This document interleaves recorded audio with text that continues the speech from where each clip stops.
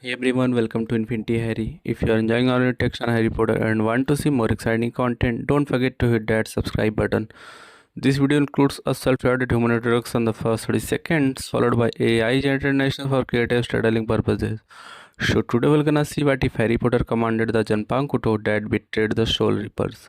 But before we start, if you want more stuff like this, then be sure to subscribe this channel and share with your friends. Now let's start the video. Here is short summary. When Harry Potter spares a cursed blade that once betrayed the Soul Reapers, he becomes its chosen master. Bound to Muramasa, Harry steps into a hidden war between spirits and wizards, where loyalty is a weapon, and betrayal is power. But before we start, if you want more stuffs like this, then please support to subscribe this channel and share with your friends. Let's start the video. While the people of Karakura town went about their everyday business, they didn't realize that a spiritual battle of good and evil was being waged in a park just outside of their city limits.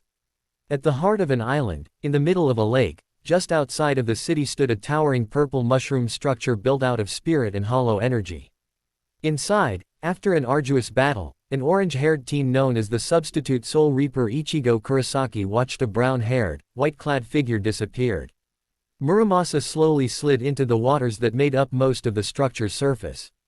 Muramasa! Ichigo Kurosaki shouted, searching for signs of his opponent. Muramasa! How ironic, the dying spirit sighed as he sank deeper into the waters of his inner world. After all this, it is your voice that reaches me. He thrust a hand up, towards the voice calling his name. A black-sleeved hand reached out, clasping the flailing fingers and started to pull the dying Muramasa out of the spirit waters. The hollow spirit pressure dissipated as the mists cleared in the living world and the surrounding lake. Ichigo looked down at the dying Zanpakutō. It was strange. No spirit sword could live without the soul bond of its wielder, and yet Muramasa had lived for centuries, searching for his sealed master who could no longer hear his voice. It was this teenager who was not only alive but also had the powers of a soul reaper. Ichigo's heart and need to protect had reached out to even this errant soul. This feeling, Muramasa rasped. Was this what you were trying to tell me all along? Ah, I see. I wound up making quite a mess of things.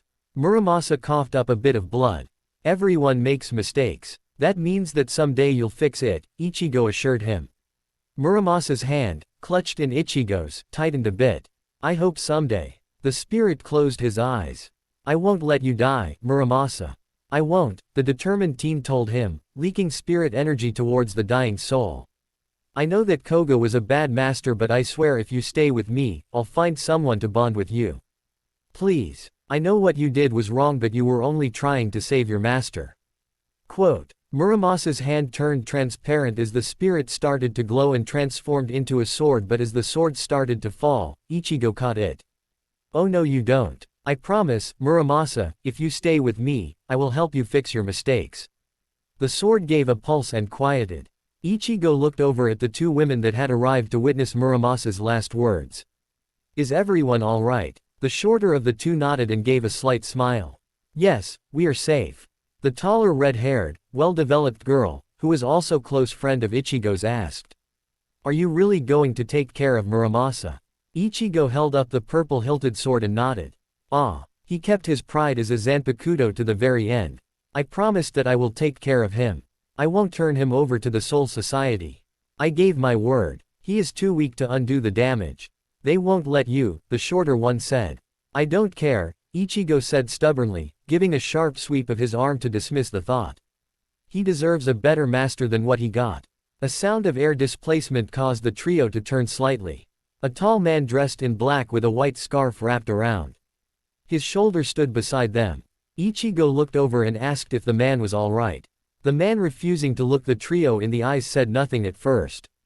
Ichigo Kurosaki, this is the second time I have to thank you, Byakuya Kuchiki said in his cultured voice. That Zanpakutō that you have in your hand. Ah, Ichigo replied, looking down at the sheathed soul sword. I promised to find him a better master. And I intend to keep that promise. I see. I applaud you on your convictions and will not fight you. Do not make me regret my choice, Ichigo Kurosaki. Ichigo watched as the head of the Kuchiki clan turned and walked away. He could never understand that guy. He would have thought that Byakuya would give him more of an argument, but even he could sense that Muramasa had very little spirit pressure right now and probably won't last the night. The aftermath was very anticlimactic. Ichigo and his friends returned home as night was falling. Only the ones that knew Muramasa was still alive were his human friends, Rukia and Byakuya Kuchiki. The other Shinigami that fought the many hollows and Grande Mainos also left. They didn't notice the second Zanpakutō strapped to Ichigo's back. Ichigo went home to reclaim his body. That's right. The tall 16-year-old teen had a habit of leaving his mortal body and moonlighting as a soul reaper. He had been studying when he felt the spirit pressure and went to investigate. It had been an exhausting fight, but he had won. But the cost. He sat on his bed and closed his eyes, reaching into his mind to his inner world. In his human body no evidence could be seen of his double life. So if he needed to speak with his Zanpakutō, he needed to go inside his mind. Opening his inner eye, he found himself standing on a sideways skyscraper. If any of his friends knew that he viewed the world sideways, they wouldn't have been that surprised. Their only comment would be, "Only you, Kurosaki-kun." Standing in the distances was a lone tall figure with brown hair wearing brown sunglasses while standing on the tip of a flagpole. "Hey old man," Ichigo greeted. "Things have settled." "Ichigo," the old man greeted in a deep rough voice. Zangetsu was Ichigo's spirit sword. Zanpakutō are souls born inside the heart of a soul reaper. They are defined by their soul reaper and have both an unique shape and abilities. Soul reapers, once they learn their Zanpakutō's name, form a synergistic union with it. Ichigo was very fortunate that Zangetsu was his, and this inner world within his mind was where he met with him. "Hey king," called another voice. Rising out of one of the sideway building was the other inhabitant within Ichigo's soul, Shiro Ichigo, Ichigo's inner hollow. Shiro was born when Ichigo needed to be stronger to save his friend Rukia from execution. His inner hollow was born from Ichigo's despair and guilt at not being strong enough to protect his family and friends. It came into being when Ichigo's mentor cut the teen's soul chain.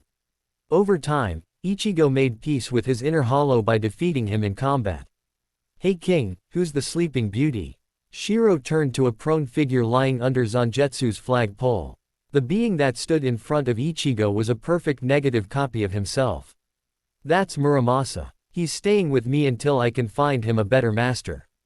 Ichigo knelt beside the white and purple-clad figure that was laid out with his hands folded on his chest in repose. The orange-haired teen placed a hand on a very pale, almost translucent, forehead. "He's still alive. He's still alive. It is a good thing you are doing, Ichigo," Zangetsu said as he leapt off his flagpole. "Do not worry. Muramasa is in a deep sleep. His spirit pressure is dangerously low. I know. Keep an eye on him for me. I will do my best to find him a better master." Ichigo stood and looked up at his manifestation of his Zanpakutō. "We will king," promised Shiro. "He did put up a great fight, didn't he?" Harry Potter wasn't having a good summer. He was still recovering from the magical tourney held at Hogwarts last year. He had been entered despite the fact he was underage at the time, and entered against his will. It hadn't been fun. In fact, it had been downright terrifying. Harry had so hoped for a quiet year, only to be put in mortal danger yet again. Frankly, he was fed up with Hogwarts and the whole bigoted, ignorant wizarding world. During the past year, unbeknownst to anyone including his close friends, Harry had been in contact with a race of beings who had no love for wizards, and very little respect, the goblins of Gringotts. They were more than willing to work with the last heir of the ancient and noble house of Potter, and were appalled at how the scion had been raised ignorant of his heritage. At Harry's request they had been searching for anyone that was even remotely related to him, other than the Dursleys. Harry didn't care if that relative was magical or not, anyone would do. And he made it plain that was how desperate he was to be free from everyone that thought they had a right to control his life. Just before he left Hogwarts for the summer, Harry received a report informing him that on his grandmother Evan's side, there was family, very distant family. He wrote a letter and sent it through Muggle post via Dobby mail. As of yet Harry hadn't received any replies and he had a suspicion that his mail was being screened when he used an owl. He'd been forced to return to his prison at number 4 Privet Drive once more at the insistence of the headmaster of his school. So no mail, no contact, had been the order.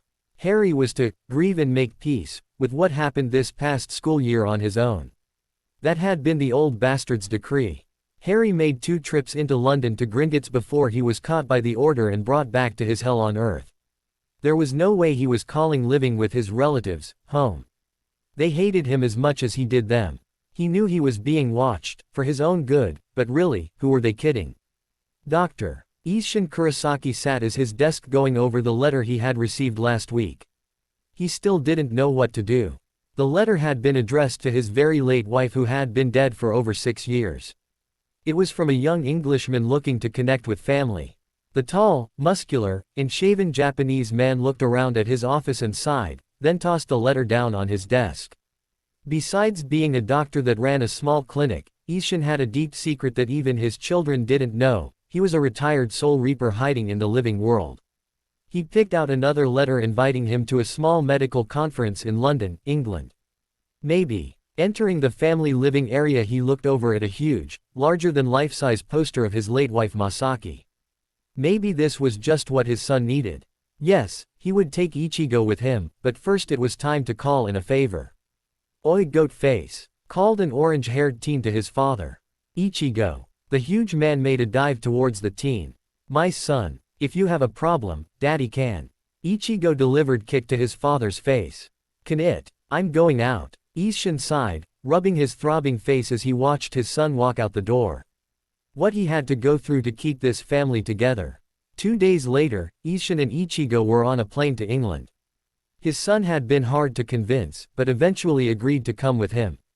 The girls, Karen and Yuzu, had agreed to stay with friends for the week. Isshin peered over at his son who was listening to something on his iPad.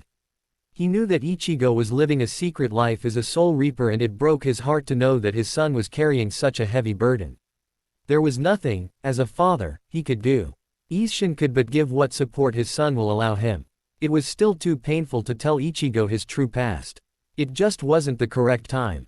Then there was the fact that his son had promised to help a dying Zanpakutō. Even going so far as to allow the katana to temporarily bond with him, unheard of. Zanpakutōs are supposed to die with their wielders. Granted, his son had almost unlimited spiritual pressure, enough to support even 2 spirit swords. Ichigo's something else, he thought with a proud smirk. He had heard the history behind that weapon from Kazuki Urahara, and just how powerful that Zanpakutō had been. Something told Isshin that Ichigo might find who he is looking for when they get to England. Ichigo closed his eyes and escaped into his inner mind as the plane taxied down the runway. He hated leaving Karakuro town defenseless, but his father had been adamant. His inner mindscape was as serene as normal. Zangetsu was standing on his flagpole and Shiro Ichigo was nowhere to be found. Nothing unusual there. He didn't feel like dealing with his inner hollow anyways. Sitting against the flagpole was Muramasa. He was looking better than the last time Ichigo had seen him. Ichigo Kurosaki, the teal-eyed spirit intoned softly, refusing to stand. Ichigo could see the spirit was still pretty weak. Hey, guys, Ichigo said, stepping closer and squatted down to get a better look at Muramasa. How are you feeling? Better. Arigato. The spirit opened his eyes to peer at the teen.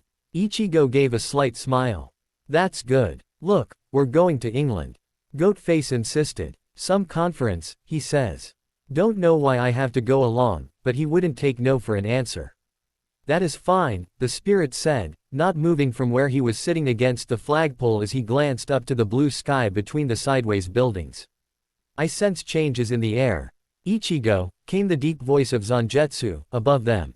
Can you feel it? Ichigo looked up through the sideways buildings at a blue sky dotted with white clouds. Ah, I think I will be fulfilling my promise soon. Just hang on and get better. Let us hope so, Muramasa agreed, with a sigh, closing his eyes. Thank you for allowing me to heal here. Even with tapping into Ichigo's massive spirit energy, the Zanpakutō was slow in recovering. Don't mention it, Ichigo assured him. Just get better. Harry was angry. He still hadn't heard from anyone, and now he found out that he was being slandered in the magical world's paper, the Daily Prophet. Honestly, didn't they know he had his ways of finding things out? Some friends he had. His nightmares were getting bad and no one was helping him. His uncle threatened to beat the shite out of him if he didn't stop waking everyone up in the middle of the night. It had gotten so bad that Harry had sent away his beloved owl, Hedwig, so she didn't get hurt, or worse, killed. Now he was kicked out of the house because of someone coming over for dinner. He had cooked the bloody meal, and he didn't even get to enjoy it. He snorted contemptuously. That's my life in der Cabin for you. Harry sat on the beat-up swing in the park not far from his house. His cousin Dudley and gang had really done damage to the park, and of course, Harry took the fall for it. To everyone in the neighborhood, Harry was that boy. The one who the Dursleys, out of the goodness of their hearts, had taken in. No one really wanted to go against the Vernon, or Dudley and his gang. For that matter. Thankfully tonight Dudley's hoodlums were busy elsewhere. Dudley had been made to stay home to foster the illusion of being a proud, normal family. It was unusually cold out for a summer's evening, and Harry shivered as a frigid wind bit through his ragged clothes and across his thin body. He was only wearing a torn t-shirt and ragged jeans that were several sizes too big for his small frame. Suddenly, he heard a woman scream, "No! Not Harry!" Then a man saying, "Out of the way, you foolish woman!" Harry clutched his head and hopped off the swing as two huge, shrouded nightmarish creatures floated towards him. Dementors. Just as he was about to cast the one spell that would save his life, another figure stepped between him and the ghoulish guards of Azkaban. Before Harry could shout a warning, the orange-haired figure, dressed in black, raised a huge meat cleaver-like sword and shouted, "Getsuga Tensho."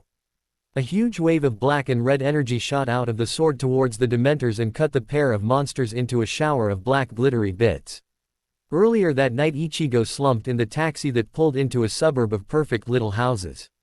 What the hell? According to my research, this Harry Potter is related to you on your mother's side. He contacted us, looking for family, Ishin told his son. Keep an open mind. Ichigo snorted. Che, what a drag. He didn't like where this was going. Too many things just didn't add up. For one, Goatface was, for once, acting normal.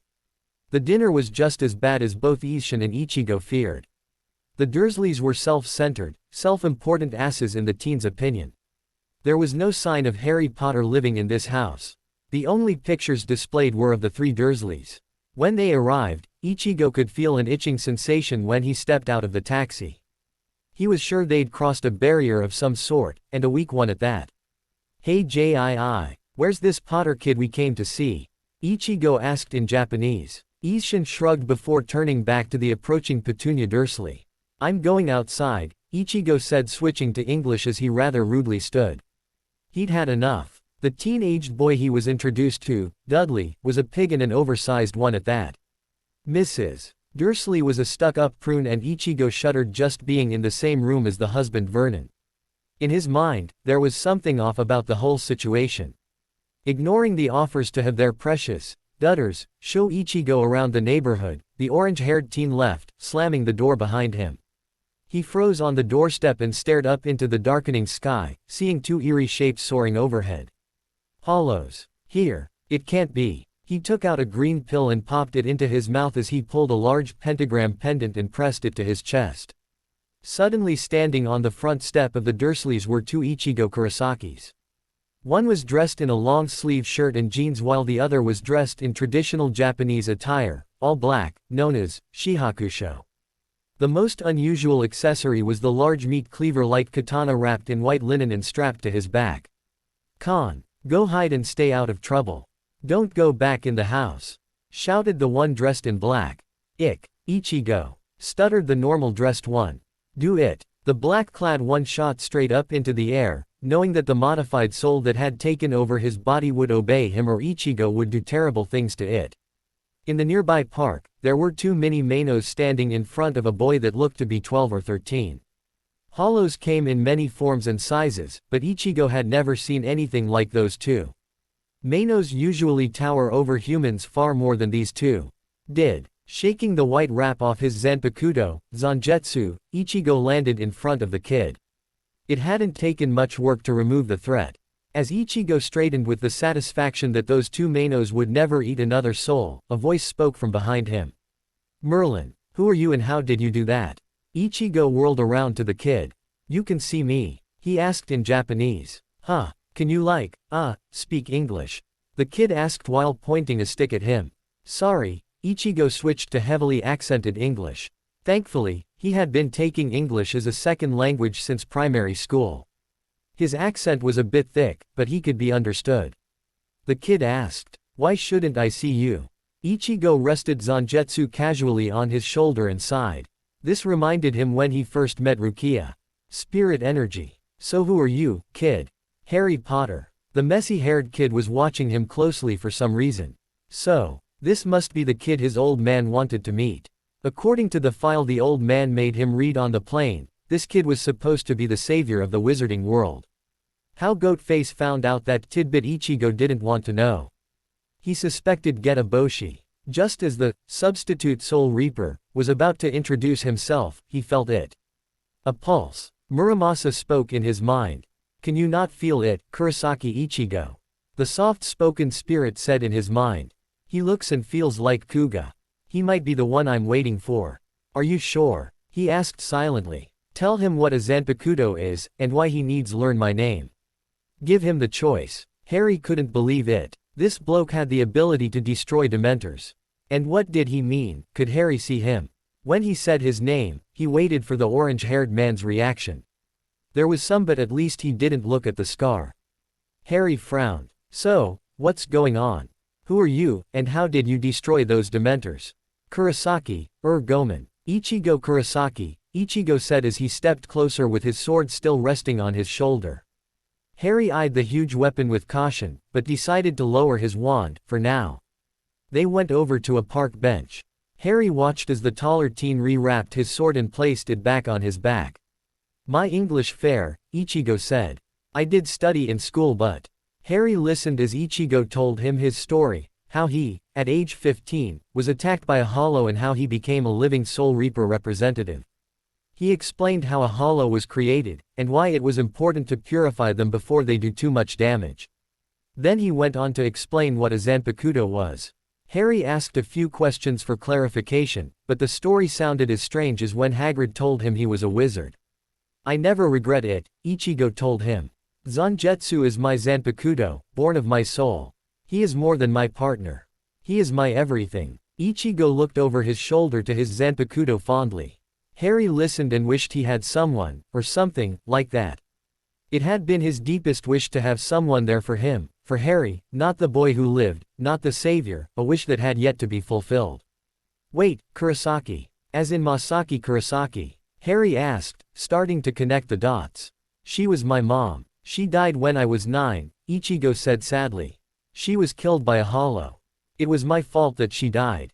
I understand. My parents died because of me too," Harry said, with a wistful look on his face. "I was 15 months old when they were murdered. They died to stop the nutcase from killing me." Ichigo pulled out a second Zanpakutō. "Some time ago, I had to fight against a rogue Soul Reaper. This was his Zanpakutō. Normally, a Zanpakutō dies when his master dies, but his Soul Reaper rejected him and only saw him as a weapon, a tool. A Zanpakutō is much, much more. I don't know where I would be without Zangetsu. I promised this guy," Ichigo held up the sheathed katana, "that I would find him a better master if he just held on. He has temporarily bonded with me. He needs a permanent bond or he'll fade away. Why are you telling me this? He wants you. He told me you have his former master's eyes."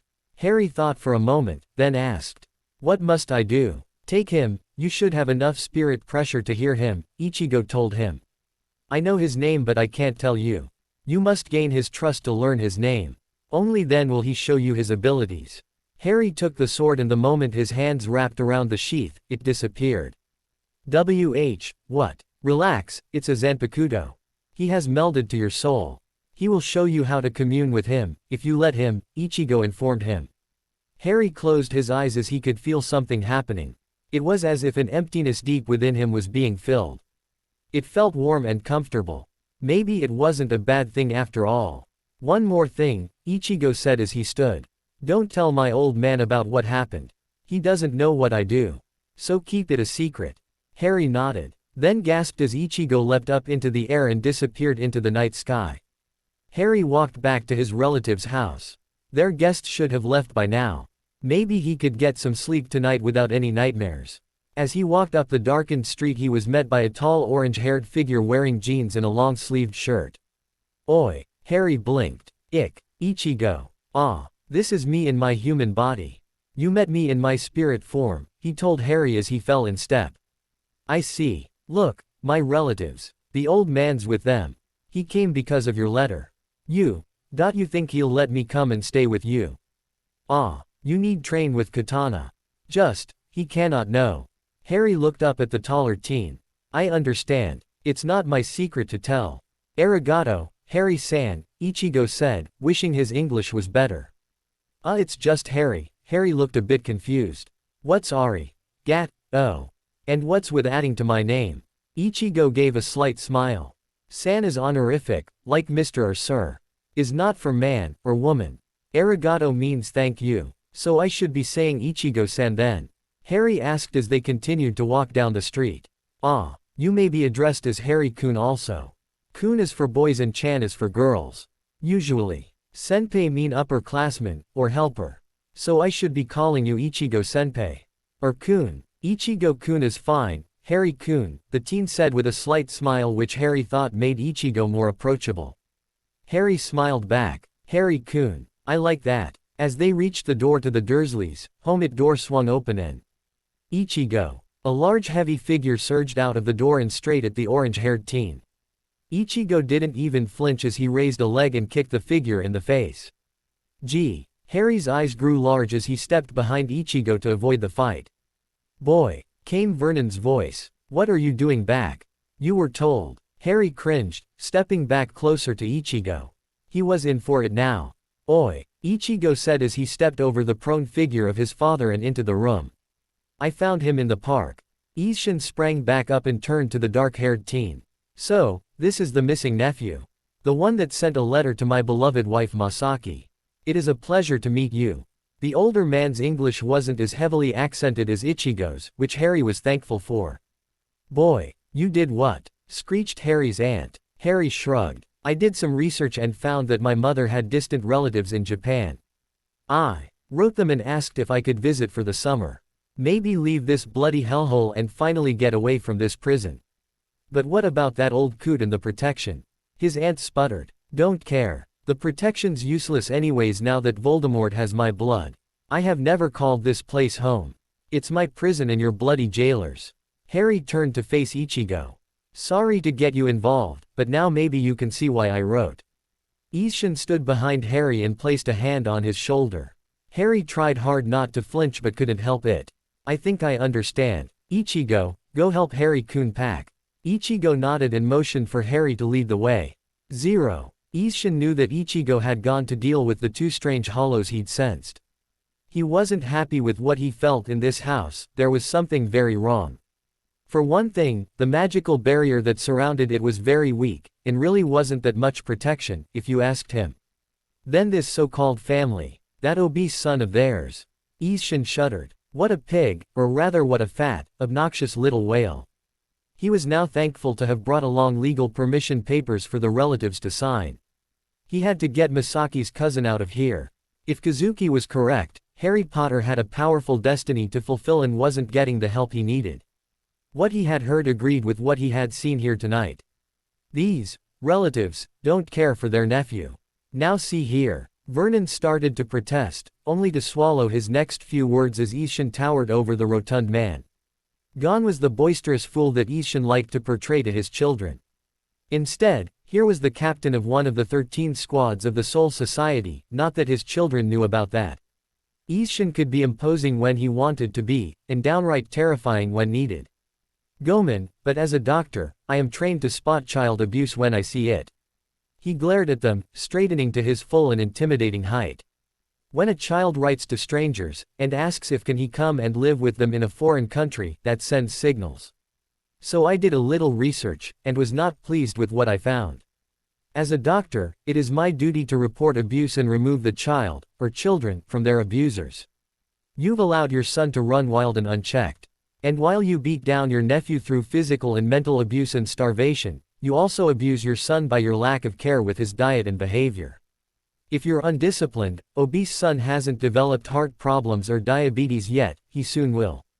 I, and the medical community, consider that the most subtle form of abuse. He glared down at the woman. He looked past her to the wall of family photos. There are no pictures of your nephew, or any signs that he lives here, but it is listed as his permanent address. Perhaps that should change. You can't. Petunia screamed. Don't you think we've tried? The old fool of a headmaster wouldn't allow it. Ishin smiled and pulled out legal documents out.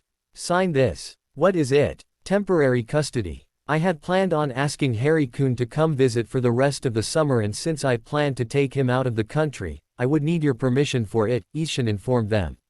Sign, and I'll keep my son in check. He hates abusers worse than I do. The Dursleys looked nervously over to the tall orange-haired teen that had reappeared. He was standing there with an angry scowl on his face as he cracked his knuckles. Ichigo and Harry returned to the pristine living area just as the Dursleys had finished signing the temporary guardianship papers. Ishin called for a taxi. The tall doctor noted that his son looked like he wanted to kill someone, either that or he had. Nothing unusual there. However, this time the intent was radiating off the teen in waves. He had to get the pair out of this house, and soon. He watched as his son walked over to the locked door to the closet under the stairs. It's in here, Harry-kun. Ichigo asked, clearly not happy about something. No, not unhappy. Ichigo was pissed to the point he wanted to hurt someone. His son only got that angry when someone had hurt a person under his protection. Harry nodded. Yes, Ichigo-kun. It is. Ishin raised an eyebrow. So, it seemed Harry was willing to learn of a new culture and the language that comes with it. Many English speakers seemed to feel they couldn't be bothered. They felt superior to the many other cultures in the world. This just might work after all. It was even more amusing when Ichigo didn't ask for a key to the padlock. Now see here. Vernon Dursley tried to protest but blanched as Ichigo let out a loud cry. With a swift kick, the teen broke the lock and handle to the small door. Get out! The fat walrus-like man shouted. Get out of my house! Ishin's eyes widened as he saw the Hogwarts crest on top of the trunk as well as the initials, HJP. Interesting, he thought. So this is where the famous boy who lived has been kept. Urahara-san will be beside himself when he finds out. I'm calling the bobbies. Vernon shouted. There are laws about destroying property. Scowling, Ishin tucked the papers in his pocket, placing an arm around Harry's shoulders. Ikimasho. Ah. Ichigo nodded, picking up Harry's heavy trunk with one hand. Jisei, let us go. We go. Harry turned his back to his cowering relatives and walked out the door without a word. After they piled into the taxi with Harry's trunk in the boot, Ishin Kurosaki gave the address to their hotel. Harry didn't say anything. He was wondering if those that had been watching him were even aware that he left. He really needed to get to Gringotts and finalize his plans now that he had found someone who cared enough to get him out of that hellhole. He wondered if his new relatives would let him. Closing his eyes, the young wizard tried to calm his racing heart. Was he really leaving the Dursleys? Would he finally be free of their neglect and abuse? And just what would the headmaster have to say about it? A sigh escaped his lips as he settled back in the seat only to doze off.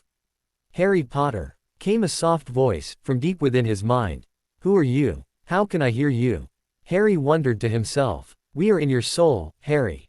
We are speaking the language of your soul, came the soft voice. I must say, you are an interesting person, Harry Potter. I believe you and I will get along nicely together. Who are you? Harry asked as the darkness cleared and he found himself standing in an enlarged nursery. Harry felt like this was a nursery for Hagrid. He barely came up to the seat of the rocker, and the mattress in the crib was at his eye level. Sitting in the oversized rocking chair was a man with teal eyes and shaggy brown hair. He was wearing a long white robe with a white fur collar. To see me this early shows how strong you are. I am. Harry saw the man's mouth move but couldn't hear what he said. That's right, I have to learn your name, don't I? Harry asked as he took in the fact they were in his mind. You couldn't make it easy on me, could you? Where are we? We are now in your mindscape, and this is the place where you last felt safe. Do you remember it? Harry sighed. His nursery, of course, this would be his safe place. No wonder everything was super-sized. The last time he was here he had been a toddler. This must be where he'd subconsciously always retreated in the past, when Life with the Dursleys got too bad. It never grew with him, it had stayed as he remembered it as a toddler. My mother died protecting me here, you know, Harry said as he ran a hand over the crib. I know, I have seen your memories. Harry Potter, she loved you, she died loving you. It doesn't make it any easier to be here. I've been alone for so long. Harry's voice ended in a choked sob. Slipping from the rocking chair, the spirit stood beside Harry, placing a comforting hand on his shoulder. I am here now, Harry. Harry turned and smiled at him. I like that. On the ride to their hotel while Harry was sleeping, and deep within his mindscape, Ichigo told his father what he had discovered when he went to help Harry pack. The two conversed in quiet Japanese so they didn't wake Harry. The kid's room had locks on the outside and a small trap door at the bottom. From the looks of things they kept Harry-kun locked in, like a prisoner, Ichigo said, clenching his fists, as he tried to keep his temper and spirit pressure in check. Isshin said nothing as Ichigo went on. His room was a disgrace. He has no possession to speak of. He kept his valuables under a floorboard.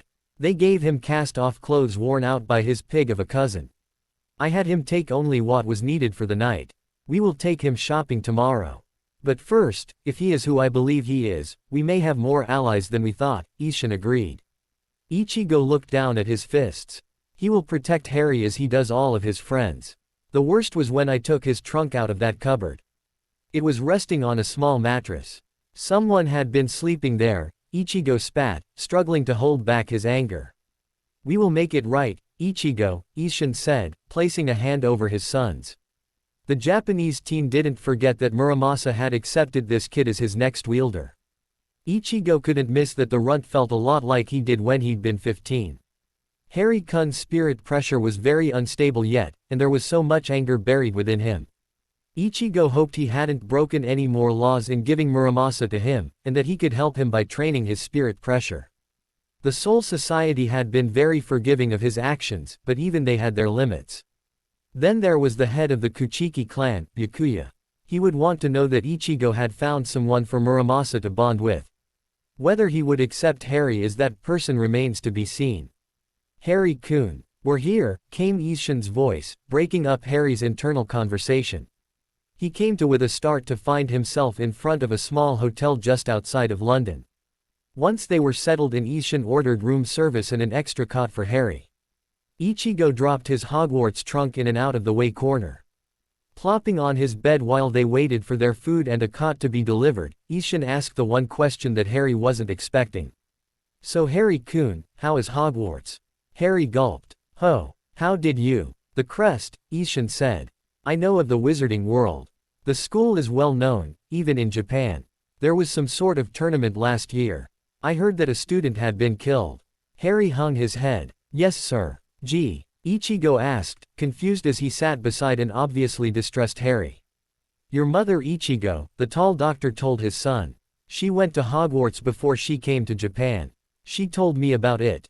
None of you inherited her magic, which I was very thankful for. She would have wanted you to go if you had. So tomorrow, we'll go to that Gringotts bank she told me about and see to getting Harry-kun's papers in order. Harry's head snapped up in surprise. Just then, room service arrived with a late supper for the trio along with a small cot for Harry to sleep on. Discussion was tabled for the night. The food tonight at those people's house was too greasy for my taste, Ichigo complained as he helped himself to a sandwich. That's the way they like it, Harry said as he eagerly enjoyed the soup and sandwiches that Isshin handed to him. What does JII mean? Old man, Ichigo said automatically as he dug into his food. While we are at Gringotts we'll see about getting a translation spell for you Harry-kun. Ichigo will help you with Japanese etiquette and forms, since you are coming with us, Isshin said, standing. Grabbing Harry into a huge bear hug, I've always wanted a second son. He shouted, suddenly, squeezing Harry tightly. Cut it out G. Ichigo shouted. He was used to his father's antics but it was clear Harry wasn't. A foot to the back of the head and Isshin dropped Harry, who landed with a startled yelp on the bed as the older man crashed face first onto the floor. Isshin rubbing the back of his head gave a nervous chuckle. Suminazan, Harry-kun, why don't you take the first shower, and get ready for bed? Harry looked over at the scowling teen, who straightened. Suminazan means excuse me. And G is right, you may go first. Harry nodded and headed for the bathroom. He wanted to put something solid between him and the older man's startling behavior. Maybe this wasn't such a good idea after all. After the taxi left with its fare from the Dursleys, there was a loud crack as if a car backfired. A scruffy and shaven figure stumbled out of the shadows in the backyard. He was wearing a long trench coat which clanked as he moved. "Where have you been, Mundungus Fletcher?" came a woman's voice over the back fence behind him. The scruffy figure jumped in surprise.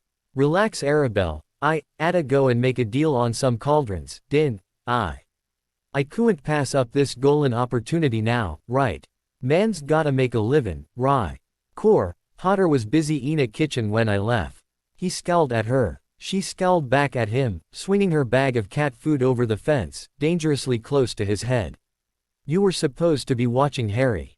You're just lucky nothing happened while you were gone." She huffed and headed back to her home. Neither of them had noticed that Harry was no longer at number 4 Privet Drive. The trio were up very early the next morning.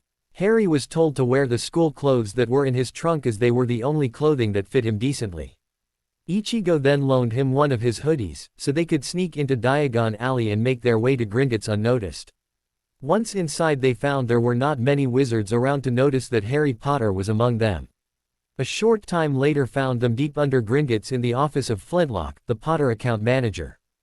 "Good to see you again, account holder Potter," Flintlock said as the meeting opened. "And these are Dr. Isshin Kurosaki and his son, Ichigo, account manager," Harry introduced. "They are distantly related to me through my mum. They came in answer to the letter I sent them before the third task." "Ah yes," Flintlock said as he pulled out a file. "You may not be aware of it, Drive Kurosaki, but account holder Potter was recently emancipated in the wizarding world. This is due to his having been forced to compete in that twice-be-damned tournament. Also, the fact that in a few days, he will turn 15, the age at which the last of an ancient and noble house may claim majority. However, that does not translate into the Muggle world. He will now need a new guardian in both worlds. His current ones do not meet their responsibilities, and his magical guardian will fight to keep things as they are." Isshin pulled out the paperwork he'd had the Dursleys sign last night. "Would this help? It is only temporary, but I am sure you would be able to make it permanent." Flintlock nodded. "Yes, indeed. How did you manage this?" Isshin shrugged. "When a boy of 14 contacts complete strangers asking if he could visit and discuss possible living arrangements, it usually sets off warning bells. I am a doctor. I am trained to notice them. Plus, I had a friend who also has connections, do a little research on Harry Coon. I didn't like what he found out." "Indeed," the goblin said. "This makes things much easier." Harry sighed. Things were finally happening for the better. "Account manager Flintlock, were you able to do as I asked?" "Yes, account holder Potter. Your vaults show some unauthorized transactions. We were able to recover most of the funds, plus interest, as we had discussed. The only ones we were holding off on were your Muggle relatives." "I see," Harry said, leaning back in his chair with a relieved sigh. "Go ahead with that. I refuse to go back to the Dursleys. And Flintlock." The goblin looked up from his files as Harry gave him an evil smile. "Remember our deal. I get 1% of all interest of the monies recovered, the rest goes to you to waive any fees that might accrue. Stick it to the Dursleys as much as you can." The goblin responded with a predatory grin. "You should have been born a goblin for brokering that deal, account holder." Harry turned to the confused Japanese men. "Goblins are a lot like the Ferengi. Their rules of acquisition are very similar." Ichigo smirked. "Like, greed is eternal and profit is its own reward."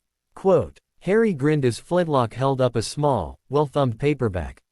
"Indeed. When account holder Potter first came to my office last winter, he gifted this to me. It has been most educational." Ichigo snorted as he read the book title, Ferengi's Rules of Acquisition. It had a Star Trek logo on it. Isshin gave a thumbs up. "We will need a passport for Harry Coon, as well as official papers. Also translation spell for us as well," Isshin said, rubbing his chin. "That's doable," Flintlock said. "Also, account holder Potter has asked for a goblin healer to take a look at his scar as well as his overall health." Harry shifted in his chair. I was never allowed to eat much when I was at the Dursleys, and well, Poppy was a good school nurse, but she was in the pay of Dumbledore. I get the feeling that she tried to correct things but was stopped by the old codger. Ishan nodded. So how long do we have before they come after you? I think a couple of days, Harry said, with a calculating look. If my observations of the guard rotation on my relatives' house are correct. Moody and Mooney are the two I am most concerned about. They would be quick to notice, but they aren't due until the end of the week. The four of them estimated that they had less than a week before all hell broke loose in the wizarding world. That left them little time to get everything done they needed to before their departure. It took a couple of days to sort things out. Harry was poked and prodded by the healers. He was thankful that the few times he had been able to make it to the goblins previously had laid the groundwork. The worst thing discovered was that the famous scar on his forehead held more than a curse, it held part of a soul. That night, before Harry fell asleep, the voice in the back of his mind spoke. He was incensed. Harry, I knew that scar was dangerous. I can sense it, but can't get near it. The spirit informed Harry. In the short time he'd known him, the spirit had helped Harry deal with all the anger and frustration in his life as the young wizard uncovered more and more of Dumbledore's dealings. The most telling of the help was the fact that the spirit kept the nightmares at bay, and for the first time in years, Harry was able to sleep the sleep of the just without being plagued by them. They were still staying at the hotel, but Harry had insisted on paying for the room. It was only right. Both Japanese men protested, but Harry stood firm. Please let me do this, Harry explained. Thankful that the goblins taught him the translation spell so he could understand both spoken and written Japanese, so Ichigo and his father didn't have to rely on their English skills. You came all this way and took the time to see me. It is simple courtesy, my way of thanking you, he said in fluent Japanese. The pair couldn't argue with that. Ichigo and Ishan had taken the boys shopping for clothes while they waited for the results of the tests. They also took a break to see the sights, as well as going to the cinema. Harry had never been to one and it had been fun. He'd never had the money or the time, and the Dursleys had refused to take him. Both Japanese men were appalled that Harry had experienced so little fun in his life. On one of their shopping trips, Ichigo also had Harry get a Game Boy and a CD player. You'll need it on the plane, he explained, either that or sleep the whole way. Harry and Ichigo bonded quickly. The younger teen had always wanted a sibling, someone to look up to, and now felt he'd finally found one. Ichigo, for his part, never talked down to him as the older students at Hogwarts did, nor did the older boy dismiss any of Harry's fears. Ichigo one night told Harry how he became a Soul Reaper and why he was still alive. It was a mixture of English and Japanese. So, Runt, he asked with a nudge and a grin, have you figured out your Zanpakutō's name yet? Runt. Harry shrugged. He'd been called far worse. Sort of. He's been a big help dealing with memories and the nightmares, even though I know he's hurting as much as I am. He doesn't say much about it, but I can tell. Ah. His wielder was a very cruel and power-mad Soul Reaper, Ichigo said one night. Byakuya was the one who killed Koga. Both were of the same clan. Byakuya always came across with a stick up his ass, if you ask me. Wait, according to the goblins I'm a noble too, Harry said. I don't have a stick up my ass, do I? With a grin, Harry said a silent thanks once more for the goblin translation spell. You are different, Harry, Ichigo assured him, ruffling his hair. You're a runt. Ichigo grinned at Harry's pout. Hey, so are you getting anything from him yet? Ichigo asked, changing the subject. I think his name is Mura something, Harry said. You know what it is, don't you? Ichigo nodded and gave Harry a serious look. I do, but if you want his respect and for him to work with you, you must earn his trust before you learn it. I cannot help you. Harry sighed, as he fell asleep. It was their last night in London. They were leaving for Japan the next day. Harry, came the spirit's voice. You know, I wish I could hear your name, Harry groused. It's been almost a week and I'm still trying. Most Soul Reapers don't learn the name of their Zanpakutō until they are well advanced in their studies, the spirit consoled. I wouldn't worry too much. But Ichigo said, quote, Ichigo Kurosaki is a special case, as you know, Harry Potter. You are doing well in this. Very well, let's try this again. My name is Muramasa. Masa. Nice name, Harry said. I like it. It suits you. Muramasa gave a shy smile. Sleep, Harry Potter, we have a big day tomorrow. Harry smiled. Night Muramasa and it's Harry. Just Harry. Sleep well, Harry. As the plane taxied down the runway, 2 Gringotts owls winged their way across the morning English skies. 000000. It was early morning. An emergency meeting of the vigilante group known as the Order of the Phoenix had been summoned. They were called to order by Headmaster Albus Too Many Names Dumbledore. The kitchen of number 12 Grimmauld Place was crowded and noisy. Molly Weasley, a rotund woman with a motherly disposition, was busily making breakfast. She fussed over them all, making sure everyone at the table was eating. She also made sure that her very large brood of children were behaving themselves, especially the twins. "Harry hasn't been seen in almost a week," reported a scruffy man in a worn tweed jacket. "The last 2 people to have seen him were Dung and Mrs. Fig. Harry knows better than to run off," scoffed Molly, as she slapped the hand of one of her sons as he tried to reach across the table. "Ronald, manners." "But Mom, I'm still hungry," Ronald Weasley said with a mouth full of food. "Eat what you have in your mouth before speaking. More pancakes are coming. Wait your turn." Just then 2 owls wearing Gringotts collars soared into the meeting. One dropped a letter on the head of Sirius Black, Harry's godfather, and the other onto Dumbledore's head. Both owls soared out of the room, not bothering to stay. The headmaster opened his missive quickly, and just as quickly crumpled it in his fist after reading. "Headmaster, I shall be gone for the rest of the summer.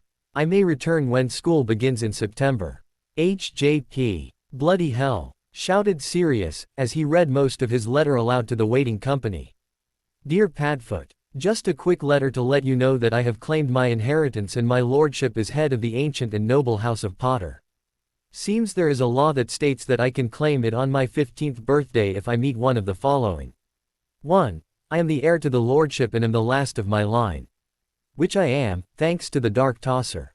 2. My guardian, magical or muggle, is deemed incompetent, unfit, or has failed to teach me my place in society. I didn't even know I was a wizard until Hagrid told me at age 11. Or 3. I have been declared a legal adult in the eyes of the Wizengamot. Which they did when I was forced to enter the damned tournament last year. Congratulations. I fit all 3. So I'm now free from all of Dumbledore's schemes and am heading as far from here as possible. Do not look for me. You won't find me. I may or may not return to Hogwarts in the fall. I'm still deciding on that one. You can contact me through the Potter account manager at Gringotts. He helped me escape. However, be warned, if there is any tampering of the letter, such as a port key, trace, or any kind of spells or charms on it, he won't pass it on and he will dock any fees for that service from the sender. I like that part. Harry. P.S. The goblins are looking for Hedwig. If you see her, send her to them. They promised to look after her for me. You bastard. Sirius looked up at the stunned face of the headmaster, slammed the letter down and leapt over the table to strangle an old man with his own beard. The flight was as long and boring as Ichigo had warned him, but each minute in the air meant he was one step closer to a month of true freedom. At least, that was what he kept telling himself. The translation spell worked very well so far, allowing Harry to speak and understand fluent Japanese with the same regional accent as Ichigo. The only thing he couldn't do was write or read it. That he had to learn the hard way. Thankfully, he didn't have to worry about it as he was only going to be in Japan for a month. He would miss his birthday, but it was well worth it. During the flight, Ichigo told Harry what he could expect upon arrival. He informed Harry that their home was very small. The teen also told him that he would be sleeping in Ichigo's room as they had no guest bedroom. Ichigo's closet could hold Harry's futon and his trunk nicely. Harry paled at the thought and almost panicked. Ichigo, however, assured Harry that space was at a premium in Japan and many people slept in very small spaces. It would be alright. Then Harry remembered, the goblins had assured him that the statute of secrecy didn't apply in Japan, as long as he was careful who he used magic around. He didn't have a trace on his wand anymore as his emancipation saw to that. So he could use his magic. He could enlarge the closet to a full-size bed space, with a niche to house his things. That would work. With the help of a small book the goblins had given him, Harry knew what spells he needed to change Ichigo's closet into a second bedroom and not change the structure of the house. Thank Merlin for magic. They arrived at Karakura town mid-afternoon. Their taxi pulled up in front of a small clinic attached to a small townhouse. Two girls stood on the front step with a large sign. Harry couldn't read it, but Ichigo leaned closer and said that they were his sisters Karen and Yuzu. So those were Ichigo's twin sisters. They were cute, and they didn't even look alike. One had black hair and a scowl on her face, while the other had light brown hair and a soft smile. A runt, don't be surprised what Goat-Face does next or what I do to him. He's been behaving himself reasonably well so far, but now that we are home. Trust me, he won't hurt you, the teen warned. He's been doing this since Mom died. That was another thing Harry couldn't understand. Why Ichigo had to insult his father like that. During his time with the Goblin Healers, Isshin would act goofy and loud much to Ichigo's embarrassment. However, Harry grew up with such insults and of course it had carried over to the wizarding world. He shuddered wondering if he would survive this month. Suddenly, the calm easy man that Harry had come to know turned into this loud, crazy person. DDAAAAAAADDDDSSS. Hami. Isshin did a running dive towards the two girls coming down the sidewalk. Harry blinked. Okay, this is different. Isshin Kurosaki was indeed acting crazy, as Ichigo had warned. It made no sense. Who was the real man? The one that had sat with him when he'd had a nightmare the night before, or the one that was shouting and acting crazy? Ichigo, did you have to bring Goat-Face back? Asked the dark-haired girl as she flipped her father head over ass against the closed door. The other girl tried to calm everyone down so they could enter the house. As Ichigo paid for the taxi, Harry helped pull out the stack of suitcases from the boot. He also tried to stay as far from the crazy person as possible. The dark-haired twin helped with the luggage as she berated Ichigo for bringing back their dad. Once inside, Harry found his temporary home was a nicely kept townhouse. The first thing he noticed was a huge wall poster of a red-haired woman. That's Mom before she died. Dad put it up, the other girl said, nodding to the poster. I'm Yuzu and that's Karen. Turning from the poster, he smiled shyly. Harry, and thanks for letting me come and stay with you. Ichi-ni texted me about you. Hope you like it here, Yuzu said as she led him up to Ichigo's room. Ichi-ni said not to worry about you staying in his room. Rukia used to sleep in his closet. She said it was very comfortable. Harry nodded, but was still worried. He remembered Ichigo telling him about Rukia. So when he stepped into the room he wasn't that surprised by the emptiness of the small space. Ichigo didn't have much, just a bed, a desk and a closet. The upper shelf of the closet looked like someone had already been using it as a bed, while the bottom half held a dresser and storage bins. Ichigo stepped in behind Yuzu and Harry with a couple of suitcases. Rukia, he explained, sometimes sleeps there when she comes by. Rukia Kuchiki. Harry knew about her. Ichigo said that once they returned to Japan he would tell Harry the full story of how he met her, and how she'd changed his life. The one thing Ichigo said was she loved bunnies, especially a very popular cartoon rabbit named Chappie. Harry nodded as he took out his wand and waved it at the closet, uttering the spells he'd memorized from the book the goblins gave him. Creating wizard space was a complicated piece of magic, but Harry had been assured that he had the power to do it. He shuddered and began to change out the pink blankets and the bunny motif to something more appealing to his tastes. There. Much better. The sleeping area had been moved back, allowing a small ladder for Harry to climb up into the futon. Space had also been made for Harry's clothes. Thankfully he had left his school trunk in his vault at Gringotts. For this trip, he had taken only the bare necessities. Another thing that had upset Harry was the fact that he had to return to England in a month's time.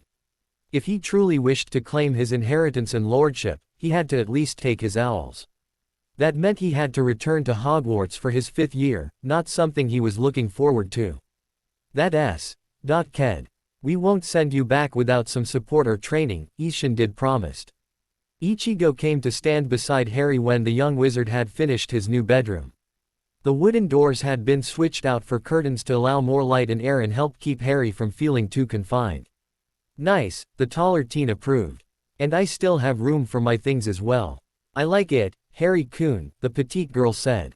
Maybe you can do something for Karen's in my room. Harry blushed and nodded. He was not used to being praised for his work. Yuzu, why don't you go and check on Goat-Face? Ichigo said. Harry and I still need to get unpacked. Right, I also need to check on dinner, unless you want to go out. And miss your awesome cooking. She blushed and left as Ichigo plopped onto his bed. Have a seat. We need to talk. Ichigo then proceeded to tell Harry about how he became a Soul Reaper in more detail than he'd given in London. When he was finished with his tale, he told Harry that tomorrow he would take him around to meet his friends. We will meet up at Urahara's sweet shop. Geta Boshi's crazy and insane, but he'll help you with your magical training. Then there's someone else you should ask for help. He does a different form of magic, called Kido. Kido? Harry asked. It's more ritualistic, with chants, but it's powerful, Ichigo explained. Ichi-ni and Harry-kun, dinner. Came Yuzu's call. That night, Harry woke from a sound sleep to see Ichigo's body lying asleep in his bed while his cousin was also standing in the middle of his room dressed as a Soul Reaper. Ichi. He mumbled sleepily. Shish, a hollow. I'll be back, Ichigo said as he moved to leap out his window. Be careful. He hadn't seen this form of his cousin since the night he'd slain the Dementors on Privet Drive. That was one big sword strapped to Ichigo's back. Ah! Ichigo opened his window and jumped out, disappearing into the night. Harry watched Ichigo slip away. He snuggled back into his bedding, a frown of concern on his face. Harry, he will be all right, came Muramasa's voice inside his mind. I've told you about hollows. He knows what he is doing. I know, Muramasa, Harry said as placed his hands under his head, closing his eyes. I wish I could help him, but I'm not a Soul Reaper. No, you are not, the spirit agreed. Also, you need training. You should get some rest. You are still adjusting to the time change. I reckon you're right, Muramasa, Harry agreed sleepily as he slipped away into Morpheus' arms. The spirit watched Harry's mind succumb to sleep. You are a strange child, Harry Potter, the spirit mused. You want to protect everyone just like Ichigo Kurosaki, and yet, you long for someone to protect you. You desire a home and family, and yet both have escaped you. Maybe here you will find it. I find myself more and more drawn to you. Inside Harry's mind, the spirit climbed up into the enlarged rocking chair. His feet dangled off the edge as he leaned forward to rest his elbows on his knees and his chin on his folded hands. You are so different than Koga and yet, so similar. Your sense of honor and justice is very strong. I am glad we chose each other. Maybe now, I can fix my mistakes. He looked over at the empty crib and mused as he moved back into the chair and closed his eyes. This is so different than my original wielder's mindscape that my fight with Ichigo Kurosaki destroyed. So different, and more relaxing. The next morning Harry followed Ichigo through Karakura town to a small sweet shop on a small side street, tucked away from the busy main thoroughfares. Ichigo explained that he'd promised to meet his friends there after he returned. Isshin remained behind as he had patients to deal with. He hadn't intended to be away for so long, so he was a bit behind in his work. Yuzu and Karen were busy with their own pursuits, so that freed Harry and Ichigo to do what they wanted. Oi, Geta Boshi. You in? Oh, Kurosaki-kun, you are back, came a soft sing-song voice as a medium-sized man wearing a green and white striped bucket hat and walking on wooden, elevated clogs. Harry hid a snicker at the sight as Ichigo rolled his eyes. Your friends are in the back. Oh, and who is this? The shopkeeper asked. Great, another freeloader, harped a kid with a broom. Ma, that's enough, said Geta Boshi, or rather, Kazuki Urahara. Come in, come in. Welcome to my humble shop. Harry, not for the first time, wondered what he had gotten himself into this time.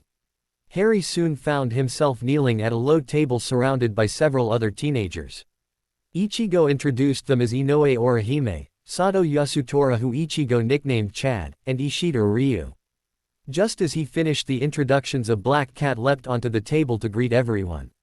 This is Yoruichi-chan, Kazuki Urahana introduced coyly from behind the fan, hiding his face. The cat gave off the same vibes as Professor McGonagall when she was in her cat form.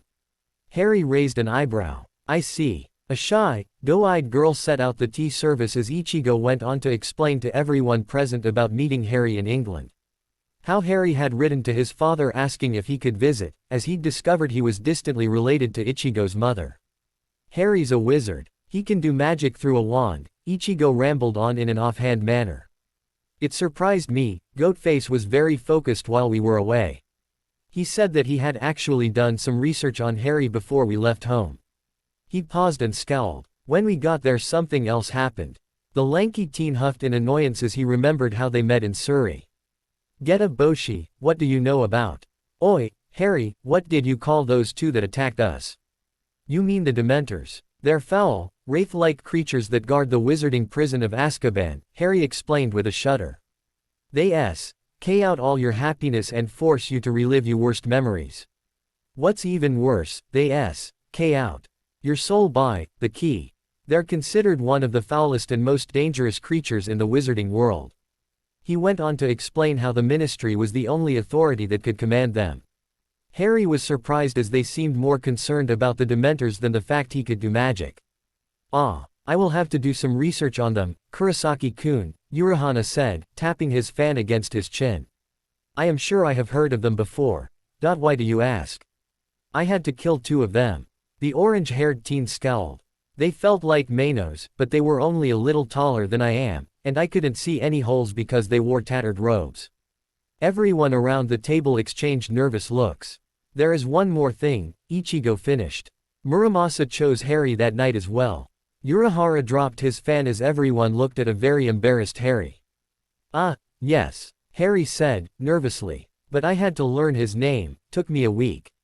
He's been great, was a big help with the healers. Can you call him out, Harry-san? The bee-owned shopkeeper asked, leaning forward eagerly. Not yet. He says that I need to learn to focus my spirit pressure first. That my magical core's still too unstable from having blocks, and a soul parasite removed. So he can't. Harry ducked his head in embarrassment. What do you mean, Harry-san? Urahana asked, slapping his fan closed. Muramasa told me that someone had placed several barriers around my magical core. That my spirit pressure and magic were so busy fighting to be free they've become unstable. When the goblins removed all the blocks it only made things worse. He says once everything's stabilized, he'll be able to materialize in the living world, like he used to. I suspect Dumbledore was behind everything that was done to me, but I can't prove it. I think, Yoruichi, the cat spoke in a male's voice as he sat in front of Harry. We need to bring Tessai and Hashigan into this. They might have techniques to help you with both your magic and your unstable core.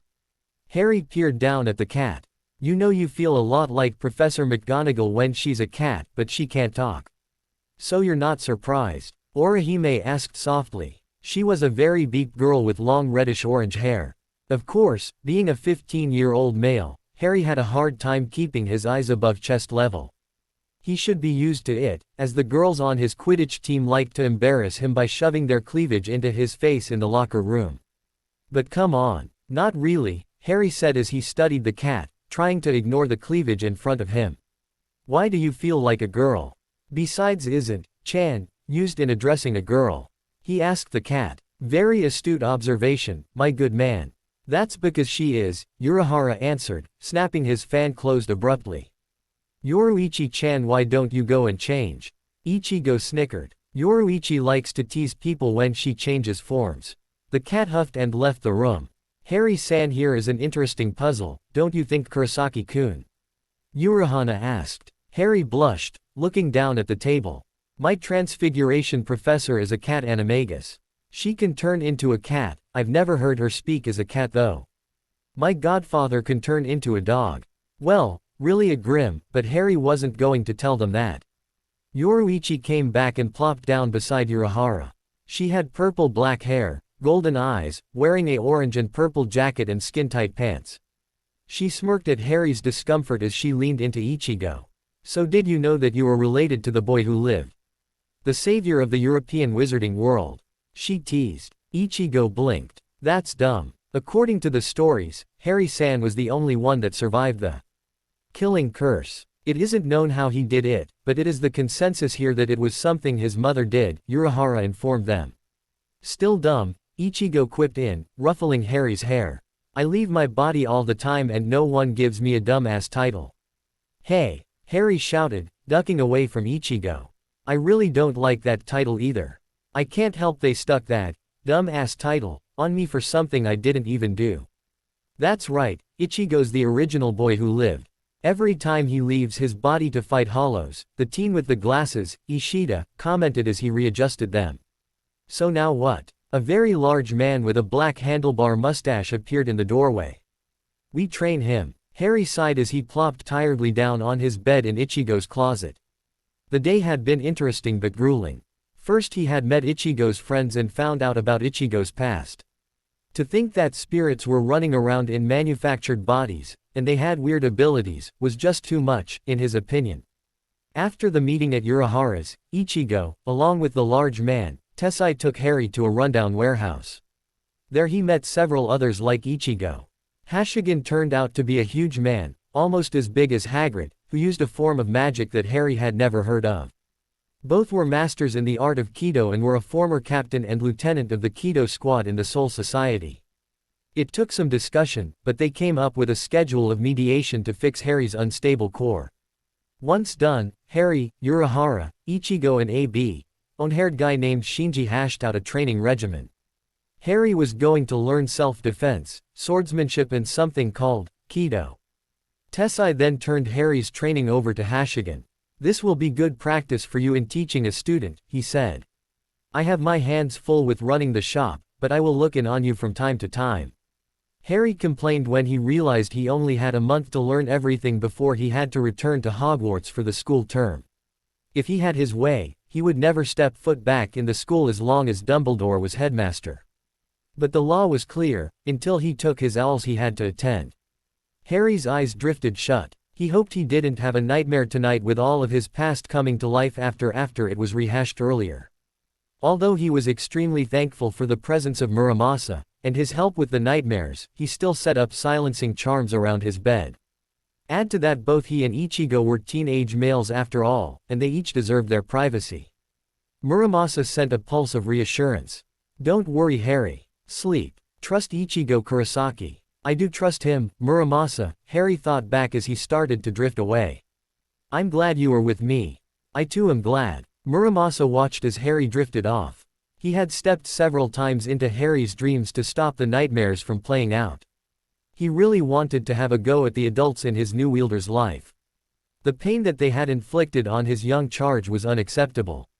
He would start with the old bearded fool and end with the nose-less wonder that used his new master's blood to be reborn. They would all pay. The spirit had, since bonding with Harry, rescued him from the terror and guilt that came with the memories troubling his sleep almost nightly.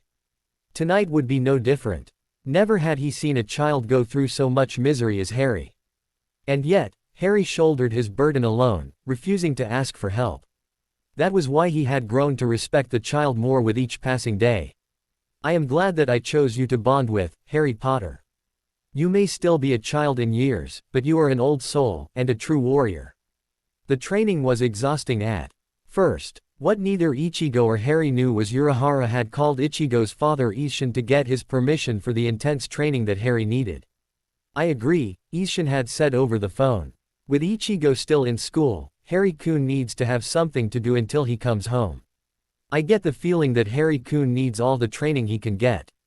Just be careful. He doesn't trust adults, and if he does offer his trust, make sure you don't betray it. Just about every adult in his life has so far. Saw that, did you?" Urahara asked, tapping his fan to his chin. "Don't worry. He won't get the training that Ichigo got. The situation isn't that urgent." Harry was disappointed that he couldn't call on Muramasa until he stabilized his core. Thus he suffered through long periods of mediation. Early on, Urahana discovered that Harry was a bit like Ichigo, impatient, headstrong and extremely overprotective of his friends. Also one more important aspect. "It figures that Harry-san is like you Ichigo-kun," he had explained to Ichigo and Harry together. "With each near-death situation the more powerful Harry-san will become." Ichigo sighed and agreed. "You are not severing his soul chain, are you?" He hated how fast he'd had to learn, but really, he hadn't had a choice. It was the same with Harry. "Oh no, Ichigo-kun," Urahara assured him, with an amused twinkle in his eyes. "We need not go that far." It only took a week of intensive training after Harry came to live with the Kurosakis before he was able to call Muramasa from his soul.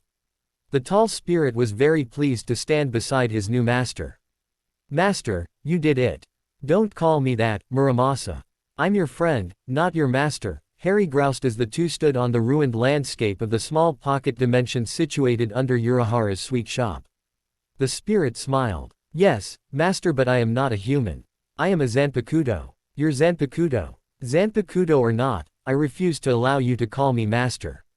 You will call me Harry. The teen commanded. Muramasa smiled, fondly. As you wish, Harry. Those listening in on the argument smiled. Harry would do well as a Soul Reaper, if he ever chose that path. Harry may not have been the original wielder of Muramasa, but they worked very well together. Both Wizard and Zanpakutō had been abused by those with authority over their lives, and both were now building a powerful relationship of mutual respect and support. Harry was now able, with his magic and spirit pressure, to call up Muramasa in his katana form as well. He was still learning how to release the spirit sword's unusual powers, but with the help of Muramasa's calm voice Harry was slowly getting it. Ichigo came to Urahara for a meeting one evening.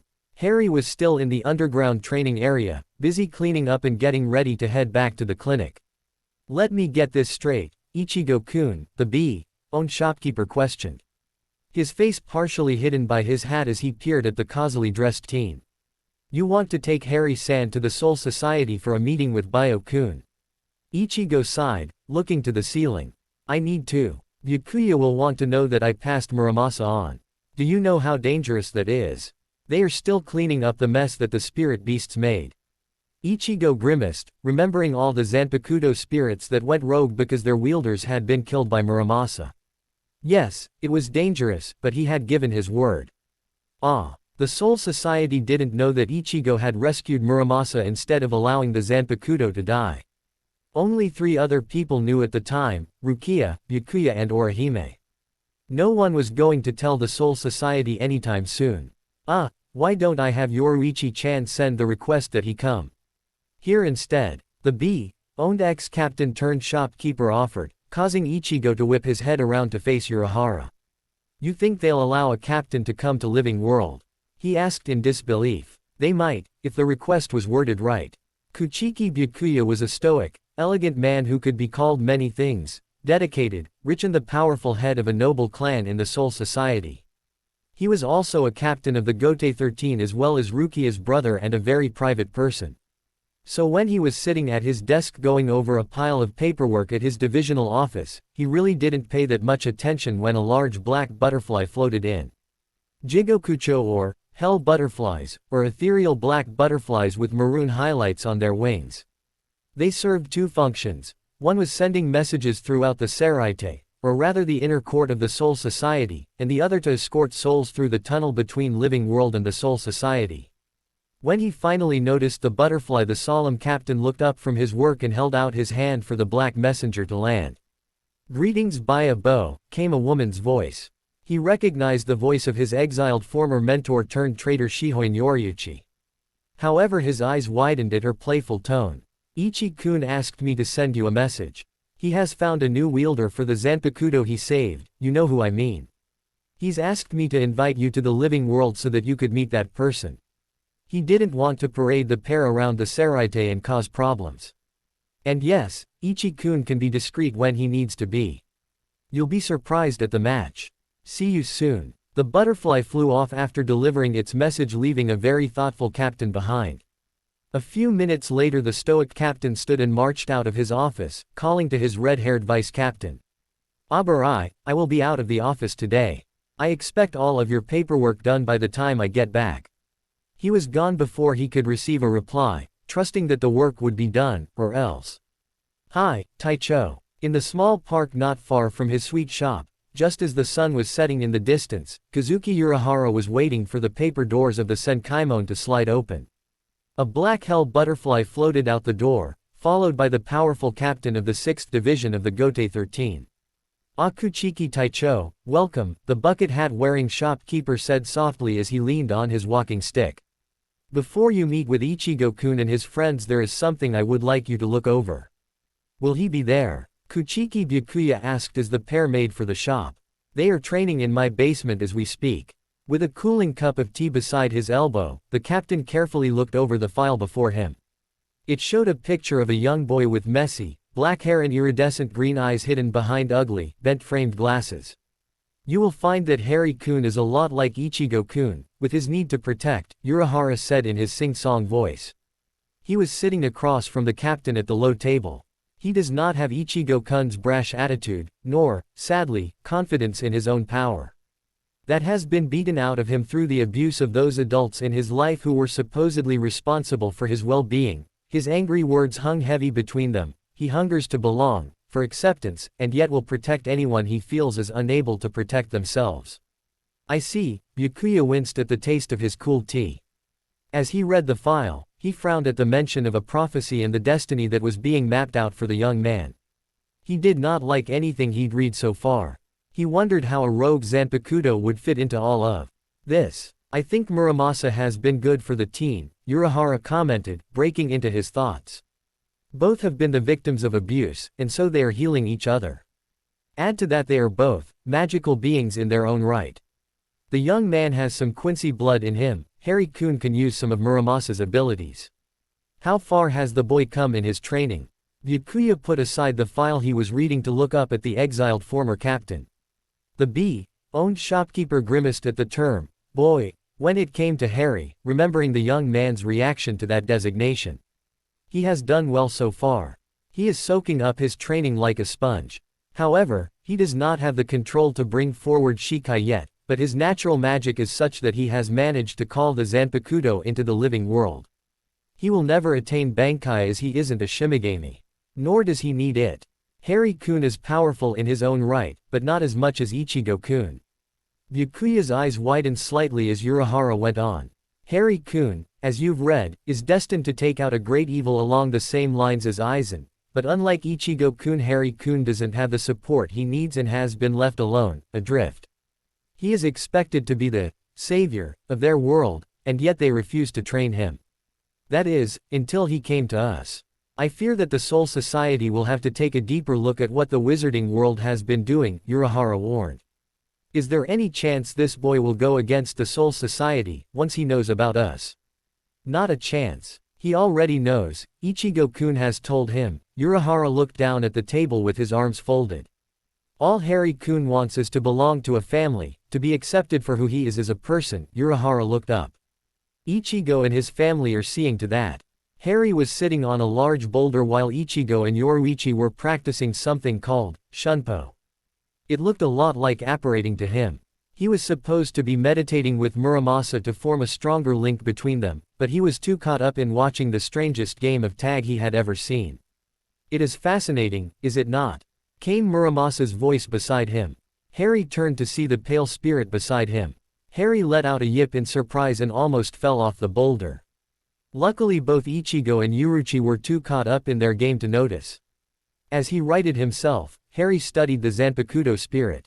Ah, hi. Muramasa chuckled. You are supposed to be meditating, Harry. Well yay, to firm up our bond. Harry didn't think their bond needed any more firming. He watched as Yoruichi tackled Ichigo. She laughed at the teen's loud protest and ruffled his hair before she shunpoed away. Ah, say, Muramasa, do you think I could do that? He asked wistfully. It looked like a lot of fun.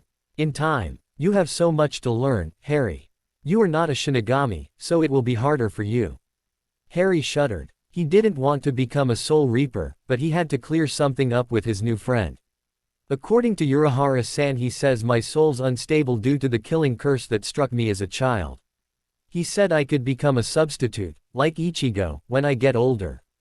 If I wanted to. He gave a grimace at the thought. That is not your wish. I just wish people wouldn't make plans for me without asking, Harry groused. It was his biggest complaint, but at least Urahara and Hashigan asked for Harry's opinion from time to time. Ah, Harry-kun, I see Muramasa's out. Excellent work, came Urahara's voice from below. Harry looked down at the pair standing at the foot of his boulder as he felt Muramasa stiffen beside him. Ah, hi. Harry didn't recognize the tall dark-haired man wearing a long silvery scarf around his neck. Standing beside his mentor, whoever he was, Muramasa knew him and it looked like his presence worried his friend.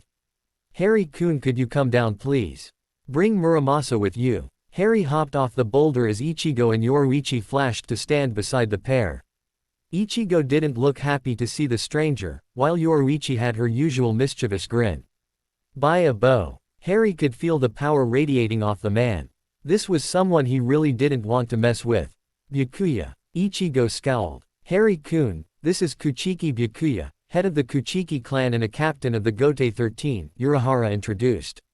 Kuchiki Taicho, this is Potter Harry-sama, head, and last, of the ancient and noble house of Potter. Harry gave a slight bow as he had been taught. So, this was the head of the clan that Muramasa's former wielder belonged to. Joy. Honored sir. Byakuya prided himself on being a good judge of people, and so he tried not to form an opinion of the young man before him. Although the file he'd read said this boy was 15, he looked younger. The abuse must have been very bad to have stunted his growth this severely. And the Raryoku that this boy was radiating was almost on the same level of Kurosaki. He'd also read that this boy was ennobled in another country, but had never been given the training befitting his station as a noble lord. I am honored, the head of the Kuchiki clan bowed. I came because of the Zanpakutō you have in your possession. It belonged to one who disgraced my clan. Normally a Zanpakutō dies with its wielder, but Kurosaki Ichigo did the impossible and rescued him. I bade him to inform me when he passed it on. So I've been told, sir. Harry looked nervously up at the stoic Shinigami. I'm sorry. I'm new at this. But, what do I call you? What title do I use? Byakuya's eyes widened at the respect and uncertainty in the boy's voice. It was clear that the child was very much out of his league, and knew it. To ask for clarification meant he didn't want to give disrespect, and it showed his youth. Byakuya is Byakuya, chimed Ichigo, scowling at the dark-haired captain. Harry turned to his taller cousin and frowned. Well, yay, but I'm not like you, Ichigo-kun. I wasn't raised in this culture. Byakuya smiled slightly. He was liking this lad more and more. You may call me Kuchiki Taicho. However, in this case, it would be Kuchiki-sama, as I am here on clan business. So Taicho. Captain for Shinigami business and lord for clan business. Got it, Kuchiki-sama. Harry gave a nod and another bow, appearing more comfortable. I see you have my former clan member's Zanpakutō, the clan lord replied, bringing the conversation back to the topic at hand. Ichigo-kun gave him to me after he killed 2 dementors with his Zanpakutō. He was surprised that I could see him when he did it. As a wizard I'm used to seeing ghosts and spirits. My boarding school even has a poltergeist. I see. Byakuya didn't show it, but he was finding this young lord enchanting in his eagerness to learn. For all of his hard life, Potter Harry still had some naivete left. Ichigo-kun told me I had to learn Muramasa's name on my own, as he couldn't tell me. It took a while. Harry looked up at the materialized spirit and the pair exchanged a warm look. He's been great, sir. Like family. This is the first time he's shown himself without me calling him, Harry said with a happy grin. Very well. The spirit moved closer to his new wielder and Byakuya could see that the bond was strengthening quickly between the pair. He frowned, wondering how this would play out. It was clear that this child had a lot to learn, but was no threat to the Soul Society. I approve, he said and turned to leave. Kurosaki Ichigo, you did well. I will visit again. Taicho. Harry-kun has to return to England at the end of the month, in about 20 days, Urahara said. He has no choice if he wants to keep his titles and magic. The laws of his country are very strict on the matter. Byakuya stopped and turned slightly to give a slight bow before opening the Senkaimon to return to the Seraite. Ichigo had scowled when he noticed the arrival of the stick-up-his-ass captain. He hoped he didn't start something. His cousin didn't need the hassle. He was, however, surprised that Muramasa chose now to appear. The spirit looked almost as he had when he fought him the last time. It meant that the bond was growing stronger and Harry's magic was accepting it, which was all good to Ichigo's way of thinking. However, the confrontation wasn't as bad as he had feared. Byakuya was known for his strict adherence to the law. Harry wasn't a Shinigami, nor was he dead. He was a wizard in training and should not even have a Zanpakutō. Thus he was breaking Soul Society's laws. However, Ichigo knew that both Muramasa and Harry needed each other badly. Maybe this'll work after all. Harry watched as the tall man walked away. What just happened? He had heard stories about this guy and his strict adherence to the laws of the Soul Society. And yet he approved. The captain reminded Harry a bit of Lucius Malfoy, but with more elegance and class. A hand rested on his shoulder and he looked up to see Ichigo standing there. Back to training, his cousin ordered. You need to become stronger. Harry groaned as the laughter of Urahara and Yoichi rang out. Muramasa just smiled. The month went by fast and Harry enjoyed every exhausting bit of it. He was learning so much living with the Kurosaki family. Isshin was just as crazy as Ichigo had warned him. He reminded Harry of Mr. Weasley, but Mr. Weasley was much, much calmer. Unless he was exploring Muggle artifacts. His training now included physical training with a group of people called the Visored. They were exiled Shinigamis that lived in the old warehouse Urahara had taken him to. Life was good, in Harry's opinion. Good morrrrninggg. ICHIIIII.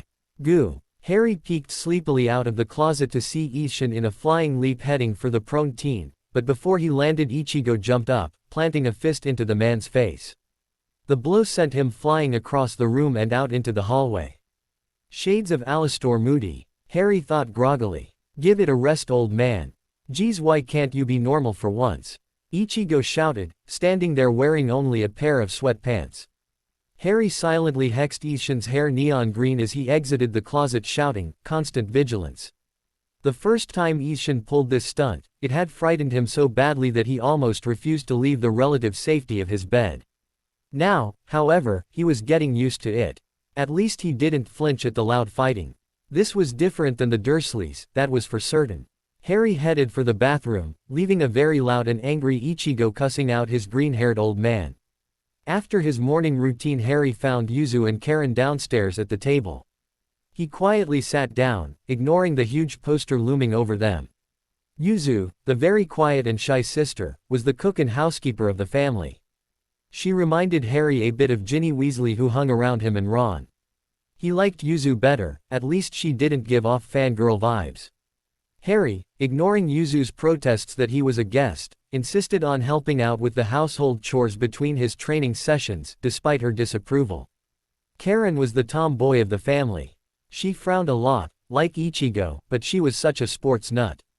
She reminded Harry of the girls on the Gryffindor Quidditch team, especially Katie Bell.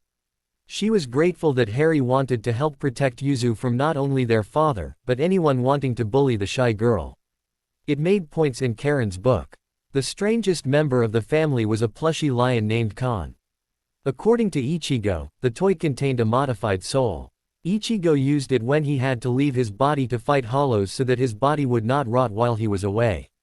After he caught the plushie reading a beep manga, Harry's decided Khan was a beep, a lot like Seamus Finnegan. Breakfast was great. It was the one meal that everyone sat around the table to eat together. Ichigo and his sisters were in school for lunch while Isshin took his lunch when he could between patients. Harry tended to eat with Hashigan, or with the rest of the Visoreds at the warehouse. However, supper was hit or miss in the Kurosaki household. Everyone had different schedules, depending on homework, eating at friends' homes, or just getting away from Isshin. Although Harry normally had summers off, the three children of the Kurosaki family were still in the middle of their school year. Ichigo could only train in the evenings or on the weekends if he didn't have a ton of homework to do. For all of his violent and delinquent ways, Ichigo was very good in school and kept his grades up. It was important to note that Ichigo cared who helped Harry train. That he knew his cousin didn't trust easily, and cared about what Harry was learning meant a lot to the English teen. No one had cared before. The Visoreds also cared how they trained Harry. He was still young, and most importantly, still alive. After everyone left for the day, Harry made his way to Urahara's. He only had about 2 weeks of training left before he had to return to London. "Ohayo gozaimasu," Harry called out as he entered the shop. "Ah, ohayo Harry-kun. Your instructor is waiting for you down in the basement," came Urahara's voice from his living area. "Arigato Urahara-san." Harry headed downstairs to the cavernous terrain below the shop.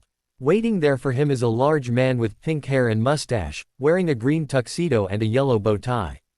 "Ohayo, Hashigan-sensei," Harry called with a small bow. He'd liked the large man from the start. In a way he reminded Harry of Hagrid, without the fascination for large, dangerous creatures. Tessai-sensei would, from time to time, test Harry, but for the most part left the teaching up to Hashigan. "Ohayo Harry-kun. Come and let's begin," Hashigan called, waving Harry over to him. Harry spent the rest of that morning working on what he considered wandless magic. His current lesson was working on applying the Kido training to his wizarding magic. Kido was more akin to a ritualized chanting, but once he made the connection how it felt to perform it, he flew through the lessons. Now that he had full access to his magical core, he rarely used his wand. It was disappointing that the lower levels of Kido were useless to him as he, like Ichigo, tended to overpower them. Bakudo number 62, One Steps Fence. Harry shouted as he raised his hands, pressed them together before spreading them apart. As he did so, a shimmering shaft of light formed horizontally between them. He then threw it javelin style at the boulder some distance away. As the javelin of glowing light flew through the air, it split into several at once. They sailed, several falling to the ground, but the original one pierced the boulder while the others landed around it. Very good Harry-kun, Hashigan praised. Now do Hado 33. Harry winced. He would try. Hado always caused more damage than it should for him for some reason. Hashigan assured him that it only took practice. Hado 33, blue. Fire, crash down. Harry chanted, holding out his hand, palm out as he spoke the incantation. A ball of blue energy formed quickly in front of his palm before blasting forth. The wave of destruction was wide and devastating. It cut a wide deep swath towards the boulder with the light javelin sticking out of it. When the dust cleared, the boulder had been turned to gravel. Very good, Harry-kun. Hachi praised. Now, fix what you broke. Hi, Hachi-sensei, Harry said as he raised his hand and shouted. Reparo. The damage done to the landscape suddenly started to repair itself, all except the boulder. It was too badly damaged and remained dust and rubble on the ground. By learning Kido, Harry had discovered where his core was and how to access it. That discovery led to finding out that his magic worked the same way as Kido, and he hadn't used his wand since. Very good Harry, came the voice of Muramasa as he appeared beside his wielder. Release me. Harry smiled as he held an arm out straight, level with his shoulder. In the stillness of the night, comes a sound, whisper Muramasa. Harry chanted. In his outstretched hand a Japanese katana appeared with a purple and silver hilt. Harry could feel the approval in the back of his mind. Although he was born of another Shinigami and was supposed to have died with him, Harry continued to learn everything there was about Muramasa. Something his former wielder, Kuga, failed to do. Muramasa, for his part, was starting to conform to Harry's pure soul. In doing so, Harry made the Zanpakutō his own. It was difficult for the simple reason Harry was not a Shinigami, nor did he ever want to be one. With each training session the bond between them grew stronger. It helped they had the approval of all those involved in Harry's training. The positive energy helped strengthen Harry's new resolve and confidence. And it helped to stabilize his core. For Muramasa, Harry reminded him of his beloved Kuga in so many ways, except Harry had a stronger need to protect the innocent and those that mattered to him. Kuga never saw his Zanpakutō as anything but a weapon, a tool that he discarded once it failed to serve him. Harry, however, saw Muramasa as the brother of his heart. Their bond was now firmly set in Harry's soul, stronger than a lover, stronger than family. While Harry may be his master, the young wizard was also his brother, his friend, and this pleased Muramasa greatly. The Zanpakutō in Harry's hand pulsed once, and standing before Harry was Muramasa with two spirits. One was a tall, stately Japanese woman dressed in an Heian period red kimono and an elaborate black wig. The other was a male dressed as a kabuki actor. I love it. You're so cool, Muramasa, shouted Harry, laughing happily at his companion. He could almost hear Muramasa purring in the back of his mind at Harry's happiness. This was another thing that the spirit loved about Harry, his childlike delight. Ah, someone's very happy, came Urahara's voice from the base of the stairs. And I see that you even cleaned up the place. And who are these two? Harry grinned. Why get a boshi? Harry had picked up Ichigo's irreverence for the shopkeeper. Don't you recognize your own Zanpakutō? The elegant lady slowly sank down, spreading her flowing kimono around her as she curtsied to the surprised shopkeeper. Master. The kabuki actor huffed and moved into a dramatic pose next to an equally surprised Hashigan.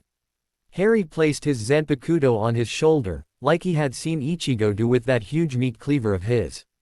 So this is what your Zanpakutō spirits look like? He asked, grinning. So what do you plan to do now, Harry-kun? The last time Zanpakutō spirits materialized they wrecked the Shiraite, Kazuki. Urahara asked, hiding his face behind his fan, watching his charge closely. Harry looked over at the Zanpakutō resting on his shoulder and said, "As cool as this is, he's right. I don't want to lose you." Harry sighed as some of the happiness left his face. "You're part of me now. Can you return them?" Muramasa raised his hand. "Of course, Harry. I would not turn them on anyone like I did for Kuga. I am pleased that you are capable of summoning my techniques." The spirits returned to their masters, much to the relief of the two former Shinigami. "Well, that practice went well," Urahara said, clapping his hands. "It's time for lunch." Hashigan followed them up. He looked over the terrain of the pocket dimension that Urahara had set up for training decades ago and shuddered. That kid had as much power as Kurosaki Ichigo. He was also thankful both had a strong desire to protect, and not just those they cared about. The large Kido master didn't use his Zanpakutō much, preferring Kido over actual fighting. It shook him to know what his Zanpakutō's spirit form looked like. It made sense though, he did wear a kabuki mask when he used his hollow powers. Hashigan wondered what other surprises his student would reveal. Maybe he should ask Tessai. His young student had come far in the very short time he had been teaching him. Yes, he was very pleased with Harry. During lunch Harry was puzzling over a problem. Urahara-san, do you think I could send a letter to Kuchiki-sama? I would like to ask him something. Urahara set down his cup of tea, pondering the question. I don't see why not. What did you have in mind? Captain Byakuya Kuchiki was sitting down for his evening meal when a hell butterfly landed on his finger and started its message. Greetings Kuchiki-sama," a young boy's voice started to speak hesitantly. Byakuya recognized it was the voice of that boy who bonded with his departed kinsman's Zanpakutō. "This is so weird, speaking like this." Quote. There was a clearing of the throat and the message continued. Kuchiki-sama, I would like to ask a favor of you, sir. I need lessons in noble etiquette and deportment. I was raised poorly and was unaware of my heritage until this summer. I have less than 2 weeks before I have to return to England. I need someone of your standing to direct me to the material to study. Also, Muramasa wants to speak with you as well. Thank you for listening, sir. How do I end this? End message. The message ended. The clan lord closed his eyes in thought. At least the boy recognized he was in over his head and was polite about it. What he had seen in that brief first encounter had impressed him. Should he help the boy? An appeal like that was worthy of a response. His evening meal forgotten on a tray beside him, the clan lord had work to do. Harry was working out with Ichigo in the underground lair beneath Urahara's shop that evening when a Senkaimon opened. A black butterfly floated out with Kuchiki Byakuya trailing behind it. What are you doing here, Byakuya? Ichigo demanded, bringing the spar to an end. Harry placed a hand on his cousin. I asked him to come, Ichigo-kun. Muramasa says I need training in how to be a noble. And since he was once part of the Kuchiki clan, he thought it would be best if I contact Kuchiki-sama. Harry turned and gave a slight bow. Welcome, sir. As rude as ever, Kurosaki Ichigo, but Potter-san is right, Byakuya said as the gateway closed and disappeared behind him. He gave a slight nod of his head to acknowledge Harry before continuing. I have come to teach him as he requested. It is an admirable trait to know when you are in need of training. Arigato. Kuchiki-sama, Harry said, politely as he sheathed his Zanpakutō. Muramasa has been tutoring me some and the goblins have given me research material on my family, as I never knew them. But it isn't enough. Besides, he also wants to speak with you. He won't tell me why, Harry pouted. It only showed how young the boy was. That is acceptable. I am here now, the clan lord said. I will be coming here every night until you leave to go over what you have learned and to point out your mistakes. However, tonight, I will watch as you finish your sparring. I am curious to see how well you are progressing. And so it began. Harry and Ichigo returned to sparring with their Zanpakutōs. Harry knew he couldn't defeat the taller and older teen, but it was good practice. From the sidelines, Urahara and Yoruichi pointed out Harry's mistakes and offered encouragement. Byakuya was impressed that the lad could almost hold his own against so aggressive and powerful a fighter as Kurosaki Ichigo, even though everyone could see that the taller teen was holding back. Yes, he had made the right decision to come. Maybe through this child the disgrace to his clan's honor will be cleared once and for all. Muramasa appeared beside the Kuchiki lord. A word while they are busy, Kuchiki-sama. The month of August had been a trying time for Albus Dumbledore and those that belonged to his Order of the Phoenix. Harry Potter, the lad he had insisted everyone stay away from so he might grieve, but must still be protected, had vanished. No one knew where he had gone. The old headmaster was very disappointed in Mundungus for leaving his post the night that Harry disappeared. What was even more mysterious was the report of 2 missing Dementors and their ashy residue found in a park near Harry's home. The goblins seemed to know what was going on, but none of his spies could get anything out of them. It was disheartening to learn that Molly Weasley had been dipping into the boys' trust fund and had been caught. Thankfully, he had refrained from that temptation, no matter how much the greater good could have used the money. If he'd done so and it had been found out, well, no justification would have excused the fact he had stolen from a minor orphan. Albus found out even the Dursleys had been hit by the goblin audit. It saddened him that none of the funds they had been given for Harry's upkeep had gone to his needs. He'd known Harry would spend 10 lonely, hard years with them, but he just thought it would be because there would be no magic in his life. He'd known Petunia was a bitter woman, but to have taken that bitterness out on a small boy. It was unconscionable. Where could the lad be? The aged wizard pondered. Hogwarts is starting soon. He has to be here, he has a destiny to fulfill. Headmaster. Albus. Came a sudden call from his fireplace. Albus turned to see a face amid the green flames. "Ah, Arthur, what can I do for you today?" Harry wrote to Sirius. He said he would be at the Goblins 2 days before the first to finalize his inheritance. He wanted Sirius to meet him there. Then he wants to get his supplies. I see. He smiled. Things were finally looking up. While 2 days before the start of school wasn't much time to deal with Harry's rebellion, he should thank Merlin for small favors. Sirius scowled as he stood behind what he thought was a friend reporting his private correspondence to the old fool. "Oh hi Sirius," the balding red-haired wizard said, nervously as he came out of the fireplace. "Arthur, I didn't tell you so that you could blab to Dumbledore.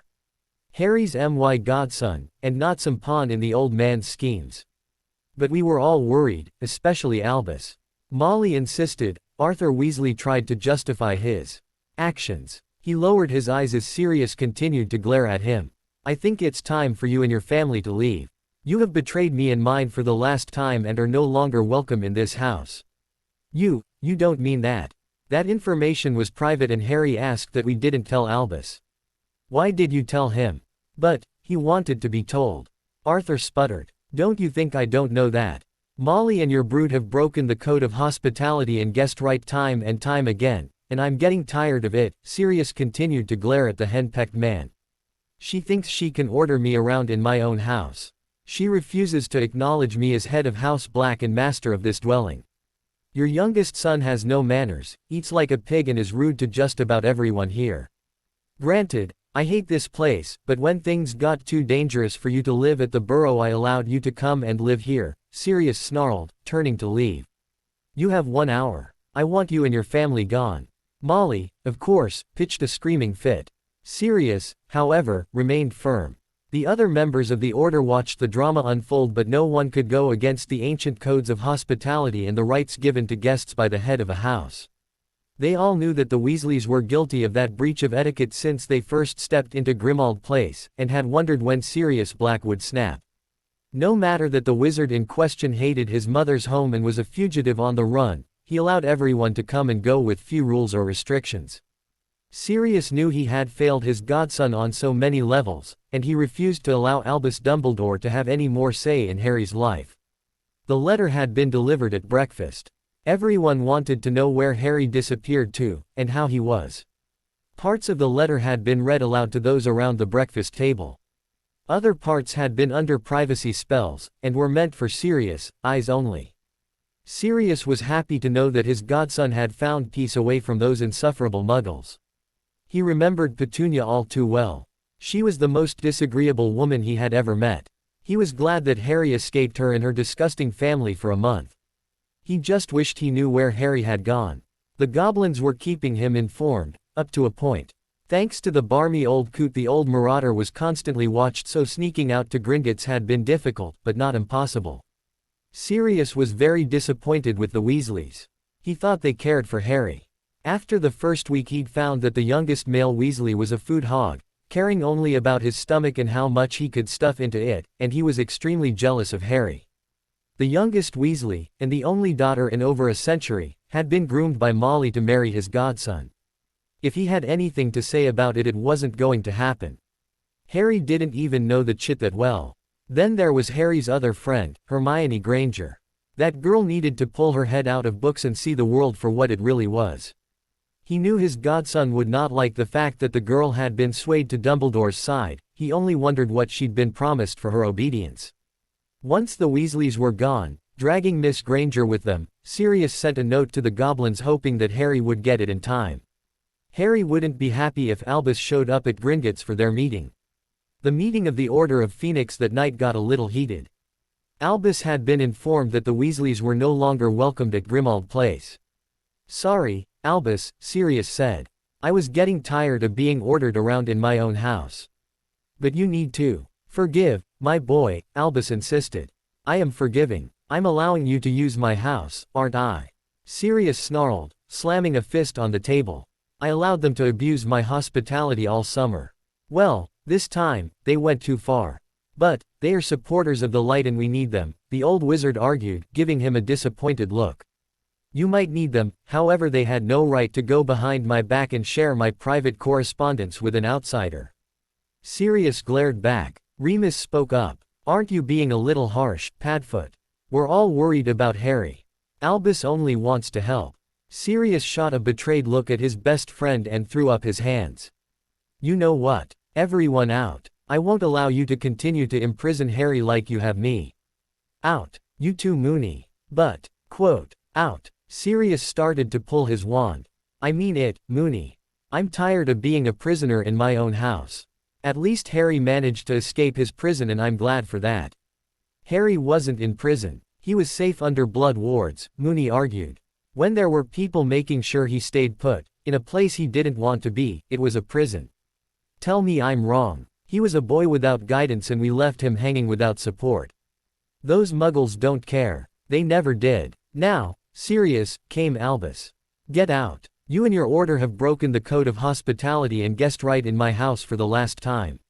I, Sirius Orion Black, revoke my permission to all members of the Order of the Phoenix to use my home for their meetings." The house wards shuddered. They had no choice but to leave as the ancient wards forced them out. That night, after everyone left, the old marauder sat at the kitchen table nursing a cup of tea, waiting. Before him was the letter that caused all the stir. Thankfully, Albus hadn't got his hands on it, although he had tried. Suddenly the flow activated and Remus Lupin stepped out. "Padfoot. In here, Moony. So how did it go?" "As we knew it would. They bought it, hook, line and sinker," came Remus' amused voice, quoting a Muggle catchphrase as he plopped down beside his friend. It was one of many that Lily had taught them during their last year at Hogwarts. Sirius grinned. "So welcome back to the House of Black. I've already set the wards to keep everyone else out but you and Harry." That letter was sheer genius. Harry knew what would happen if he wrote asking me not to tell Albus about his plans. Passwording certain parts was brilliant. He waved the letter around. For the first time all summer his godson was not only safe but happy. "So, did the old codger recruit you to spy on me?" "You know very well he did." Moony waved his wand over the tea kettle to reheat the water. "So when are you meeting Harry?" "Right after breakfast," Sirius informed him. "You coming? You couldn't keep me away." In fact, Albus counting on it. Both men laughed. Their godchild was their marauder legacy after all. Hermione sighed as she listened to Ron rant about how it wasn't fair to have been kicked out. She'd been dragged away with the Weasleys when Sirius had kicked them all out. She definitely had to go and look up the code of hospitality and guessed right to see what just happened. She chewed on her bottom lip as she sat thinking, ignoring the fuming redhead. She was now sure she had made a mistake when she'd listened to the headmaster and not written to Harry like she'd promised. Hermione was sure the professor was making a mistake in not getting Harry the counseling that he so desperately needed. Isolation wasn't the answer, if anything it would just intensify the problems. Harry needed his friends around him now more than ever. Now she was stuck with the Weasleys all summer. She really missed her parents. Maybe, since she was no longer at Grimmauld Place, She could go and stay with them for the last of the summer. She only hoped Harry would forgive her when he returns. Harry stepped off the plane at London Heathrow International back in England once more. There were only 2.5 days left before he was due to return to Hogwarts. It had been a fun, but grueling month, and it had been the best time of his life. He had made great friends and mentors, people who finally had his best interests at heart. He was going to miss Yuzu's cooking though, and Ishin's craziness, well maybe not that so much. He was going to miss Ichigo the most. The tall orange-haired teen had become more than just a cousin in that short amount of time.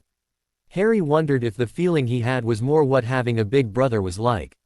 He made it through customs, and collecting his bags, headed out of airport terminal towards a waiting limo. The goblins had come through once again, he thought with a grin. A quick letter to them about his needs and itinerary and they had it all arranged. Everything, including all the travel accommodations. They had even booked a luxury hotel suite reasonably near the Leaky. Harry was very disappointed that neither Ichigo, nor any of his new friends, could come with him, but it was probably for the best. He didn't want anyone from the wizarding world to know about his distant relatives.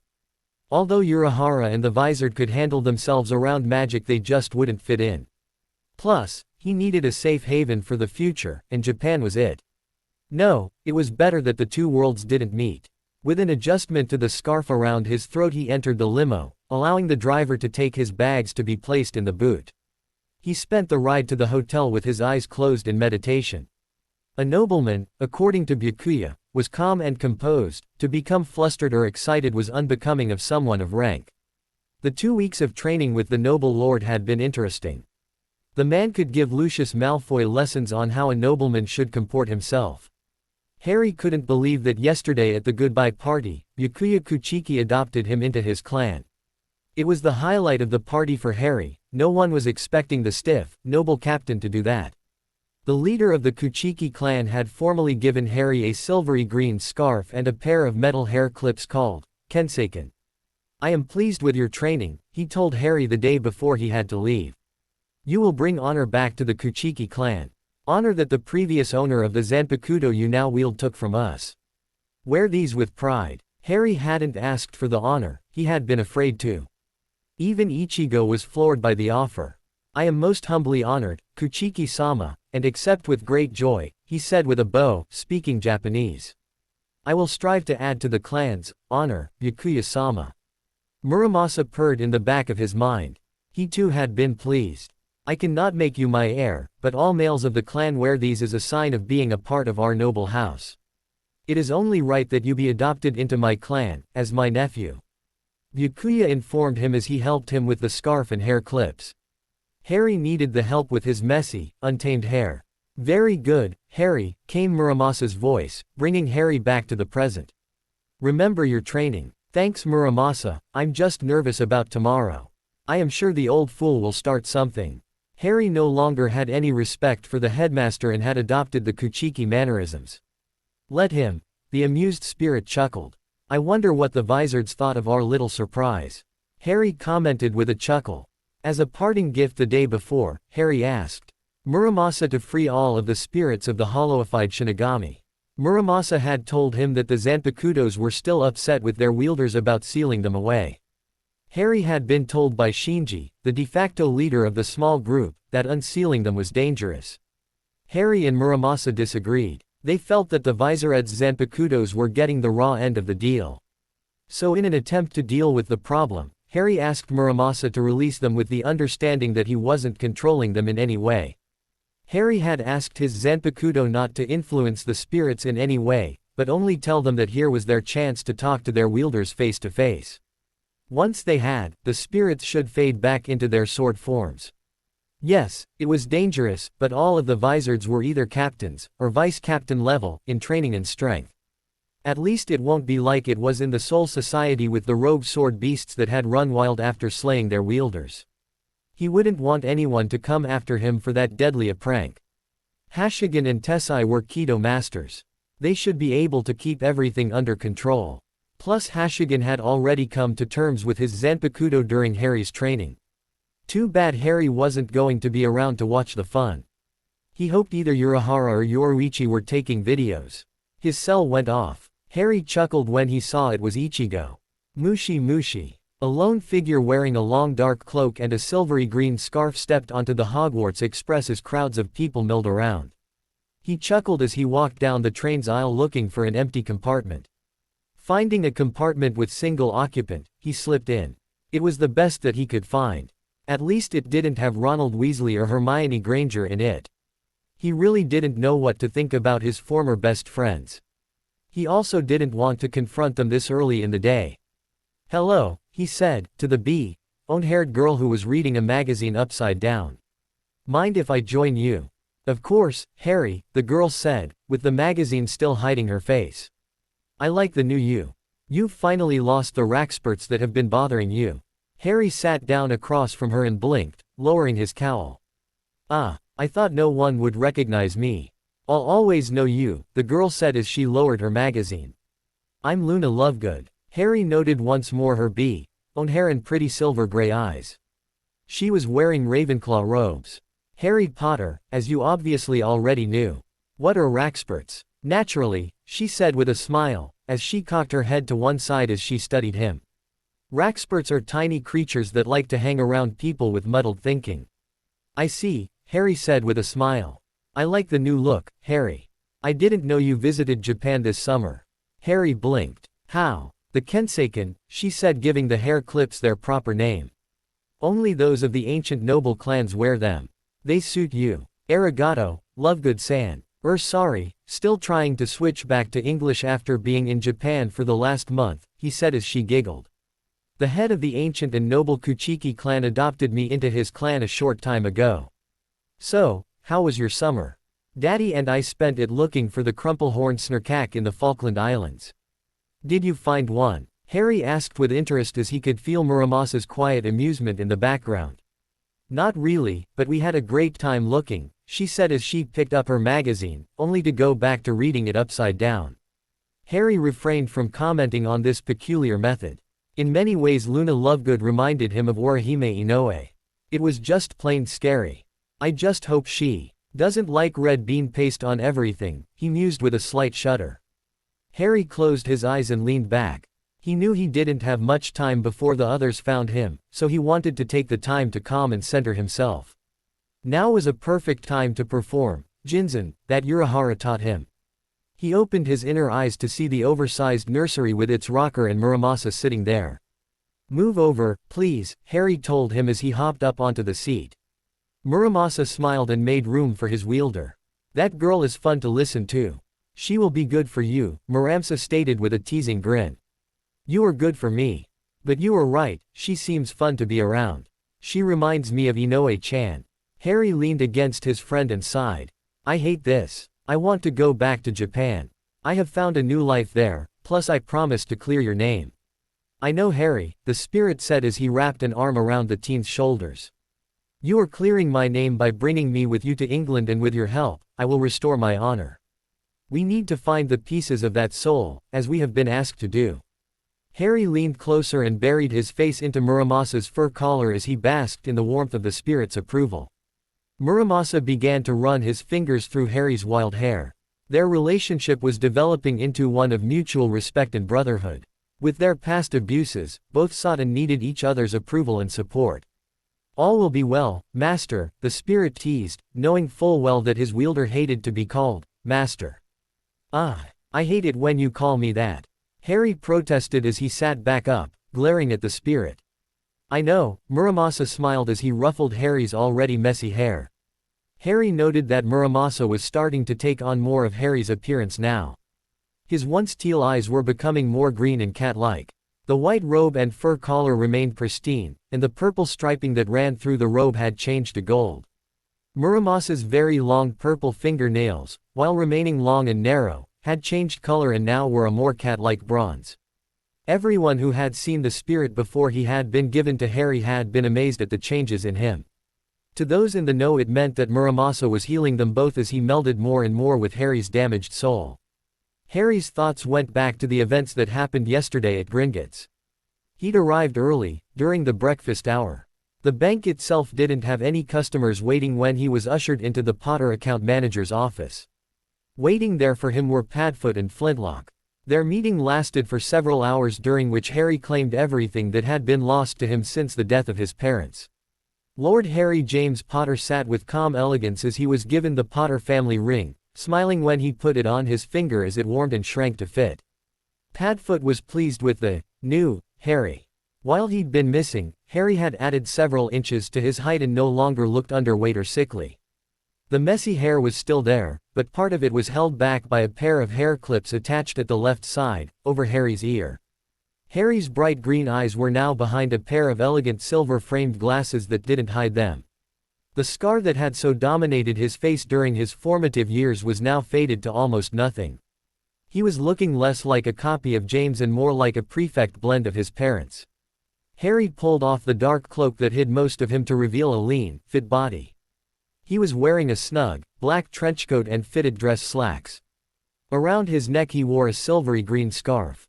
Looking good, Promslet, Sirius whistled in appreciation. I would not have recognized you. The meeting went well. Many plans were discussed, including what Urahara had discovered about Tom Riddle. You mean that scar held a Horcrux?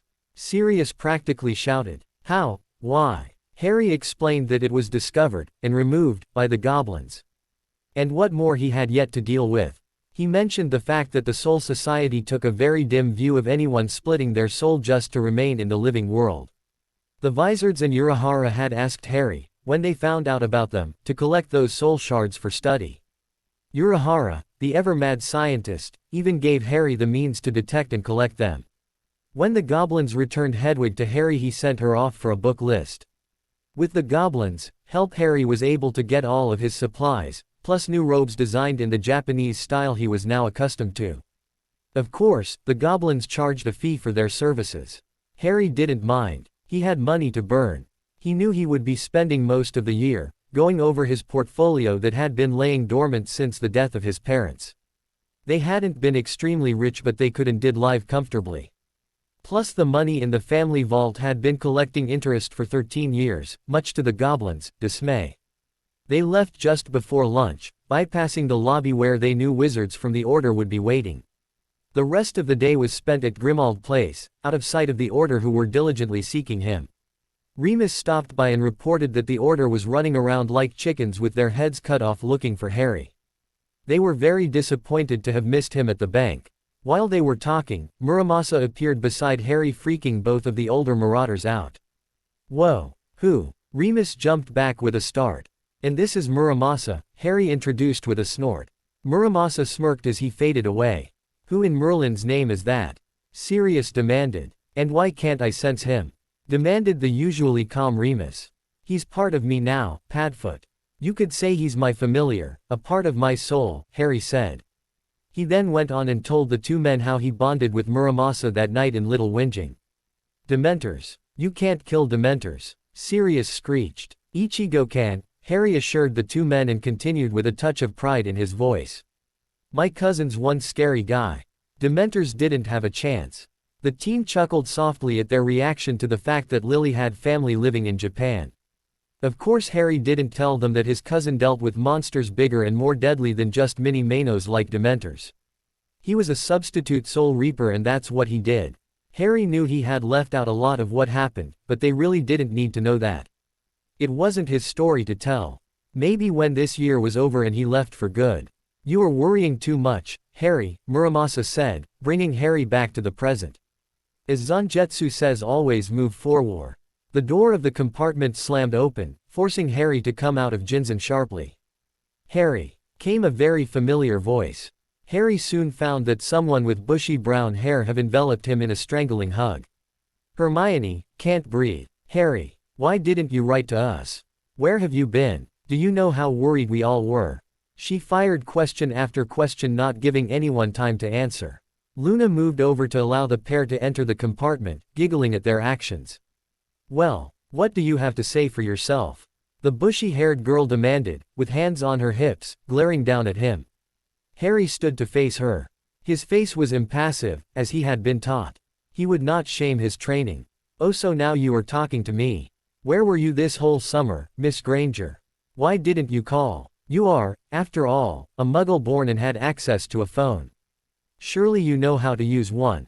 Do you know how many times I tried to leave Privet Drive only to have my jailers return me to that hellhole? Harry. The girl shrieked. Jailers. Of course, they were not jailers. They were there to protect you.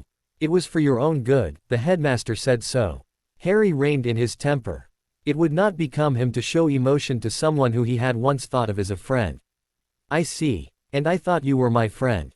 I see that I was mistaken. She started to sputter indignantly. Hey mate, what's with the girly things in your hair? Piped in the second person. Harry looked over at Ron Weasley. First off, Mr. Weasley, I am not your mate. After what happened this past school year and your lack of care, you and your family are nothing to me. Harry. Hermione admonished. The redhead balled his fist. What did you say? Did you know that your mother stole from my trust fund? She took almost 5 galleons.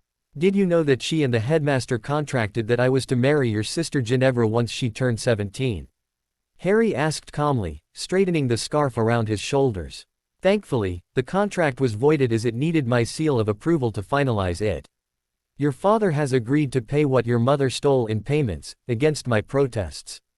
Considering that, and your betrayal last year, I am not now, nor was I ever your mate.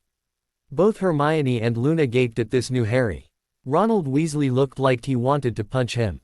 Harry almost wished he would try. He wasn't going to take any more of his jealous, envious and childish behavior. Bowing slightly to Luna, Harry said, Please excuse me, Miss Lovegood. Through no fault of yours I find this compartment no longer to my liking. I hope to speak with you under more pleasant circumstances at a later time. Luna smiled. Really? No one likes speaking with me. Harry smiled as he turned away. You remind me of someone I met this summer. She too had a very unique outlook on life that I found quite refreshing.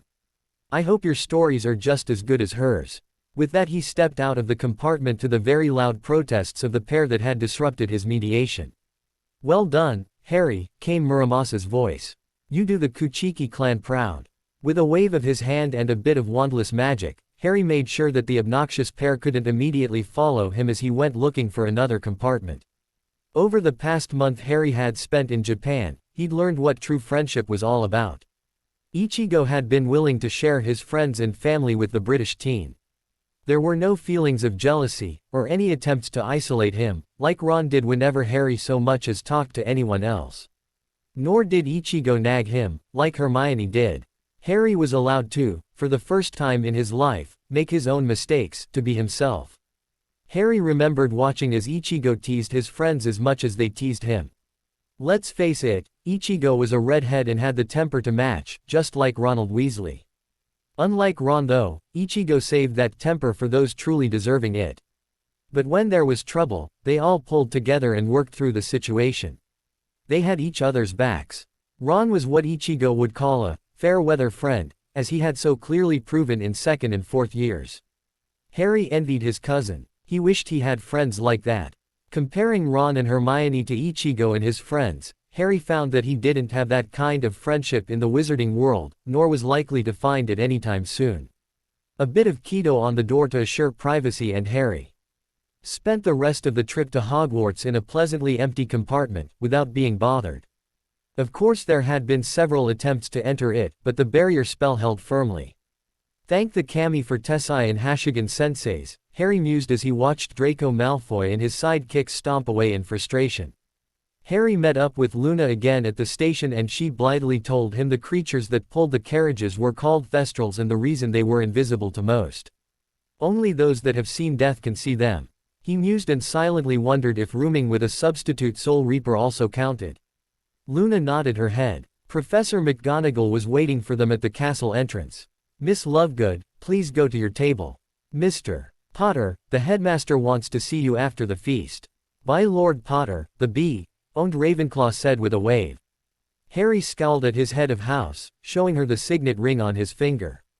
Professor McGonagall, I received my inheritance this summer and claimed my lordship. I am Lord Harry James Potter, head of the ancient and noble house of Potter, and I will be addressed as such. Vera Wheel, Lord Potter, she said with pinch-lipped disapproval as her Scottish brogue thickened. Also, if it isn't about school work, and since classes haven't started yet, I doubt the headmaster and I have anything to discuss. he told her without giving her a chance to object. So I respectfully declined the meeting, Professor. As he turned away with a slight bow, he could feel Muramasa's approval in his mind. Wheel, I nair. Mr. Potter, ye should kend it, the headmaster hay always had your best interest at heart. Harry noted that the stern professor had reverted to calling him Mr. instead of Lord. The headmaster has not now, nor has he ever had my best interest at heart, Professor. And I prefer Lord Potter, he corrected her as he turned to face her once more. Did you know that he witnessed my parents' will? They said, in very bold lettering, that they would rather see me in an orphanage than with my mother's sister Petunia. And he not only ignored their last wishes, but had the gall to have their will sealed.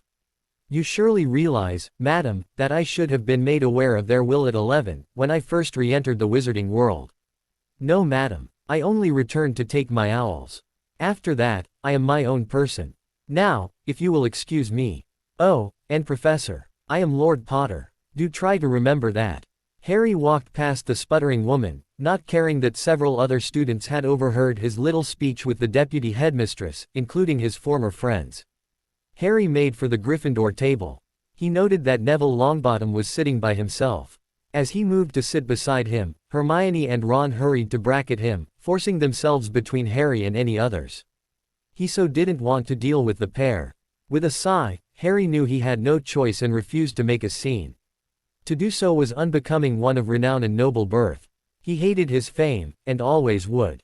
But if he was to survive this school year, he had to use it.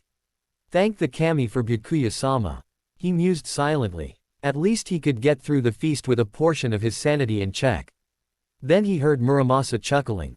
Quiet you. Of course, Harry. I was only thinking of what Ichigo Kurosaki would say if he heard you praising the head of the Kuchiki clan.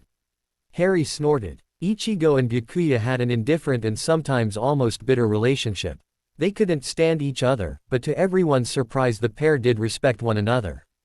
Harry, are you listening to me? Came Hermione Granger's jarring voice, breaking into his thoughts. What do you want, Miss Granger? Harry's calm voice murmured. I want to know where you were this summer.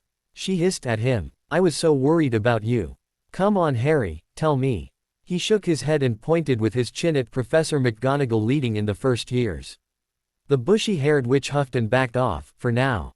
When the sorting started, Harry sighed, ignoring his female friend's indignation at his refusal to answer. He even ignored the toad-like woman that took over the opening speech from the headmaster. Closing his eyes, he wished, yet again, he was back in Japan. When the food appeared, Harry found he had no stomach for the rich, starchy, fried and sauce-smothered foods that appeared. At least he wasn't half-starved at the beginning of this term, like he had been in the past. However, English fare leaned heavily on rich sauces and greasy meats.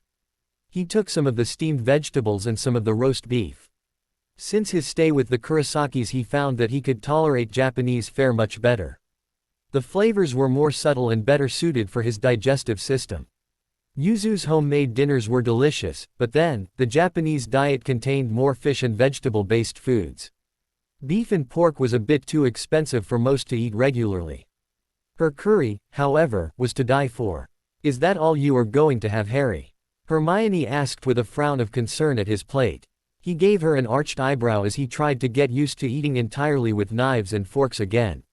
Yes, Miss Granger. Harry, why are you doing this? Why are you being so formal and polite? She demanded, ignoring the rest of the Gryffindors who were shamelessly listening in. It seemed clear to all that Harry was breaking ties with the other two of the Golden Trio. Harry, what's with the Japanese clips and scarf? Neville Longbottom broke in to stop the girl's nagging. Harry turned to the pudgy wizard. I was adopted by the noble lord of an ancient clan over the summer. It is custom. Noble-born males of the clan are entitled to wear them. The head of the clan was appalled at the way I, an heir to an ancient and noble house, had been raised in ignorance of my heritage. He felt it was his duty to train me in courtly and noble etiquette, since no one else had cared enough to do so. The gasps at this revelation echoed throughout the room. Several noted that Harry was quite willing to answer Neville's questions and ignore his supposed best friend. What? Hermione squawked, once again trying to get Harry to talk to her. Does Professor Dumbledore know about this? Harry sighed and pinched his nose in annoyance. Why must you shout like a fishwife, Miss Granger? Your demands are in poor taste. If you must insist, I will repeat myself, but understand, I do not have to answer to you or the headmaster. It is none of your business, as I am sure I told you in my response to your letters." Hermione sputtered. They both knew that she hadn't written to him, and in return he had done the same. "Oi, ma'e, et, s unco, fur," Ron chimed in, spewing food as he spoke. Harry sighed and stood, dusting half-chewed food off his robes, and gave a slight bow. "If you will excuse me. I've lost my appetite." He turned and left the great hall. Many noticed his straight back and the proud carriage of his head, ignoring the frustrated calls from the Gryffindor table for him to come back. The adults sitting at the head table watched with mixed feelings as the Potter heir exited the great hall. Over at the Slytherin table, a blonde-haired male narrowed his eyes, as he watched his arch-nemesis exit with noble elegance. In a dark corridor near the Hufflepuff common room hung a large painting of a bowl of fruit. Harry reached up and tickled the pair, causing a doorknob to appear and the painting to swing open when he turned it. He was greeted by several eager, high-pitched voices as he entered. "Master Harry Potter, sir." One house elf bounced over to him.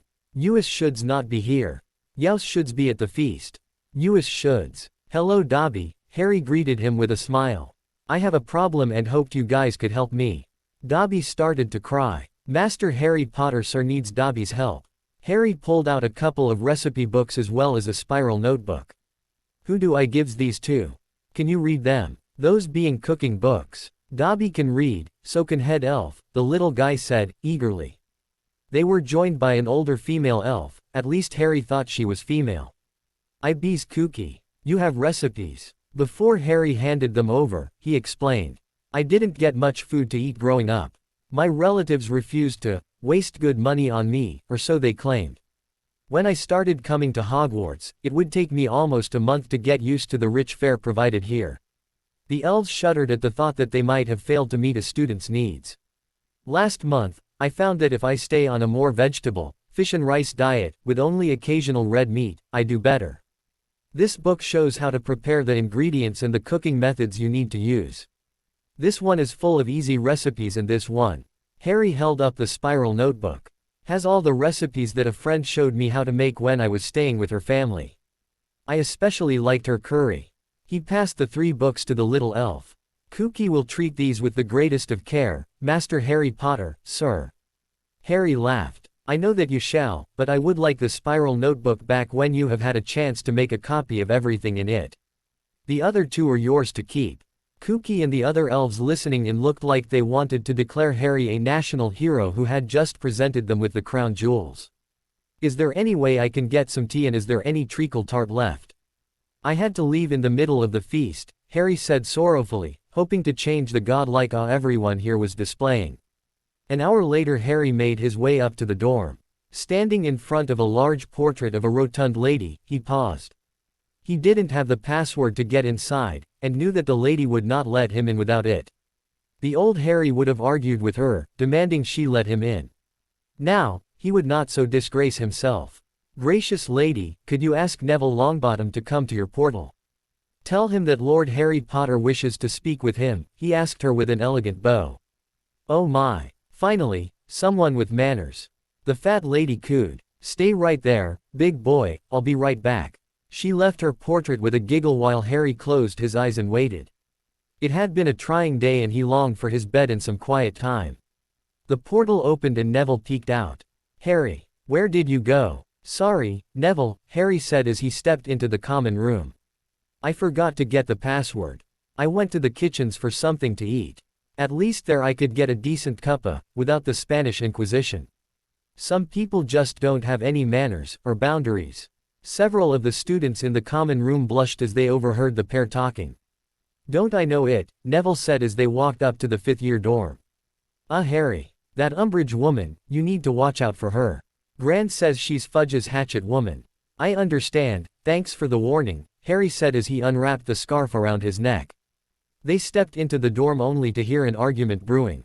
The voices stopped when Harry stepped around Neville towards his bed. "Me ma'am didn't want me to come to Hogwarts this year, 'cause of you," came an angry Irish voice.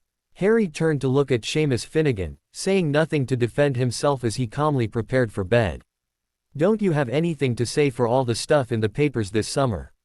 Seamus demanded. Harry looked over at the 3 teens standing behind him, channeling Byakuya-sama. I could care less. You may do as you please, he replied in a serene voice. Leave it, Seamus, Neville commanded. Harry's a different person from last year. You don't want to cross him. Harry ignored the teens and slid into bed, closing the curtains behind him. The remaining teens gasped in surprise as a yellow glow covered his curtains briefly. Albus Dumbledore sat in his office pondering where he went wrong. The Harry Potter who had walked into the Great Hall tonight was nothing like the one that left for summer holiday. Had it been wise to isolate him from his friends for the summer?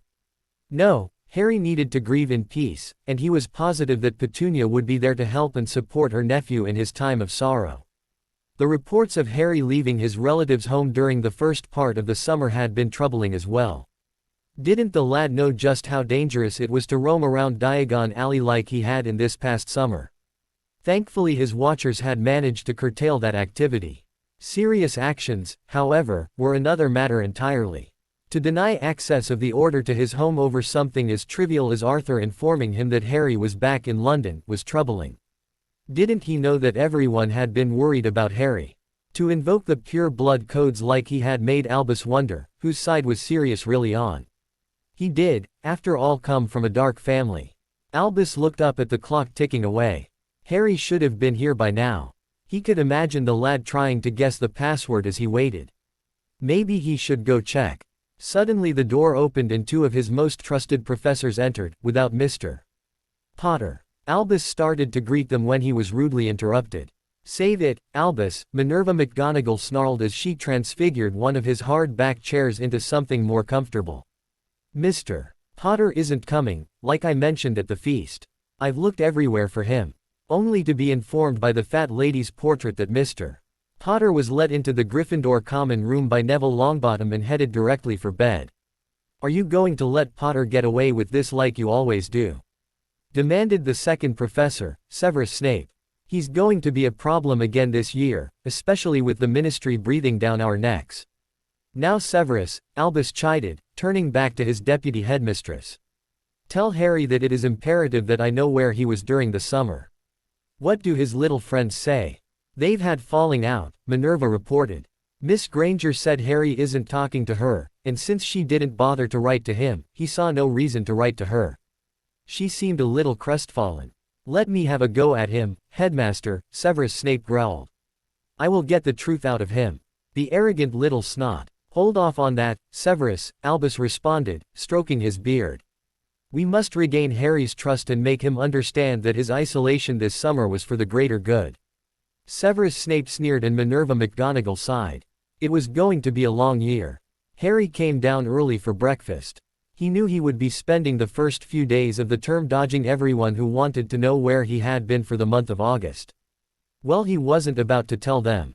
Thankfully Dobby was able to help Harry by introducing him to the come and go room. Or what he personally liked to call it, the room of requirement. It was perfect. Of course, it did make him late for curfew the first night of the new term. With the room's help Harry now had a place to work out with Muramasa, along with his skills in Kido and wandless magic. He knew he had a lot to do this first week of term and would be missing most, if not all, of his classes today. It couldn't be helped. The ministry had been closed for the weekend or he would have taken care of matters Saturday. Neville was the only one up when Harry stepped out of the shower and both walked down together quietly to the Great Hall. They were met in the hall by a disheveled and limping Luna Lovegood. She was walking the cold, stone corridor barefoot. Harry frowned. Miss Lovegood, the Nargles were very active last night. They took all of my shoes from me, she sighed softly. I see, Harry replied, still frowning. Do you mind if I help you look for them? Oh no, not at all, she chirped cheerfully. Even though I am sure they will eventually turn up on their own. Harry wasn't listening as he called for Dobby. He leaned down and spoke in the diminutive elf's ear. Miss Lovegood seems to be the victim of a shoe thief. Could you go and retrieve them for her? Just before the eager creature popped away Harry added, and any other of her items that have been displaced by others. Yes, Master Harry Potter, sir, the excited elf nodded, bouncing so hard his long ears flopped wildly. Miss Looney be a good friend. She come sees us in the kitchens. It be sad her things missing all the time. Miss Looney not be asking us elves for help, says her things be coming back when they's ready. If Master Harry sir wishes, Dobby will help her. I do wish it, Dobby, and I wish that it didn't happen again, so could you place a ward on her things? Let me know if those pesky whatevers steal them again. Dobby will, Harry Potter, sir, the elf squeaked happily, popping out. Neville chuckled. That's one crazy house elf. Harry shrugged as he waved his hand casually. Luna's disheveled appearance was corrected, minus the shoes. When they reached the Great Hall, Harry took 2 napkins off a table and transfigured them into slippers with another wave of his hand. I regret that this is the best I can do for you, Miss Lovegood, until your shoes are found. Harry, did you just perform wandless magic? Came Hermione Granger's sharp voice from behind them as he dropped to one knee to help place the slippers on the young Ravenclaw's bare feet. Harry turned and raised an eyebrow, but said nothing as he offered his arm to escort Luna to her table. Several Ravenclaws had been watching and exchanging whispers as the duo walked over. Miss Lovegood, please let me know if there is anything else I can do for you, he said with a slight bow, easing her into a vacant seat.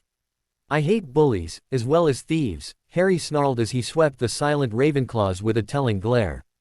They are nothing more than weak cowards who prey on others they see as different, or through jealousy. He gave the Ravenclaw prefect a knowing glare, causing her to blush in embarrassment. Several of the Ravenclaws huffed at the insult and a couple started to protest, but Harry gave them a cold look and flared his aura slightly. He knew about the prophet and its slander, so why not use it? Of course you're right, Harry. I hope everything goes as you wish it for today, she said, turning to the table. Oh, I hope there's pudding. I so like a good pudding for breakfast. Harry gave her a gentle smile as he gave a slight nod and walked away. The Ravenclaw table started to whisper, ignoring the strange, bee-owned girl. Once seated, Harry found that the elves had taken his menu request to heart. Waiting for him at the table was miso soup and steamed rice, with a rolled egg omelette as well as aromatic jasmine tea. Beside the bowl of soup was his spiral notebook. He was glad to have it back and tucked it carefully into his bag. Harry, what are you eating? Hermione asked, curiously. She just knew they had gotten off on the wrong foot, but still. Breakfast, Miss Granger, came the answer. Harry sighed and looked up at his former friend. Miss Granger, I will only say this once. To have friends, one must be a friend. You seriously damaged our friendship when you failed to keep your promise to write over the summer. I answer to no one anymore. Not you, and most certainly not Headmaster Dumbledore. Demanding answers will get you nowhere. Now please allow me to eat in peace. Hermione sputtered but didn't say any more as she propped a book up to read. Ron and the rest of the 5th years came down just before breakfast was over. Ron complaining loudly that Harry didn't wake him up. It isn't my place, was all Harry said, as he sipped his tea. You are no longer a child who needs a keeper. Harry knew it was for the best that he broke all ties with the Weasleys. The twins were all right, and he didn't really know the older 2 sons, but he was through kowtowing to the red-headed, jealous bigot that claimed to be his friend. I am not your mother, or blood kin. You need to grow up and take responsibility for yourself. Professor McGonagall came around with their class schedules, halting any protests that the irate redhead might make. Mr. Potter, the headmaster was very put out that you didn't meet with him last night. He really needs to speak with you, she said, placing his class list before him. As I informed you last night, Professor, unless it is about my school work, I respectfully refuse. And Professor, it is Lord Potter. Quote. Harry heard laughter in the back of his mind. He was suddenly reminded of Ichigo and his constant refusals to give respect to certain individuals. Quiet you. He continued on, according to the charter, as head of an ancient and noble house and therefore an emancipated minor, I must inform my head of house and the deputy headmistress that I will be out of the castle for the day. I have business I must attend to at the ministry that I cannot put off any longer. I therefore must regretfully inform you that I shall be missing the first day of classes. I would have done it over the weekend, but the minister unfortunately was not available. The stern Scotswoman pressed her lips together in disapproval. Vera well, Lord Potter. I shall inform your professors. Thank you, Professor, Harry said as he stood. I only received my lordship 2 days ago. So I am sorry to say, I have much to do that is well above and beyond my normal school work. Very well. Do try to make it back for dinner, she said, before turning away. Hermione looked like she wanted to say something, but Neville caught her eye and shook his head before she could speak. He has the right, according to the ancient laws. Harry carefully wiped off his fingers and folded his napkin. Standing gracefully, he turned and walked away. He ignored the stares and whispers of those in the hall as he went. Hermione gave her friend a worried look. Ron didn't even look up as he shoveled food into his mouth. Well, isn't it Scarhead and he's giving off airs, came a snide voice. Harry paused for a moment, gave the Malfoy heir a bored glare before turning and walking out. Harry made his way to Grimmauld Place and the pair waiting there for him. After dusting himself off from his trip through the flow, he smiled at Sirius. Everything ready? Yes, Prongslet. I sent out the anonymous tips to all the news media, as well as received an answer from Lord Greengrass that he'll be there. He was a bit surprised that you contacted him for this, but he was willing nonetheless. I wish you would tell me what you are planning. Harry gave a slight smile. Just listen in on the wireless, Padfoot. I'll be fine. I have several plans up my sleeve. I know Keto and wandless magic. Don't worry, I am, after all, the son of Prongs, am I not? Minister of Magic Cornelius Fudge was having a good morning. Hogwarts was back in session and his own appointee was safely installed as the professor of a core class. His rating in the paper was at an all-time high and soon the last thorn in his side, Harry Potter, would be neutralized. His daily press conference was about to start. The plump man peered out at the milling reporters and did a head count. There seemed to be more of them than usual. Must be a slow news day, he mused. Oh well, it doesn't matter. I so love the attention.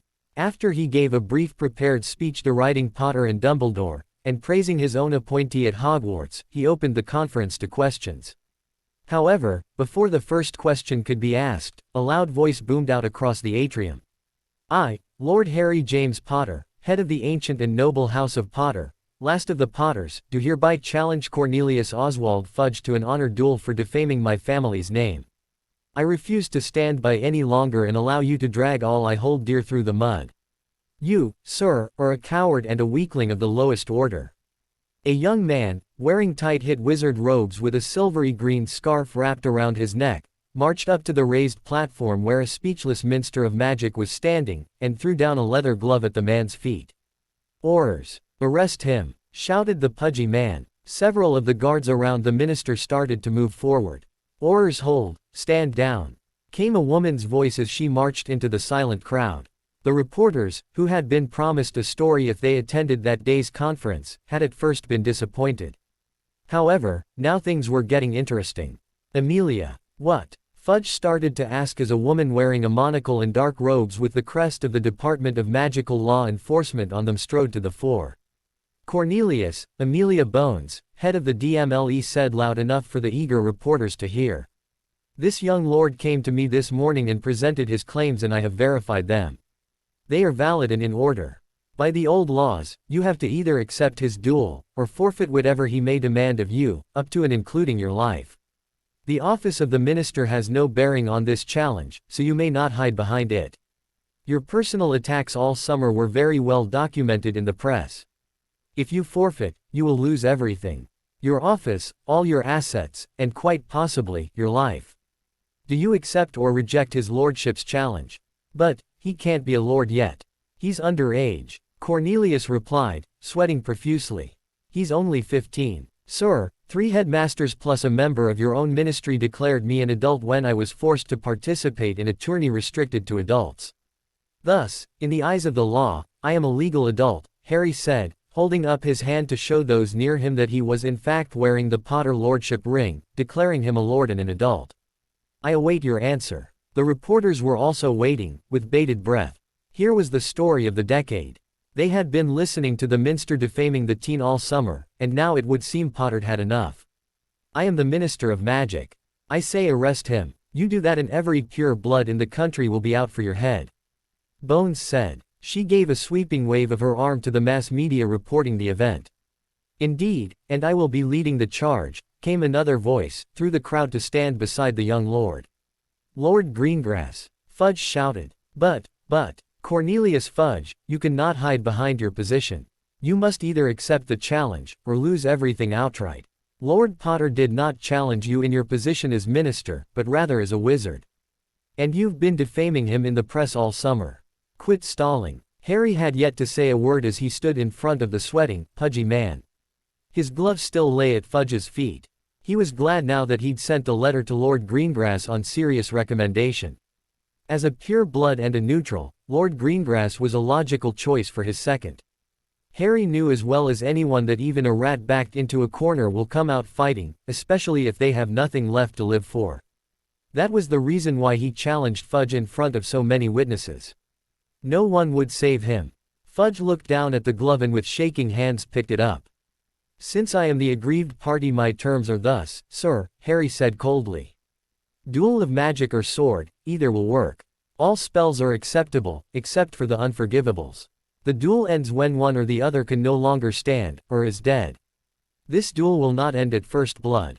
The crowd of reporters and gathering ministry officials started to murmur. Lord Potter scowled at the quivering minister. My honor will accept nothing less. You have been spreading lies and hatred about me, even as a child who was unable to defend himself. No adult would gainsay you, nor stand in my stead. Now that I am considered an adult, I will have satisfaction. Fudge trembled as he looked down at the glove in his hand.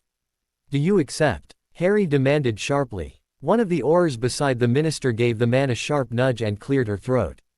Fudge jumped and opened his mouth only to close it again.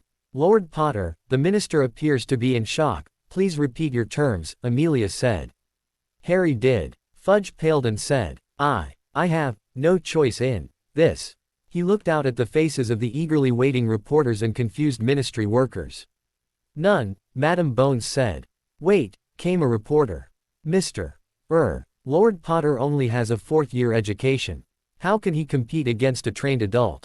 We shall have to see, won't we?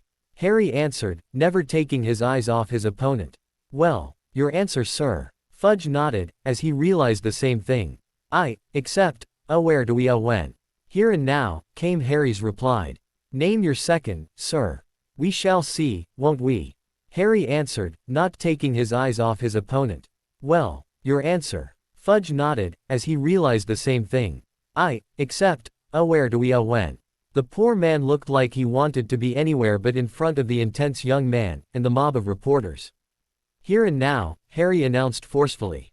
We wouldn't want the media to get the impression that you are a spineless wonder, especially after all the bragging you've done over the summer. Would we? The rotund minister sputtered in denial as the reporters covering the press conference were busily taking notes on everything that was happening. Cornelius Fudge knew that if he didn't do something, and fast, his name would be dragged through the mud just as he had done to the Potter brats since the third task.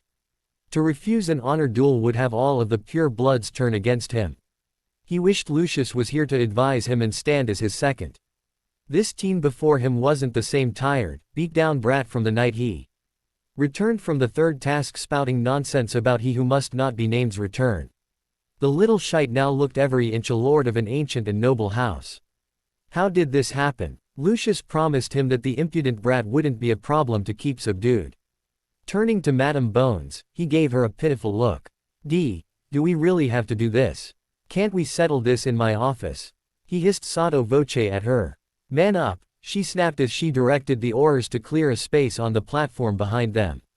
She took out her wand and enlarged it to the official size of a wizard dueling arena, and placed safety barriers. Reporters started to shout question after question as the announcer from the wizard wireless began his blow-by-blow commentary. Lord Potter calmly walked up the steps to the enlarged platform and gave a slight bow to Madam Bones. If you don't mind, madam, I would like you to referee the duel. I've already asked Lord Greengrass to be my second, which is why he is here. I need to know who Mr. Fudge wants as his second. The young lord quietly asked. Cornelius sputtered. Second. Was this really happening? He looked over the platform and the crowd before him.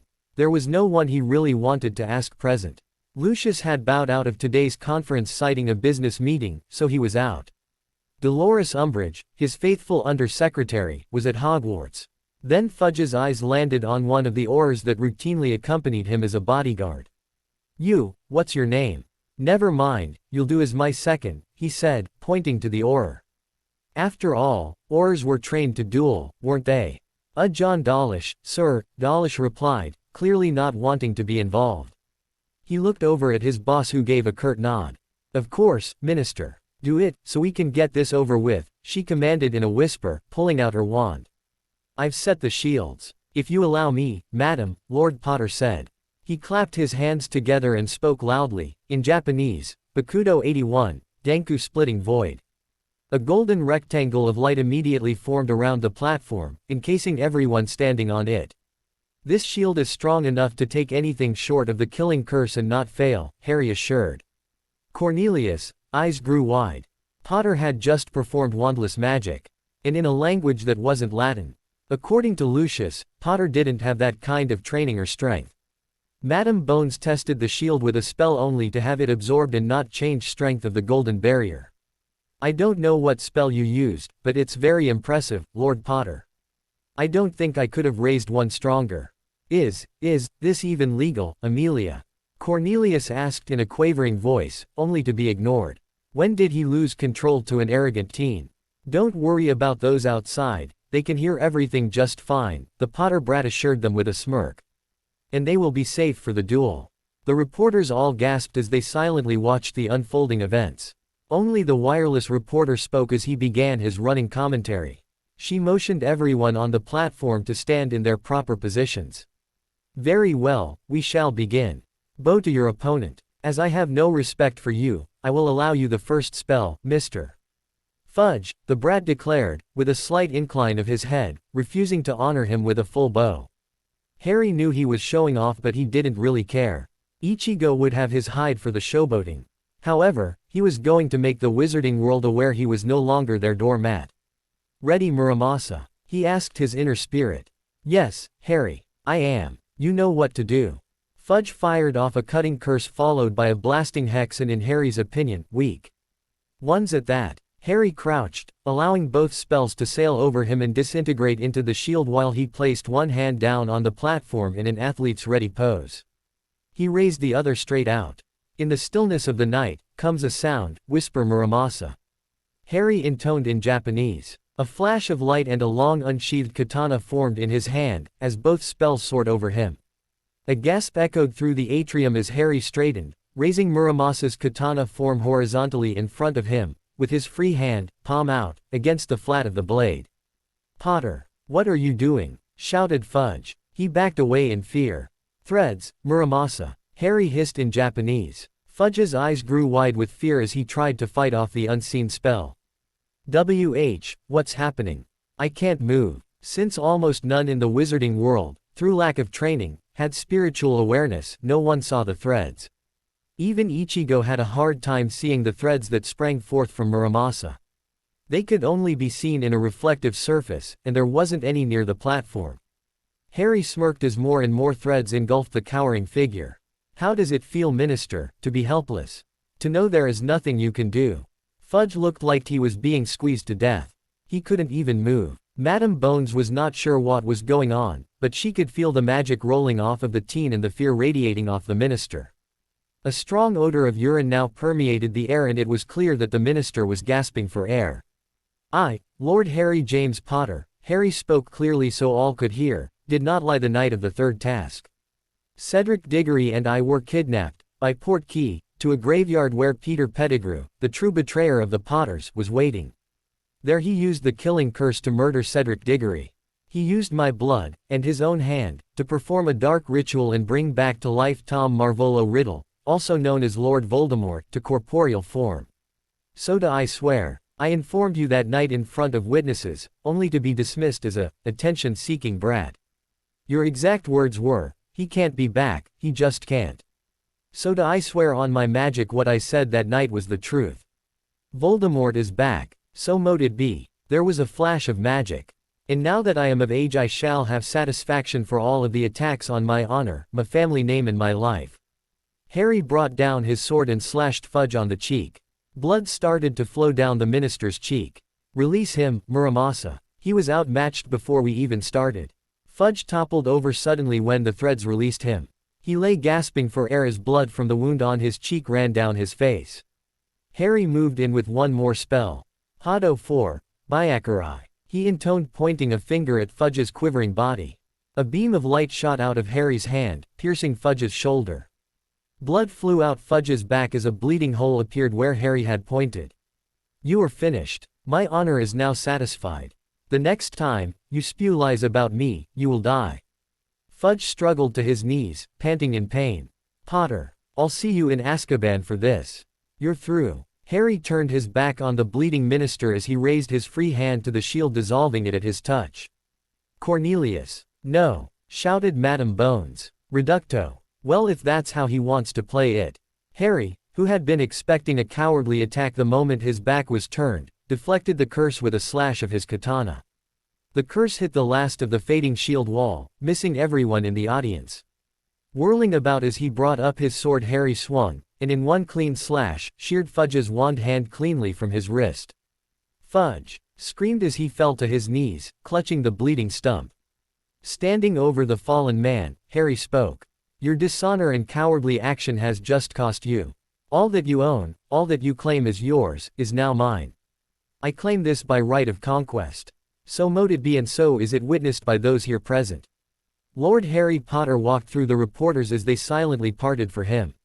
You now have your story. I suggest you print it truthfully, or you will have to deal with me. Before anyone could say another word, he flashed away. Sirius and Remus had been listening to the news on the wireless. They couldn't believe what Harry had done. Harry had promised them he knew what he was doing, and he had. He'd just brought down Fudge's administration. Lord Potter has just left the ministry. He looked like he just apparated, but folks, I have never seen apparition like that before. The WWN commentator babbled. It was completely soundless. I repeat, Minister Fudge has been severely injured in a duel with Lord Harry James Potter. He also swore, in a magical vow, that late war hero Peter Pettigrew was not only alive, but was the true betrayer of the Potters. Lord Potter also swore that Pettigrew used a dark ritual to bring he must not be named back to life. He then went on to tell us he had spoken the truth when Fudge had questioned him after the third task of the tournament, but was ignored. And you, listeners, heard it here first. Sirius looked to Remus. He did it. Harry honestly won a duel and didn't even use his wand. Just like he said he would. Lord Greengrass, what are your thoughts on this? Came the reporter's voice. Another voice came through. I had no clue what was going to happen. I was invited to the press conference by Lord Potter. He informed me he was preparing to challenge Fudge to a duel to regain his honor, said he needed someone neutral to second him. I must say, I was very impressed. He did what he had set out to do and showed that Cornelius Fudge is unfit to be minister. He had 4 months to verify facts from that night, but instead slandered a 14-year-old child. If you would excuse me. There you have it, folks. Looks like Madame Bones has everything under control. Minister of Magic Fudge is now being carried away on a stretcher. Wait, now the unspeakables have arrived. They are taking samples of the strange magic that Lord Potter used. As far as we can tell, it doesn't look like dark magic. We reporters are being asked to clear the area for their investigation. I will now turn you back to our station and its regularly scheduled program. Quote, Remus turned to Sirius as he flipped off the wireless. I'll probably be called for an order meeting soon. I know, Sirius said with a smirk. The flow went off and Harry walked in. The teen stood proudly in front of the fireplace as he used a spell to clean off his robes, wipe the blade he carried, and the blood stains off his face and hands. Well, the first part of my plan is complete, Harry said as he sat at the kitchen table with the pair. Next step is to clear your name, Sirius, and it should be much easier after the vow I took today. But how did you do it? Remus asked. Harry smiled. Keto, or in English, demon arts. It is also known as soul magic. But, there is no such thing, how do you? I had good teachers while I was away, Harry said with a shrug, shrugging off his Byakuya persona. I'm hungry, anything to eat around here. Sirius looked over at Remus, who looked back. He's hungry. After all that. Quote, Harry smiled. What? When I trained with Ichigo and the Vizards we always ate after a heavy training session. I didn't even work up a sweat dealing with Fudge. The trio chuckled as they sat around the table with tea and sandwiches to discuss their next move. It was the first day of classes and Albus Dumbledore was still nowhere near figuring out what happened to Harry Potter this past summer. The lad had outright refused to meet with him last night. Didn't the fool boy understand that he had a right, as his magical guardian, to know what the lad had been up to all summer? And one way, or the other he fully intended to find out. And now Minerva had the gall to inform him that Harry had left the castle for the day. Didn't either of them know the danger that faced the lad? He couldn't keep Harry safe if the blasted boy insisted on running round England and not telling anyone where he was going. The flow flared and one of his order members' voice came through. Headmaster, you need to turn on the wireless. Now, Potter's at the ministry and he's challenged Fudge to an honor duel. What? Albus shouted, overturning his chair in his haste to turn on the wireless by his desk. That's right folks. Harry Potter, the boy that our esteemed minister has been publicly slandering all year, has challenged Cornelius Fudge to a duel of honor. A glowing shield that we have never seen before has just been raised around the dueling platform and the duel is about to start. Albus groaned. Harry, my boy, just what have you gotten yourself into this time? He debated with himself about rushing to the ministry. The duel undoubtedly wouldn't last long enough for him to stop it, and the old family's present probably wouldn't let him even if he tried. With a frustrated sigh he righted his chair and slumped back into it as he listened to the commentator give a blow-by-blow description of the clash. Why Harry? Why are you doing this? He closed his eyes as he pictured the duel in his mind. Just where did Harry learn such magic? Wandless magic's near impossible, especially for someone as young as Harry. Where did I go wrong? Is Harry going dark? Minister Fudge is down. I repeat, Cornelius Fudge is down. Lord Potter has won the duel against the minister using wandless magic. As we have reported all summer, the then Mr. Potter, who the ministry always claimed had won the Tri-Wizarding tournament by cheating, has shown today that he is a very powerful wizard. I repeat, Lord Potter has used wandless magic against Minister Fudge. Albus buried his face in his hands in frustration. Where had Harry learned this? What am I going to do now? I don't believe it. Cornelius Fudge, in a cowardly attack, has just sent a curse at Lord Potter's back. I repeat, it was a desperate, heinous act to send a curse at Lord Potter when his back was turned, the announcer spat irately. As you know, the minister has been maliciously attacking Lord Potter all. In the background there were cries of shock, anger and disbelief echoing.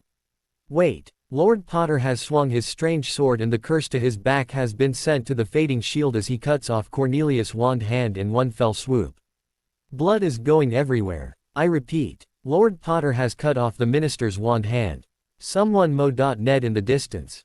I'm going to bay sick. Albus groaned. Why Harry? Why? Continuing on in the background, the headmaster could hear people groaning and screaming.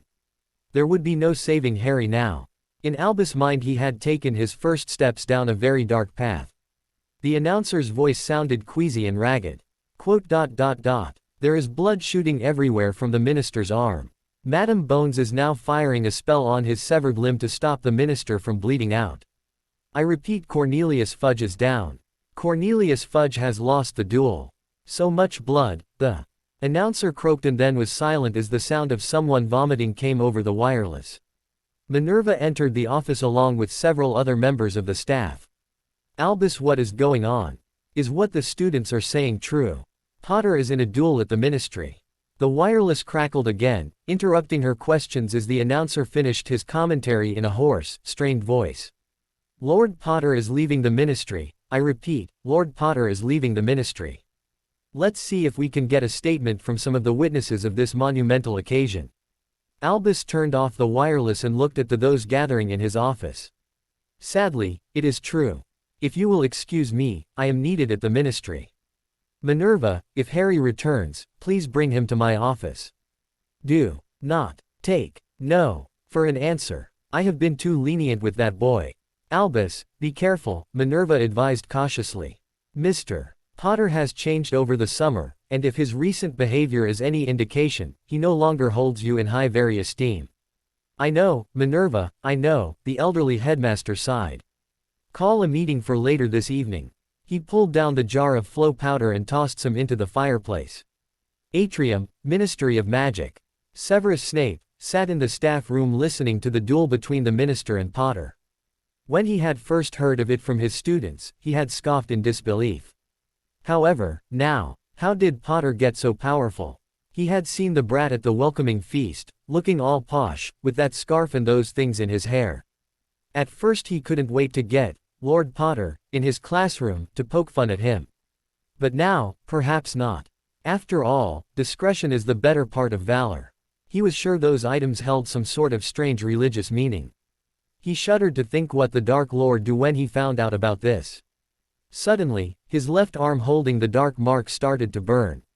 He turned to leave and saw the shocked face of the newest professor at Hogwarts, Dolores Umbridge. The woman stared at the radio in abject horror. He wondered if Potter was going to target the ugly woman next.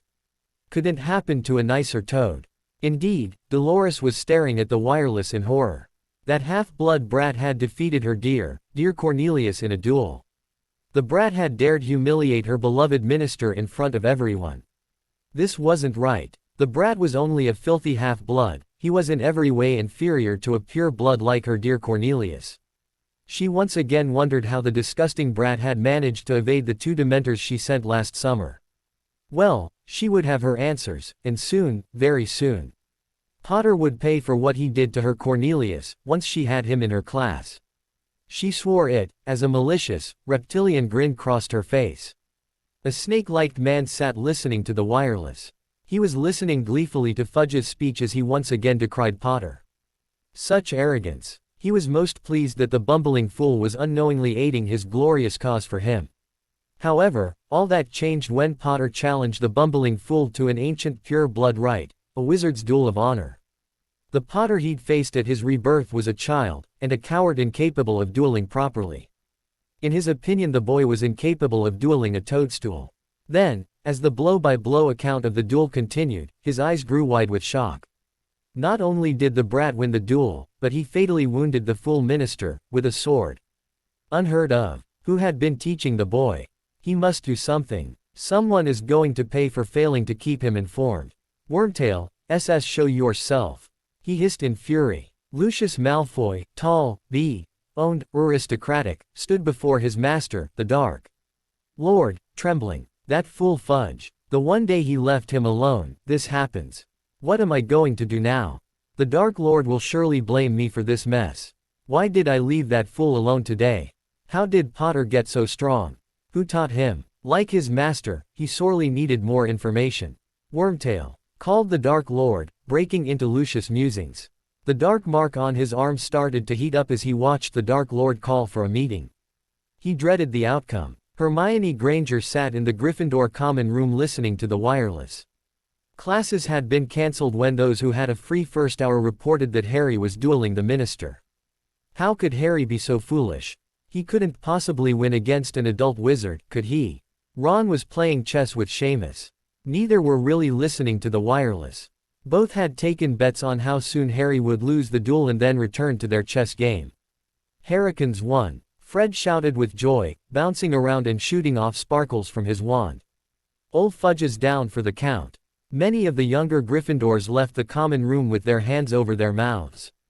They looked a bit green as the sounds of vomiting over the wireless. Their very active imaginations spurred on by the vivid descriptions the wireless was reporting. Hermione ignored the noise of celebration and gagging around her. Harry won. He beat a grown wizard. Granted, Fudge was a weak wizard, but still.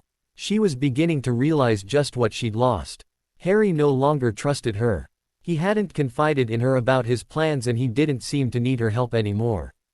Draco Malfoy listened to the wireless until Potter had walked out of the Ministry atrium. He shuddered at the thought of how powerful his nemesis had gotten since they first met. Many of his fellow Slytherins were a mixture of ghastly pale and nauseous green from the description the wireless was putting out. The older students were silent as they contemplated the new power rising in the wizarding world. The owned 5th year remembered looking for Scarhead on the express yesterday, but couldn't find him. He so wanted to rub in the fact that he was now a prefect and Harry Potter, Golden Boy of Gryffindor, wasn't. He was now glad he hadn't succeeded. The Potter that appeared at the welcoming feast, and the Potter that left the leaving feast last year, were two different persons. The Potter of the welcoming feast was cold and aloof. He wondered if playing his little games with Potter would still be worth it. Oh Merlin, yes, but carefully, very carefully. In Japan, a shopkeeper turned off the British Wizarding wireless and chuckled. Several others had been listening with him. Way to go, Harry-kun. Kazuki Urahara cackled, tapping his fan against his chin. All right, Aikijio shouted, punching the air. I knew the runt would win. Haribo did good, Yoruichi agreed as she toasted the air with her cup of tea. Urahara's phone went off. Moshi, Moshi. Oh Harry-kun. Yes, we heard. You did good, my friend. Ah, I see. Yes, I'll tell them.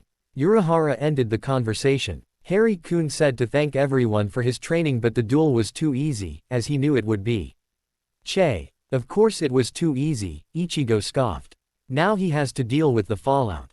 That's the hard part. Well, Baya-bo did trained him and Harry-kun took it to heart. It was watching a younger Baya-bo, Yoruichi commented with a grin as Ichigo rolled his eyes and gave a snort. Urahara turned serious, as he said, Harry-kun said that he found another soul fragment and will be sending it on to hell once he gets someplace safer, more private than where he was. Everyone around the small table shuddered and winced. Opening Hell's Gate was not for the faint of heart. Harry, come here, came Muramasa's voice. He was standing in front of a small curio cabinet. What's up? Harry asked as he and Sirius stepped over to stand by the Zanpakutō spirit. Whoa, Siruiz exclaimed. I wish he wouldn't do that. Harry chuckled as he scanned the cabinet. I see what you mean. He raised his hand and a small locket floated out. There was a sudden pop and an elderly elf appeared. Master Regulus locket. Poor creature failed good Master Regulus. Creature was unable to do what good master asked of creature. Good master wants creature to destroy locket, but creature cannot. The old elf stood, head bowed in shame, wringing his hands. Harry performed a small Kido spell to wrap a barrier around the locket. He frowned. Are you sure, Muramasa? Yes, Harry. It has the same taint as the one that was inside your scar. Sirius and Remus gasped in shock at that revelation. Well, as evil as it feels, it's a sure bet it'll go straight to hell. According Ichigo, the gates are massive, as well as ugly, so I really don't want to do a soul burial here. Creature twisted his hands cruelly while staring at the locket, moaning about how he failed his poor, dead master. Creature, Harry said sternly, bringing the house elf abruptly back to reality. Tonight, I will cleanse this locket just as your master wanted you to. Can you tell me a bit about it?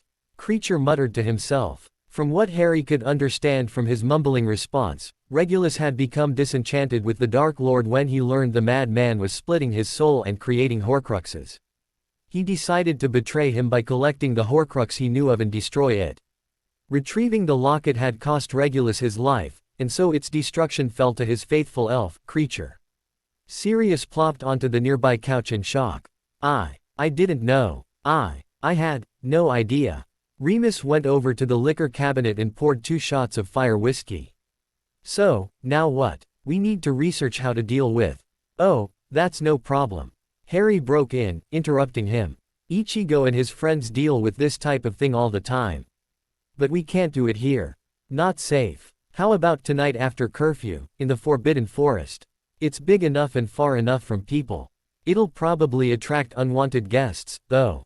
Harry sighed ruefully. Much to Sirius and Remus' surprise, he pulled out a cell phone and hit speed dial. A quick call to Japan, and everything was arranged. There, it'll be early morning for them, as they are a day ahead of us, but Ichigo, and maybe Shinji, will come. Harry tucked the small phone back into his pocket as he spoke. Your cousin. I would like to meet him, Sirius said, after he downed a second shot quickly. You should be able to see him in his Shinigami form, Harry mused, looking over at Muramasa. We wizards can see ghosts all of the time, especially at Hogwarts. Upon returning to Hogwarts that evening, Harry had a bad feeling that his luck just took a turn for the worse. After all, his duel had been broadcast around the world. The odd thing was no one was waiting for him as he entered the castle. HMPH, almost too quiet, he murmured as he entered. Harry stepped into the great hall as dinner was being served, just as he had promised his head of house. He was still wearing his fighting robes, scarf and kenseiken, sans fudge's blood of course, and looked every inch a noble lord. He was thankful that he had taken the time to clean up and unwind at Sirius. As people started to notice him, silence fell on the Great Hall. He paused and stared coldly at them before turning towards the Gryffindor table. He glared at Ron and Seamus before sitting down by Neville. My honor has been satisfied, in blood. Do I need to prove it to you children as well? A number, I'm good, Seamus stuttered. That's all right. Yay mate, Ron said, between mouthfuls. You did good. Showed them what's what. Hermione said nothing, just wrung her hands. Harry sniffed and looked at the food in front of him. He was hungry, he hadn't eaten all day. It looked like the elves had outdone themselves tonight. There was rice, and his favorite Japanese curry, waiting for him. What's that, mate? Ron asked, reaching across the table to steal the bowl of curry. Harry glared at Ron and raised his hand to stop him. Hotto. Harry. Several voices shouted at once. Ron quickly snatched his hand back in fear. Harry lowered his hand and didn't finish the spell. If you must know, it is Japanese curry and rice, made especially for me as my stomach can no longer tolerate the sauced and heavy English fare. I only wanted a taste, mate, Ron said, returning to his plate of food. You have no manners and eat like a pig. I did not want your gross behavior to spoil what the elves had prepared for me, Harry said as he helped himself to the rice dish. Once I have had my fill, you may try it. I mean Lord Potter, came Professor McGonagall's stern voice, just as Harry was able to take 2 bites of his dinner. Yes, Professor McGonagall, Harry asked, elegantly wiping his hands and lips on a napkin. The headmaster wished to see you as soon as you returned. He isn't to be kept waiting. As soon as I've finished eating, madam, Harry replied, taking another bite. I haven't eaten since breakfast and I am hungry. I am afraid it cannot wait. Up. You are to come with me immediately, the professor said, pulling her wand. Harry sighed and looked at his plate. The elves had gotten the curry just right, too. He took 2 more bites and stood, dabbing his face and wiping his hands on the napkin once more. If you must insist, Professor, at least you could have waited until I was finished. This behavior is exceedingly rude and ill-bred. Several nearby students muttered in agreement. They had hoped for drama tonight. Looks like they might be about to get it. Harry stood in front of the indignant professor and stared coldly at her. Well, Professor, let us get this over with quickly so, at the very least, I can get something to eat in the kitchens before they shut down for the night. Well, I never. She huffed. I am sure you have not, more's the pity, Harry retorted as he took a sip of his water, wishing for a decent cup of tea. Lord Kuchiki was quite clear on how to deal with underlings. They were, according to him, not worth your time or your anger. He'd taught Harry that, to true nobles, they were invisible and to be ignored, unless they had proven their worth and loyalty. The only reason Ichigo got away with half the stuff he did with Lord Gakuya was because his cousin had earned the captain's respect through his skill by beating him at the Benkai level. Professor McGonagall didn't realize it, but she had lost Harry's respect quite some time ago. It was highly unlikely she would ever be able to earn it back. He would never again treat her with the respect she thought she deserved. Harry turned his back to her and walked towards the great doors. Well, Professor, are you coming or not? The headmaster wishes to see you alone, Lord Potter, she said. I see, so you do not consider yourself my head of house, then. When did you resign your position? She sputtered in rage. 20 points from Gryffindor for showing such disrespect to a professor. I only give what is earned, madam, Harry said looking at her over his shoulder. He shook his head and sighed. As I'm sure you know, according to the charter, a student of Hogwarts should have their head of house accompany them when called to see the headmaster. Clearly, madam, you are denying that position if you do not accompany me. Harry's voice carried over the silent hall. He's right, Minerva, came the voice of Pomona Sprout from the head table. I always go when one of my badgers are called. I've not once heard, in all your years as head, that you have ever stayed and fought for one of your lions. And you know he always has Severus there, so I doubt he will be seeing him alone. I never thought I would actually see the day when you would fail to do right by one of your lions. The scorn in her voice was clear to all. Harry watched as Minerva looked at the Gryffindor table and the stunned faces of her lions. It was obvious by the shocked looks on their faces not one of them knew this rule. Others had a clear look of resignation, knowing all too well that she only defended her favorites. Very well, Lord Potter. A red-faced McGonagall snapped. Professor, for the record, respect once lost must be re-earned. You lost mine a very long time ago, Harry told her loud enough for the listening students to hear as he walked out the doors. 30 points for standing up for what is right, came Phileas Flitwick's voice as the doors closed behind the pair. Several of the staff nodded in agreement. Albus had been informed by the portraits that Harry was back. He gathered up the Weasleys, Remus Lupin and several other members of the Order, to wait with him in his office. It was too bad that Severus had been called away to tend Tom. He could have used his opinion, not to mention his legilimency skills. He wondered what was going through Harry's mind to go the route he did with Cornelius Fudge. According to the healers, the man might live if he survived the night. His hand had been reattached to his arm by the healers, but he would have very limited use of it and the scar ringing his wrist would be a reminder of his failure for the rest of his life. But still, Amelia Bones had been very close-mouthed about the duel. She'd had a ring-side seat, as the Muggles put it. And it had proven to her satisfaction that Cornelius was nothing but a spineless coward. Something she'd never doubted, but it had been interesting to see it confirmed so publicly. All she'd said in the aftermath was, Lord Potter knew what he was doing, and did it all legally. He's here, Albus, just as you ordered, came Minerva's voice as the pair entered his office. Thank you Minerva, you may go, the headmaster told her. Harry glanced at her to see what she would do. After the dressing down he gave her in the Great Hall he was curious to see if she took it to heart. I am sorry Albus, but the charter says that the head of house must be present when you call for a student, she huffed. I had that clearly spelled out me in the Great Hall. I will be staying. Disappointed that the woman refused to take his lead, Albus turned to the teen. Harry, my boy, you've been busy I see. Albus twinkled. Harry just glared at the man before he took in the group of people in the office. Of course, he just couldn't meet with the headmaster alone. I find your form of address offensive, Dumbledore. It is Lord Potter, and I am not your boy, Harry informed him coldly. As you should know, since you were supposed to be my guardian. You were required, by law, to take me before the goblins to claim my inheritance at age 11. Instead, you sent a guileless servant and reneged on your responsibilities to me. Makes one wonder if you were truly my guardian after all, with so little concern for my welfare. Harry James Potter, show some respect to the headmaster. Molly Weasley demanded loudly, scowling.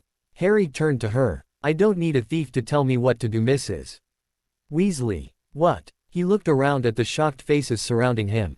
Did you not know that there was more than 5 galleons missing from my vault after I gave Mrs. Weasley my key to make a withdrawal on my behalf, since I was refused the right to do it myself? Of that 5+ galleons only about 1 of it was spent, by Mrs. Weasley, on my school supplies. The goblins tell me it was your doing, madam. You were the one with my key, you were the only who could have done it.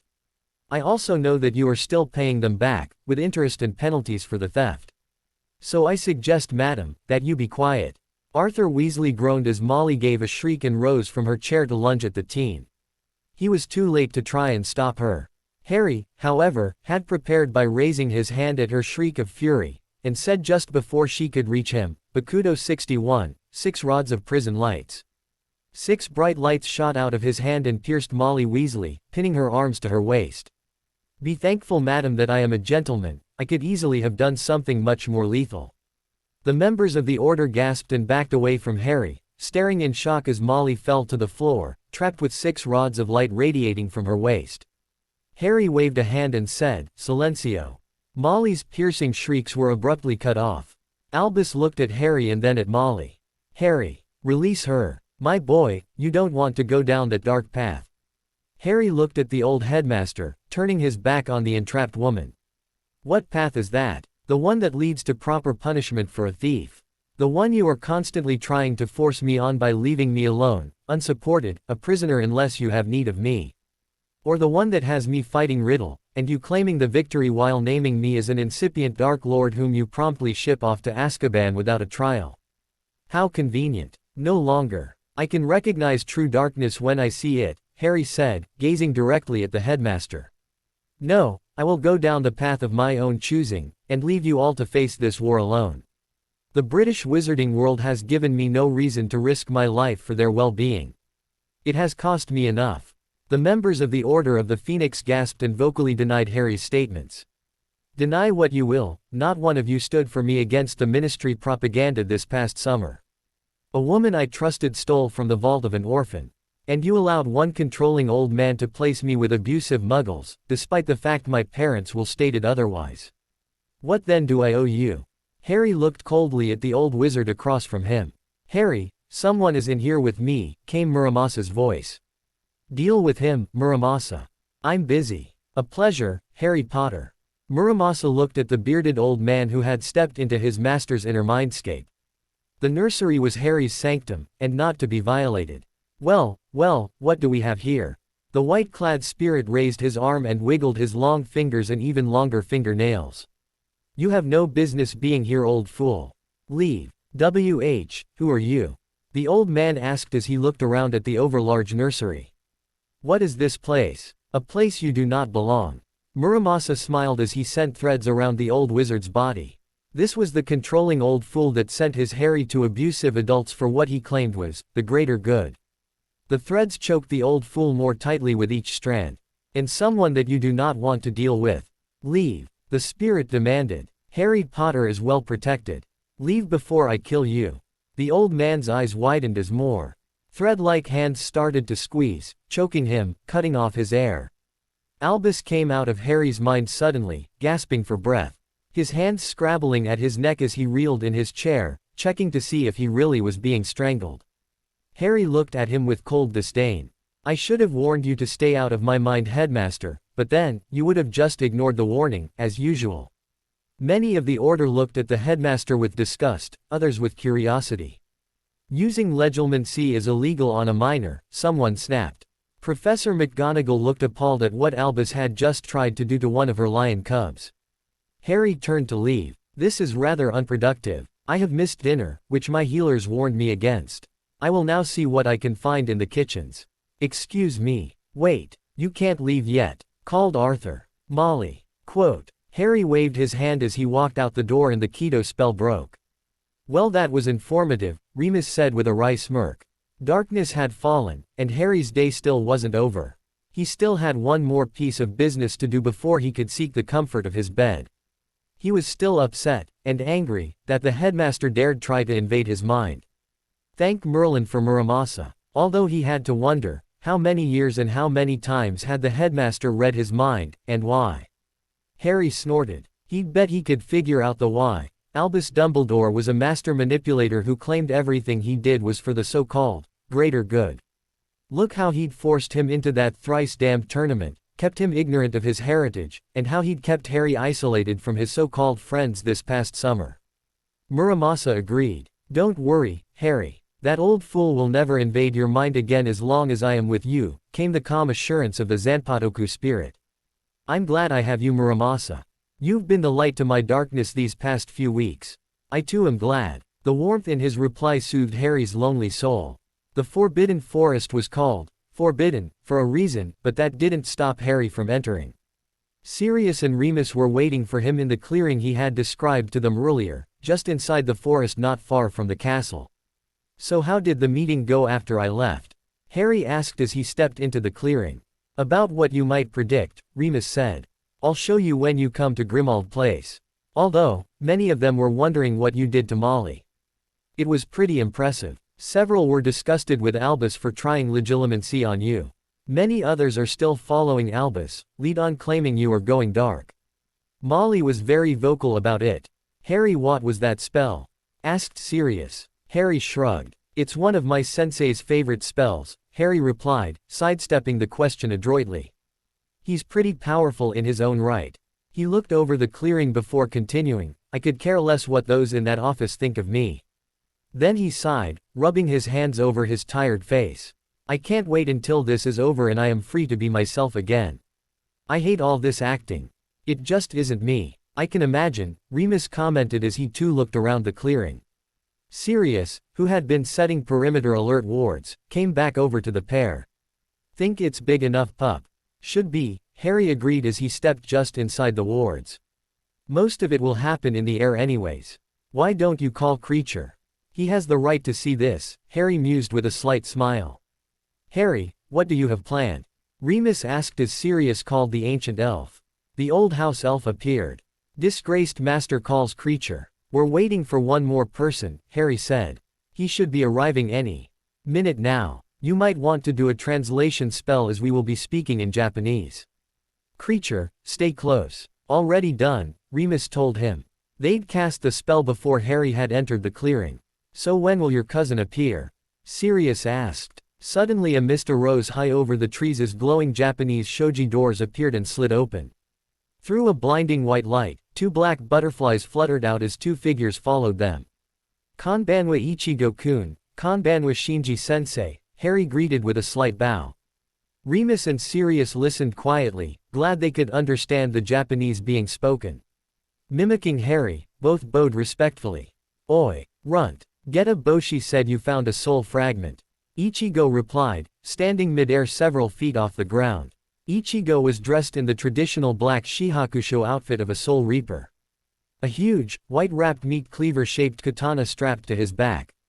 Shinji Hirako had straight owned hair and a wide, Cheshire-like grin on his face. He was wearing a beige shirt and tie with tan slacks. Oi, who's this? The orange-haired teen asked, pointing to the trio beside Harry. Ichigo-kun, this is my godfather, Sirius Ojasan, and another good friend of my parents, Remus Ojasan. This little guy is Creature, a house elf. Guys, this is my cousin Ichigo-kun. And this is Shinji-sensei, one of my teachers. Oh, and did I mention Ichigo is also a substitute Shinigami while Shinji's a former one. He's now a visored. Harry introduced his cousin and mentor to the marauders with a smug look, knowing that Ichigo's and Shinji's strong spirit pressure would be taken as magic. Creature stepped behind Harry muttering. Death gods, scary little half-blood knows death gods. He is more powerful than Creature thought. The 2 wizards shuddered and tried to speak. There was something about the hovering pair that sent shivers up their spines as both stepped over the door's threshold. Creature's muttered words only added to the feeling. The doors slid closed behind visitors and disappeared. Well, let's get started, shall we? Shinji said with that weird, cheesy grin of his. I'm not really looking forward to this, he said with a shudder. Ichigo gave Harry a curt nod. Let's do this. Harry raised his arm and called, Whisper Muramasa. A long, gleaming katana shimmered into existence in his hand. Is he behaving himself? Shinji asked with curiosity, studying the Zanpakutō then relaxing at Harry's nod. Looks like the pair of you have gotten even closer, which is good. I'm still surprised that the Soul Society hasn't realized he's still around. Muramasa and Byakuya-sama have an understanding, Harry said with a chuckle. Being around Ichigo had seen Harry pick up some of his cousin's attitude over the summer. Well, I must say it's been interesting. Old Fudge didn't know what hit him, and Dumbledore managed to tick him off. Surprised the old codger's still alive, but Muramasa's been great.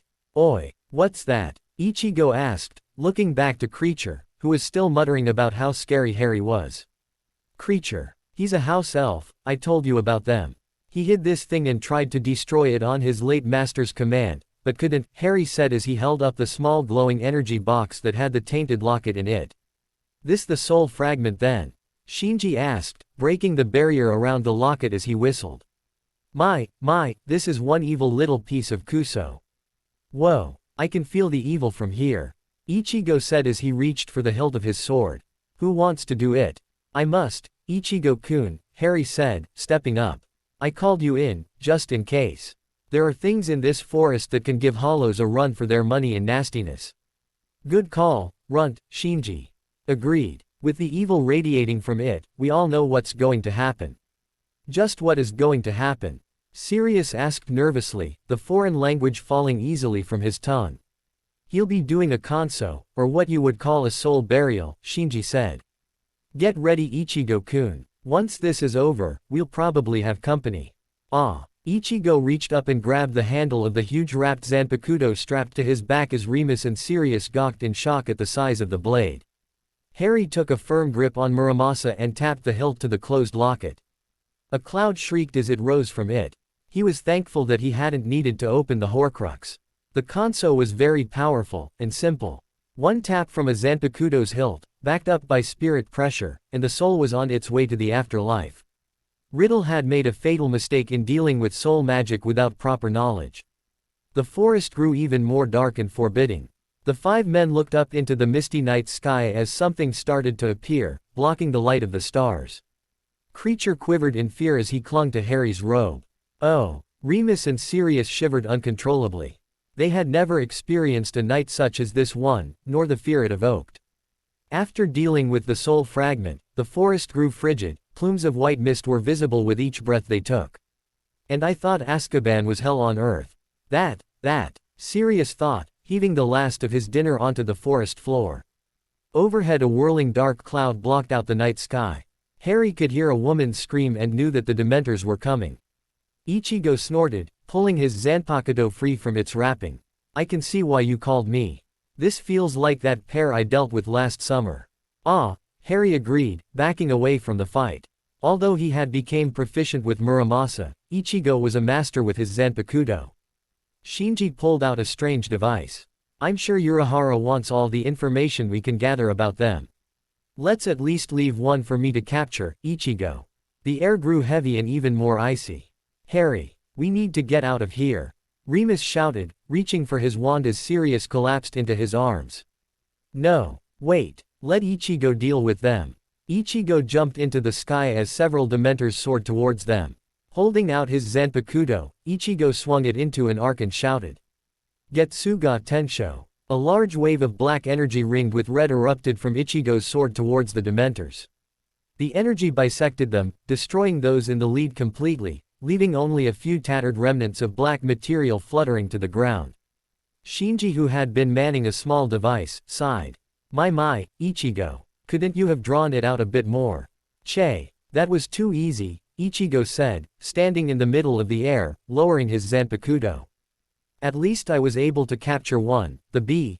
Shinigami sighed, holding up the device.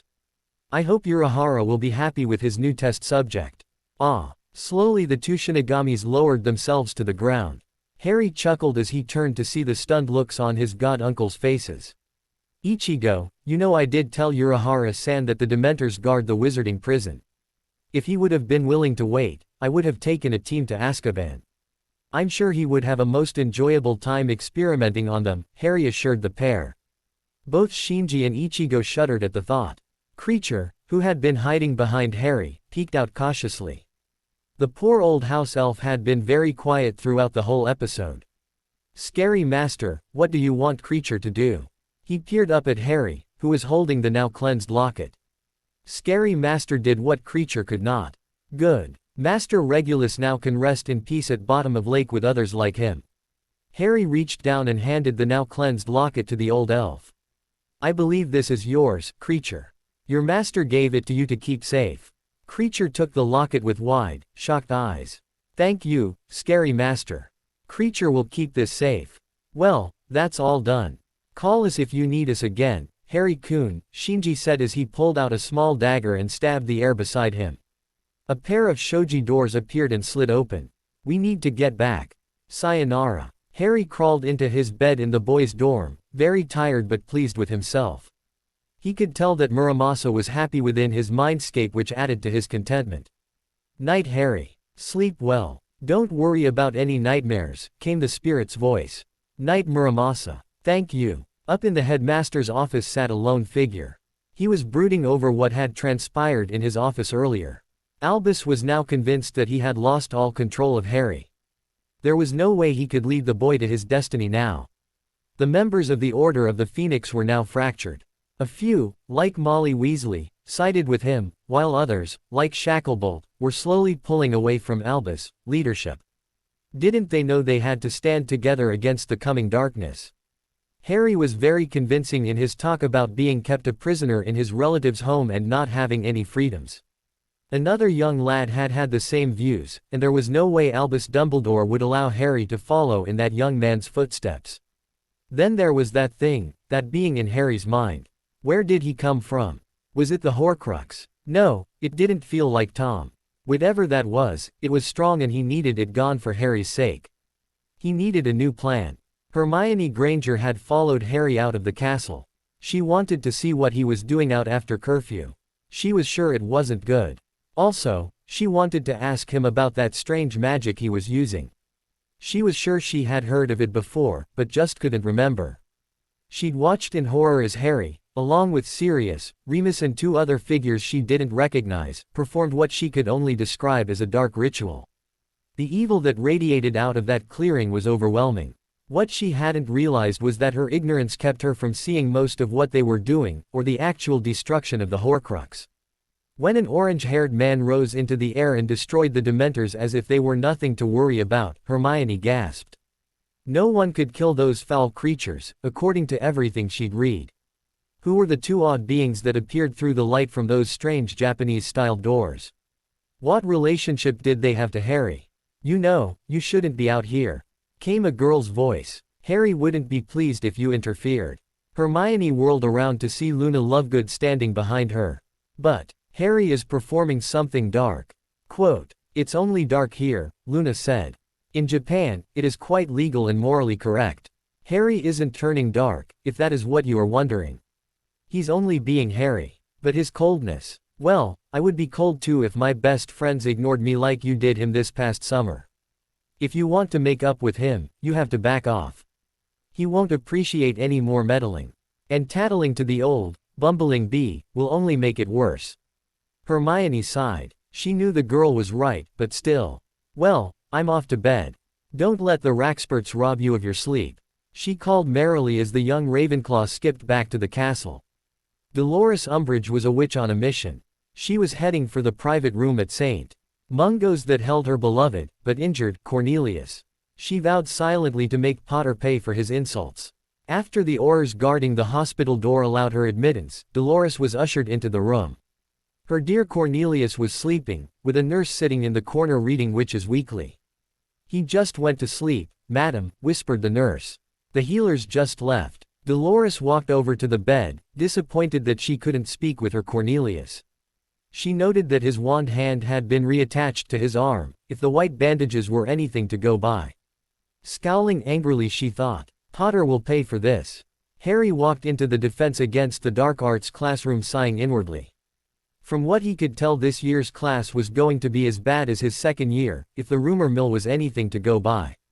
He'd heard other students talking about how all they did was read in class, there was no practical aspect to it. His other classes didn't look like they'd be much better. After all, he already knew what they would be covering. With the instinctual method he had learned from his sensei, he no longer really needed incantations for his wizarding magic. And a wand was more of a hindrance than a help. Professor Flitwick, bouncing with excitement, cornered him after his first charms class to question him about his new ability. "Lord Potter, a minute. Where did you learn your wandless magic?" "I acquired a sensei over the halls, Professor," Harry politely informed him. He went on to explain how he had mastered the Japanese style known as Kido over the summer. "I have heard of that art, Lord Potter," the diminutive professor commented thoughtfully. "It is not acknowledged, nor encouraged, here in the British Isles. Many here view soul magic as a dark art. I would caution you to be careful in its use. And the wandless magic," Harry gave a slight nod. "Once I was able to find my magical core for Kido, and with intense practice, I discovered that Kido and my wizarding magic were quite compatible. It wasn't much of a stretch to do wandless after that. Do you even have your wand with you?" "Not really, sir. It's in my trunk." Harry went on to explain that he and Voldemort have brother wands.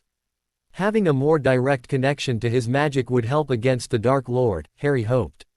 "The next time I duel the Voldemort it will give me an advantage." "Very well, Lord Potter," the charms professor chuckled. "If you want a chance to practice, feel free to knock on my door. I enjoy a good duel and look forward to seeing what you can do. Also, you have my word that I will not tell anyone about your use of this Kido, especially not the headmaster. Just be careful around him." Harry smiled and bowed, before leaving. As he entered the Dada classroom his pleasant mood vanished when he spotted the minister's lapdog. If her speech at the welcoming feast was any indication, this class would be useless. Harry sighed. Yet another example of the headmaster's incompetent hiring practices. When class started Harry ignored Umbridge's opening statements and silently pondered his next move. He refused to be talked down to and be treated like a clueless first year by an ignorant ministry sycophant. His account manager at Gringotts had been a font of information on her when it had been announced she would be the new Dada instructor. "It is as we say, account holder Potter, good customers are as rare as gold, treasure them," Flintlock assured him, when Harry had stopped by just before catching the Hogwarts Express. "And you are a very good customer. As the rules of acquisition say," Harry had countered. "Know your enemies, but do business with them anyways." Quote, "That is so true, account holder Potter," Flintlock affirmed, handing over the file on Dolores Umbridge, and a copy of the Hogwarts Charter, with a toothy grin. "You should have been a goblin." "High praise indeed," Harry said with a bow as he left the goblin's office with a parting shot. "There is profit to be gained for both of us." Harry was brought back to the present as Umbridge passed out the books she and the Ministry chose, telling everyone to read the first chapter. He took one look at it and snorted.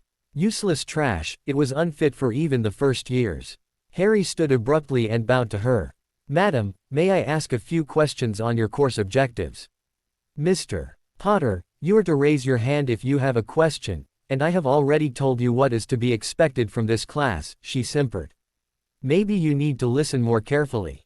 "It is Lord Potter, madam," Harry informed her coldly. "And I would like to know your qualification to teach this class. Do you have a newt, or a mastery in defense? Or were you perhaps, an Auror?"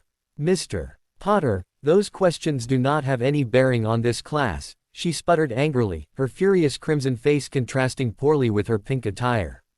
"Yes, madam, they most certainly do. To teach a class you must first know more on the subject than your students.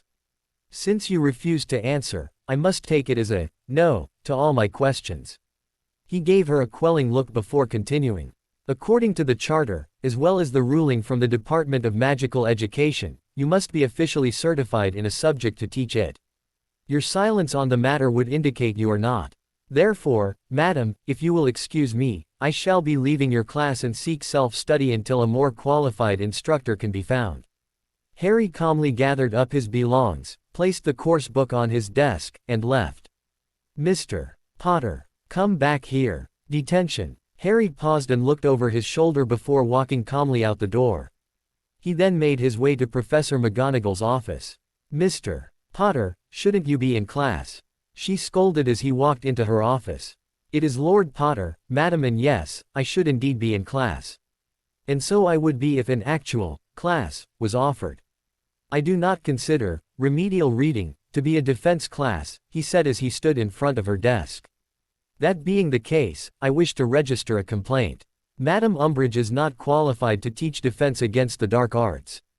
She refuses to actually instruct and simply requires us to waste our time in reading theory only, with no practical application permitted. I wish to inform you that unless something is done, I will be filing a formal complaint with the board."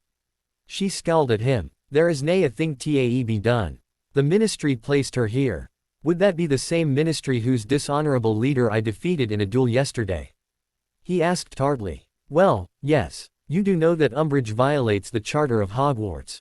he asked, coldly. "How so, Mr. Lord Potter?" He gave her a look that would make Ichigo laugh. It was the same look his cousin would always give Urahara for being dense. "Surely, Professor, as the Deputy Headmistress of Hogwarts, you are aware of the Hogwarts Charter. It states that all core classes must be taught by someone that has either and exceeds expectations, an outstanding in their newts, or a mastery in the field in which they are going to teach. Madam Umbridge has none of these qualifications. Neither is she a retired Auror, or on medical leave from the Corps. She is, in fact, grossly underqualified, and thus Hogwarts is in danger of losing its credibility as a premier learning institution, again." "Well, I never," she huffed, but before she could go into a full rant, Harry continued. "Also, I will inform you that I will not be serving any detentions given by that woman, since she has no right to be teaching here. That is all." Harry gave a slight bow before turning to leave. "Now just a minute. I've nae dismissed you, Potter." Harry looked over his shoulder and gave her a cold stare, before he turned his back and left. Of course, just before lunch, Harry was once more called up to the headmaster's office by Professor McGonagall. "You will be accompanying me?" he asked. "Yes, Mr. Lord Potter," the stern Scotswoman replied. Already there waiting in the headmaster's office were Madam Umbridge and Severus Snape, along with the headmaster himself. There's the little shite that walked out of my class and said I was unfit for teaching. I'll have you know I was appointed to teach here by the minister himself, Umbridge said with a sniff of disdain. Dolores Umbridge. Language. McGonagall chided sternly. Harry glanced coldly about the room, ignoring Umbridge for the moment. He wondered how he should play this. He had no friends, or allies in this office, and he wasn't Ichigo, who would thumb his nose at everyone. No, he had to stay the course and draw on his training. The same dishonorable man that has been insulting the ancient and noble house of Potter all summer. The same one that showed himself a coward with his attempt to curse me when my back was turned after an honor duel. You do know that to accept the position of professor in a core class at Hogwarts you must fit the criteria demanded for said position, and not hold any active position within the ministry while teaching. Umbridge bristled at the insults to her dear Cornelius in Potter's words and his audacity for questioning her appointment. And what of it? I have the minister's complete confidence. For whatever reason I am sure you do, madam. Harry smirked. However, Hogwarts, by allowing you to teach, loses its credibility, and along with it, its claim as a premier school for magic. The founders must be rolling in their graves at how low their beloved school has fallen. Harry, my boy, how do you know that? The headmaster asked, stroking his long beard. We have been looking for the charter for decades. It has been lost to us. Guess you didn't check with the goblins. It would seem your search was neither determined nor thorough. And, for the last time, it is Lord Potter, Albus, Harry replied with a derogatory snort. Mr. Potter, show some respect to your betters, shouted Umbridge. Harry ignored her by continuing. According to the accord reached after the Goblin rebellions of 1612, they hold all the original documents pertaining to Hogwarts as per the agreement to keep Hogwarts out of ministry control, and for it to be a politically neutral place for students to learn. All you had to do was ask them for it. They will refuse, as per the agreement, to hand over the original, but a certified duplicate is easily available. I asked and received an official Gringotts copy. It was very interesting reading. Those disgusting little cretins. Such important documents should be in the ministry's keeping. Umbridge shouted. Severus Snape, who had been silent so far during the meeting, finally spoke, drawing Harry's attention. Just like your arrogant father. Always showing off and demanding attention. Harry turned to face the Dour Potions master. Before he could say anything he heard Muramasa, voice speaking to him. Harry, there is an intrusion. Deal with him, Muramasa. I trust you to give him the fright of his life. Make him very aware what will be his fate if he continues to invade my mind. My pleasure, Harry. Harry watched as the potions master went from gleeful to deathly pale in seconds. Harry knew his thoughts were well protected now. Muramasa would never allow anyone to take over Harry's mind. Severus Snape had been ordered to attend the meeting with Umbridge and Potter. It now appeared to his eyes that the spawn of James Potter was finally showing his true colors. Potter had walked into the office as if he owned the world, smugly spouting some tripe about a charter. Everyone knows that the charter had been lost long before Dippet's time. Potter's mind was as empty as he had always thought. Wait, what? An oversized nursery for a mindscape? Who was he kidding? What is it with you imbecilic wizards? Came a very cultured voice. Never mind, you don't belong here.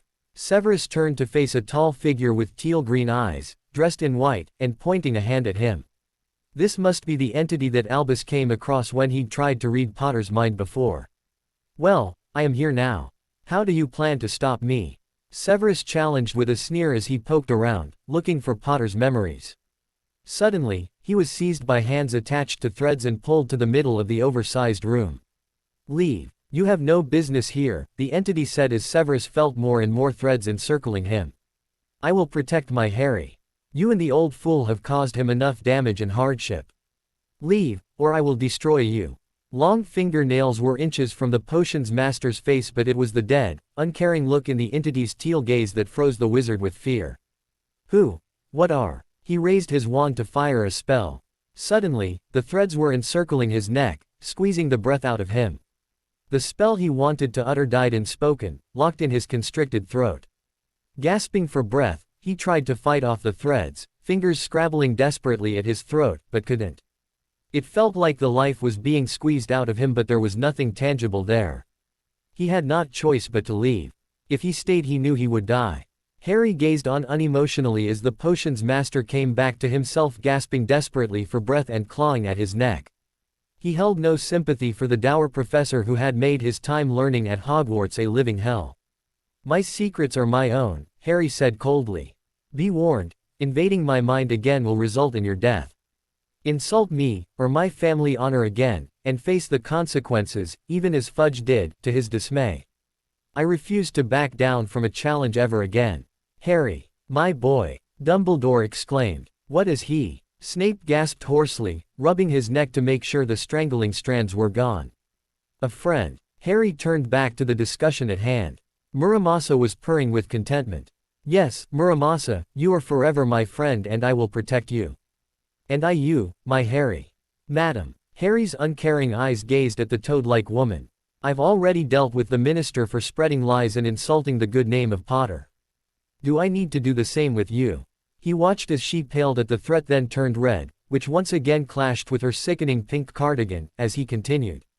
"Fudge is through as minister. After his cowardly attack on me at the end of the duel, he lost any chance of public approval in remaining minister. No matter what any of his patrons or their gold say, the other pure bloods and ancient laws will not allow it." Harry shot the offensive woman a cold look. "If you remain on your current course of action, you too will be finished in the ministry." Umbridge snarled and pulled her wand. "I will have you arrested. As you should have been, for attacking the Minister of Magic." Harry raised his hand and said, "Madam, according to your own pure blood laws, I, as the head of an ancient and noble house, have the right to defend the honor of my house against any and all of those that wish to defame it. That includes the Minister of Magic. The law is on my side. But you are a filthy half-blood." She shouted at him, waving her wand. With a long-suffering sigh one would use on a whining child, Harry slowly repeated, "The law is on my side, madam. I am Lord Harry James Potter, head of the ancient and noble house of Potter. This ring makes my blood status immaterial. Harry, my boy, you could have waited to claim your titles." "There was plenty of time," Albus Dumbledore chided gently. Harry stood silent, a look of utter contempt on his face at the old man's refusal to address him correctly. "There's still the matter of him leaving my class and the detention," Madame Umbridge said, smugly. "I have no need for your class.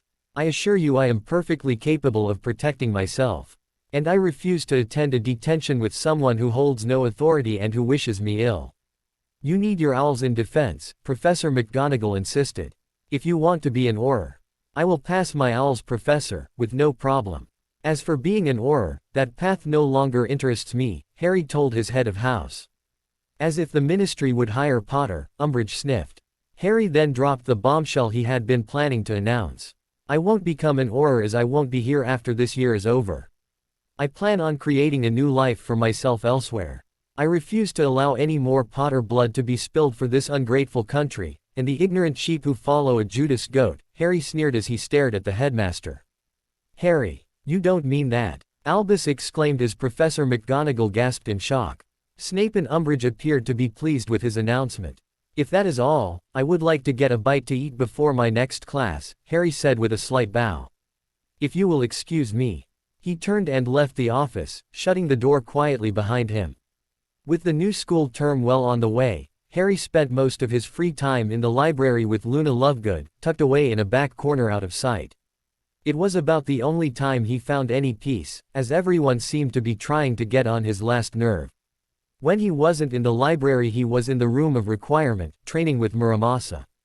After all, he'd promised Ichigo and the rest of his many sensei not to ruin all their hard work by letting his skills get rusty.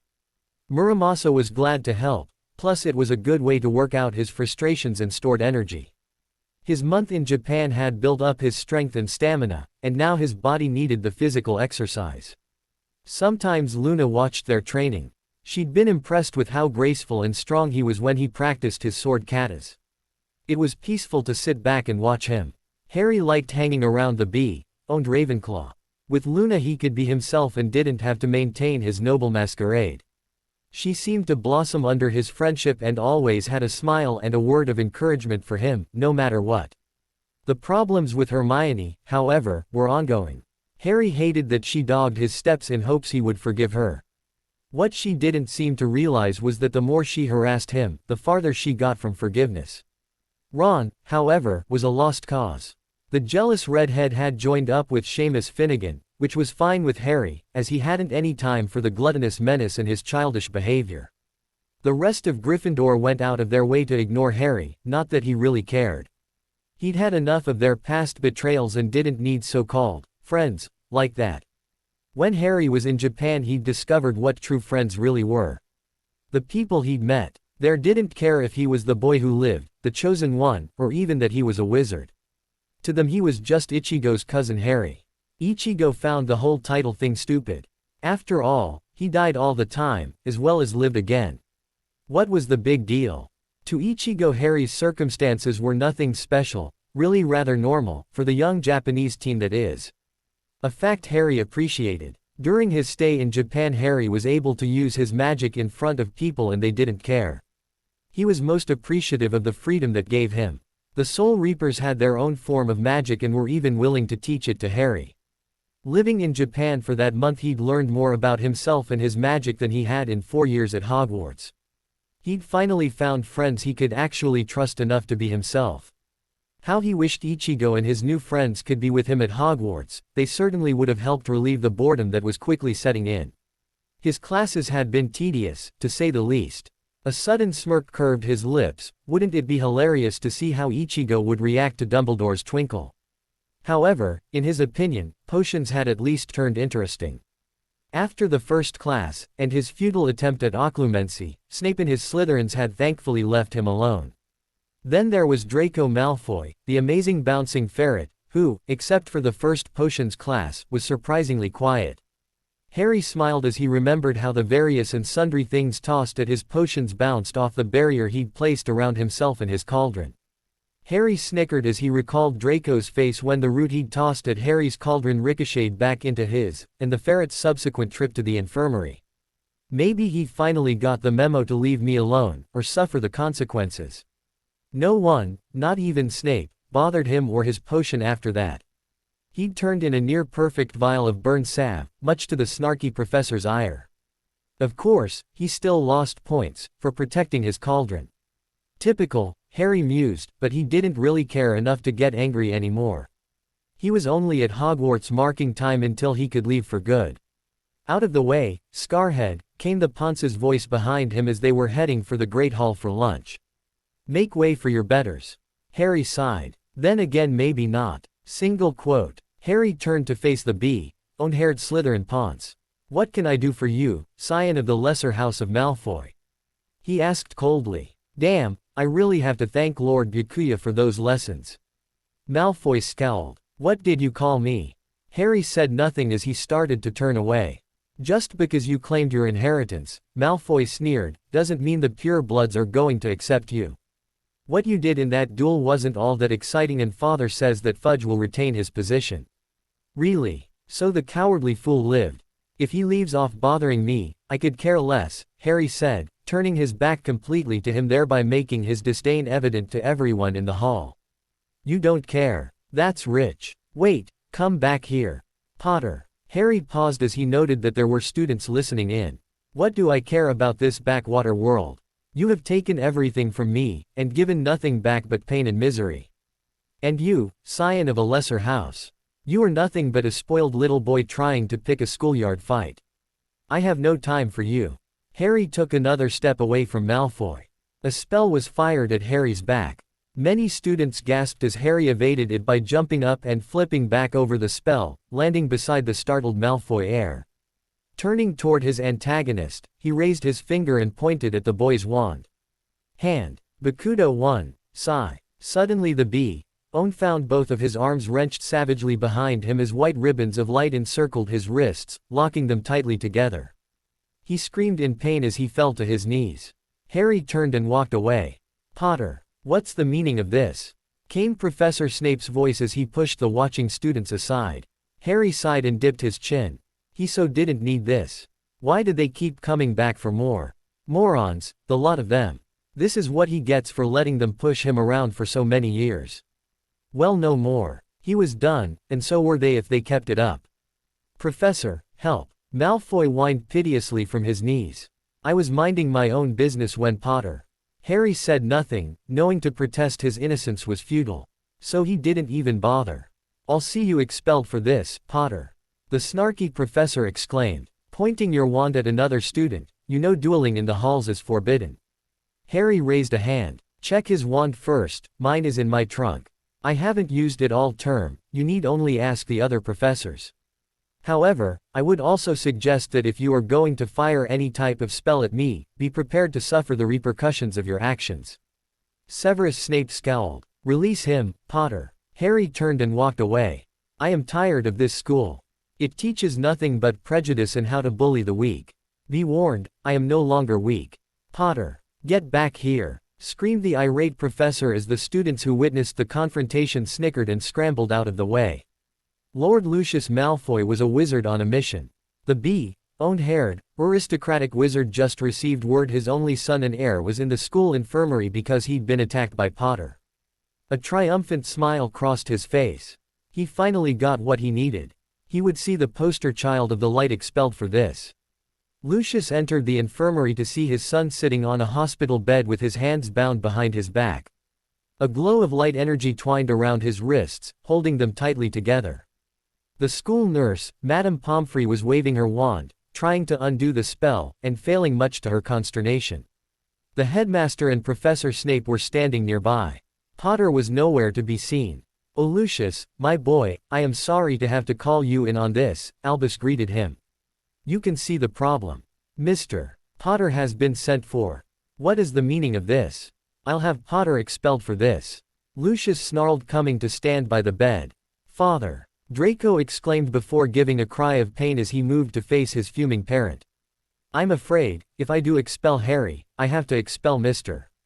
Malfoy as well, as he was the only one with a wand out and a bludgeoning curse had been fired from young Draco's wand at Mr. Potter's back, Albus said, stroking his beard. Mr. Potter, however, hasn't used a wand all term. The professors are astonished at the amount of wandless magic he has been displaying. Then there is that strange sword of his, we can never seem to catch him carrying the blade to confiscate it." Draco whimpered, trying once more to break free. "Father." Just then Harry Potter walked into the infirmary as if he was going for a stroll. "You wish to see me?" he asked in a low, cultured tone. "Harry, my boy, could you please undo your spell?" Albus asked. Lucius snarled as he watched Potter pinch his nose and close his eyes in a long-suffering manner. "It is Lord Potter to you, headmaster. I am not your boy. Although it begs to be asked, are you physically attracted to boys?" Harry looked over, ignoring the constipated looks on the adults, and noted that Draco was still bound. "Very well, if I must." With a sigh and wave of his hand he dismissed the Keto spell. Draco shrieked once more in pain as the tension was released on his shoulders. Lucius frowned thoughtfully, ignoring his son, at the causal way the Potter boy threw magic around. Wandless and wordless. Even the Dark Lord could not do that. "Potter, what spell did you use?" Snape demanded. Potter turned his back to them and walked away. "It is just something I picked up. I am late for lunch, you will excuse me." "Now wait just a minute," Lucius shouted. "You can't just walk in and out like that. You will respect your betters, boy." Lucius watched as Harry Potter stopped and turned. With a flash step he was beside the on Death Eater, and in his ear the boy whispered. "Like you, who kneels to Key, the filthy robe hem of a half-blood with delusions of nobility. Don't make me laugh. Tell your master I will be coming for him soon, cur." Stunned at how fast the Potter boy had moved, Lucius spun to fire a spell at him, only to find that Potter had moved closer to Draco. His proximity to the younger Malfoy prevented him from attacking for fear of hitting his heir. "This was your only warning," Harry told Draco in a cold, calm voice. "You are just a spoiled, ignorant little boy trying to play at power in an adult world. One day your mouth is going to write a check that your feeble skills cannot cover. Never, in the time I've known that I am a wizard, have I ever started a conflict, especially with you. And I have never been allowed to finish what you began. But know this, scion of the lesser house of Malfoy, start something from now on and I will finish it. I refuse to back down anymore. Grow up, or die before your time." Harry looked over at the adults. "Gentlemen, madam." With another flash step Harry left. Lucius could feel the shivers running up and down his spine. That wasn't apparition. From what Lucius was told, he'd done the same at the ministry. The unspeakables still haven't come up with a name for it. To see it in person was frightening, especially since he was well aware that apparition was impossible within Hogwarts wards. This was no mere boy, or the weak wizard, everyone portrayed him as. This was a young lord of unknown power. The Dark Lord must be told, but he had no desire to be the one to tell him. Severus Snape snorted, interrupting Malfoy Sr.'s musing. I told you, Albus. You need to expel Potter. He's dangerous. Never start something, HMMPH, he snarled. He is always starting something. Actually, Madame Pomfrey interjected, if the rumors are to be believed, and I do believe them, Mr. Potter is telling the truth. I've noticed that Mr. Malfoy is always harassing Lord Potter, and that poor boy is the one always getting punished for it. She glared at Severus Snape. Minerva is always complaining about it. With a huff, she waved her wand over Draco and seemed satisfied with her findings. There now, Mr. Malfoy has been released and there's nothing wrong with him. I better not see you in here again for fighting in the halls, young man. Madame Pomfrey waved her wand over the soiled linen and vanished, and the bed was quickly remade with fresh, clean linen. Gentlemen, looks like we've worn out our welcome. If you wish, we can finish this in my office. Albus asked in his patented grandfatherly way as he was shooing everyone to the door. Mr. Malfoy, lunch is just starting. I am sure you want to be with your little friends. Yes, sir, Draco said, looking over at his father. Lucius checked his son over for injury, and other than strained muscles in his arms and shoulders, he was fine. You may go, Draco. I will inform your mother of what happened. Turning to the headmaster, he frowned. Very well, I wish to know what has been going on in this school. Oh, there you are, dear Lucius, I was told you were here, came the sickeningly sweet, simpering voice of Dolores Umbridge. I must tell you all that's been happening here. You won't believe it. Draco walked into the Great Hall looking for Potter. He itched to pay the half-blood bastard back for making a fool of him. Then Potter looked up and met his eyes. A cold chill shuddered through him. Then again, maybe not. That look was not a look he was used to seeing on his school rival. It was a look that promised endless pain and death. The look of a furious adult displeased with a spoiled child. When did Potter become so scary? Harry was once more in the room of requirement.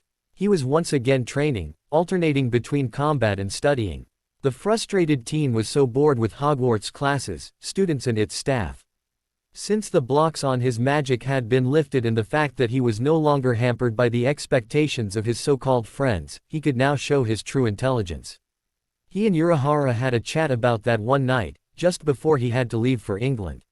For those that didn't know Kazuki Urahara well, the B-owned shopkeeper came across as lazy and shifty, but behind that persona the former Shinigami captain had a very sharp mind and knew how to use it. He had questioned Harry about his studies and discovered the reasons as why Harry had been hiding his intellect for years. Very good. It is never wise to show how smart you truly are, Harry-kun, Urahara said with approval. Ichigo-kun does it well. Behind that delinquent behavior of his is a sharp mind. Ichigo-kun once ranked in the top 25 students citywide. That's very impressive in a city the size of Tokyo. His score ranking as he grew older dropped because of all the soul-reaping duties he took on, but those scores do not reflect his true intelligence. People see only what they want to see, Ichigo had added, joining the conversation as he plopped down beside Harry. It's pointless to try to change their minds, but there also comes a time when you must stop hiding and show your true self. I surprise Rukia and the others all the time. Harry had to agree with that. He was very used to that sentiment at Hogwarts, they only saw the scar and not the young wizard behind it. Draco Malfoy even referred to him as Scarhead, and while annoying, it was, unfortunately, true. The wizarding world never looked beyond that scar. They wanted a hero and in their minds it branded him as theirs. He wanted out of this stagnated society. As soon as possible. To that end, with the help of the goblins, he had requested the home-schooled students' requirements for owls and newts, covering the last decade, from the Magical Department of Education. With the ruse of being a home-schooled student unable to afford Hogwarts, he wrote to the MDE, and requested their requirements for Dada, charms, transfiguration and potions. Those were the core classes needed to get any job in the wizarding world. Of course, if the professors at Hogwarts, most notably Albus, Bloody stick his nose into everything that belongs to Harry Potter, Dumbledore, ever found out he'd requested them, he would have been in trouble. The past exams were only for those that were homeschooled, but Harry didn't care. The simple fact was he'd basically taught himself, even here at Hogwarts. In his mind he was self-taught. No adult had ever stepped forward to help him in his studies except for Remus Lupin, but even he hadn't lasted long enough to make a difference. No more. Harry wanted out of Hogwarts, and most especially the whole British wizarding world. Harry just wanted to see what he needed to study for his owls. He could care less about getting a job. He was a noble, the head of an ancient and noble house. And, according to Sirius and the goblins, he was heir apparent to a second. Once he takes his owls he can leave and not look back. If he wanted to take his newts, he could continue to home study in Japan. He could, after all, afford any tutors he might need. Harry knew he had been hiding his intelligence from everyone, but once he had figured out that the Dursleys could care less about his grades at Hogwarts it was too late. Everyone had this image of a mediocre student and he couldn't change it now without being accused of cheating. With the help of the goblins, Harry had come to realize his class standings really didn't matter in the long run. According to pure bloods, it was all about family standing, blood and passing his owls. Without Ron holding him back, or Hermione nagging at him, he could concentrate on his studies. Muramasa was a huge advantage there. He helped by organizing Harry's thoughts, and supporting him when he was overly tired. Even in his dream state Muramasa would quiz him. Harry loved subliminal learning. At the same time Muramasa taught him he got a good night's sleep. As Harry went through the past exams he noted that there were only 2 questions about the Goblin rebellions on the history tests. Figures. He didn't have to worry about charms and transfiguration. However, when it came to Dada he'd figured out that Umbridge was setting everyone up for a fall. The Dada exam was mostly practical applications. With not being able to use a wand in class, the students had no way of perfecting the spells they would need to pass the test. Of course, he mused. Someone, probably Hermione, will want me to start teaching them. So not happening. Harry, Muramasa said, appearing next to him. Luna looked up from the couch where she had been reading quietly through his rather violent reaction to the information he'd found in the exam requirements. He turned from blowing up dummies. Yes Muramasa. I sense another soul fragment. It is close, somewhere around here. In this room? Harry asked, as he reached for a bottle of water. Luna came over to join the pair. Not sure, Harry, but it is close. Muramasa looked up at the ceiling. This is the room of requirement, Luna said, setting aside her book. Maybe it's here, but in a different part of the room. Harry thought for a moment and thought hard. The room began to change around them, to a dark, cavernous chamber filled with junk. It's closer now, Muramasa said as he pondered the room. It's this way. There, on the bust of some dead warlock, sat a gold and diamond and sapphire headpiece. By the design it looked to be from the 9th century. Harry frowned. There were many dark objects in this room, but when he concentrated he could sense the evil radiating off the diadem. The lost diadem of Ravenclaw. Luna said in awe as she reached up for it. Don't! Harry shouted. A quick Keto spell sealed the piece in a protective barrier. Oh pooh! Luna pouted. It is said those that wear it can gain the knowledge of Rowena Ravenclaw. I just wanted to know if I could find where the crumple-horned Snurcax are hiding. After it's been purified, I'll let you try it, Harry promised as he smiled. Well, do you want to meet my cousin this time? He'd like to meet you. Will I see the gates of hell, when he comes? Luna asked, tentatively. You will, Harry confirmed with a shudder.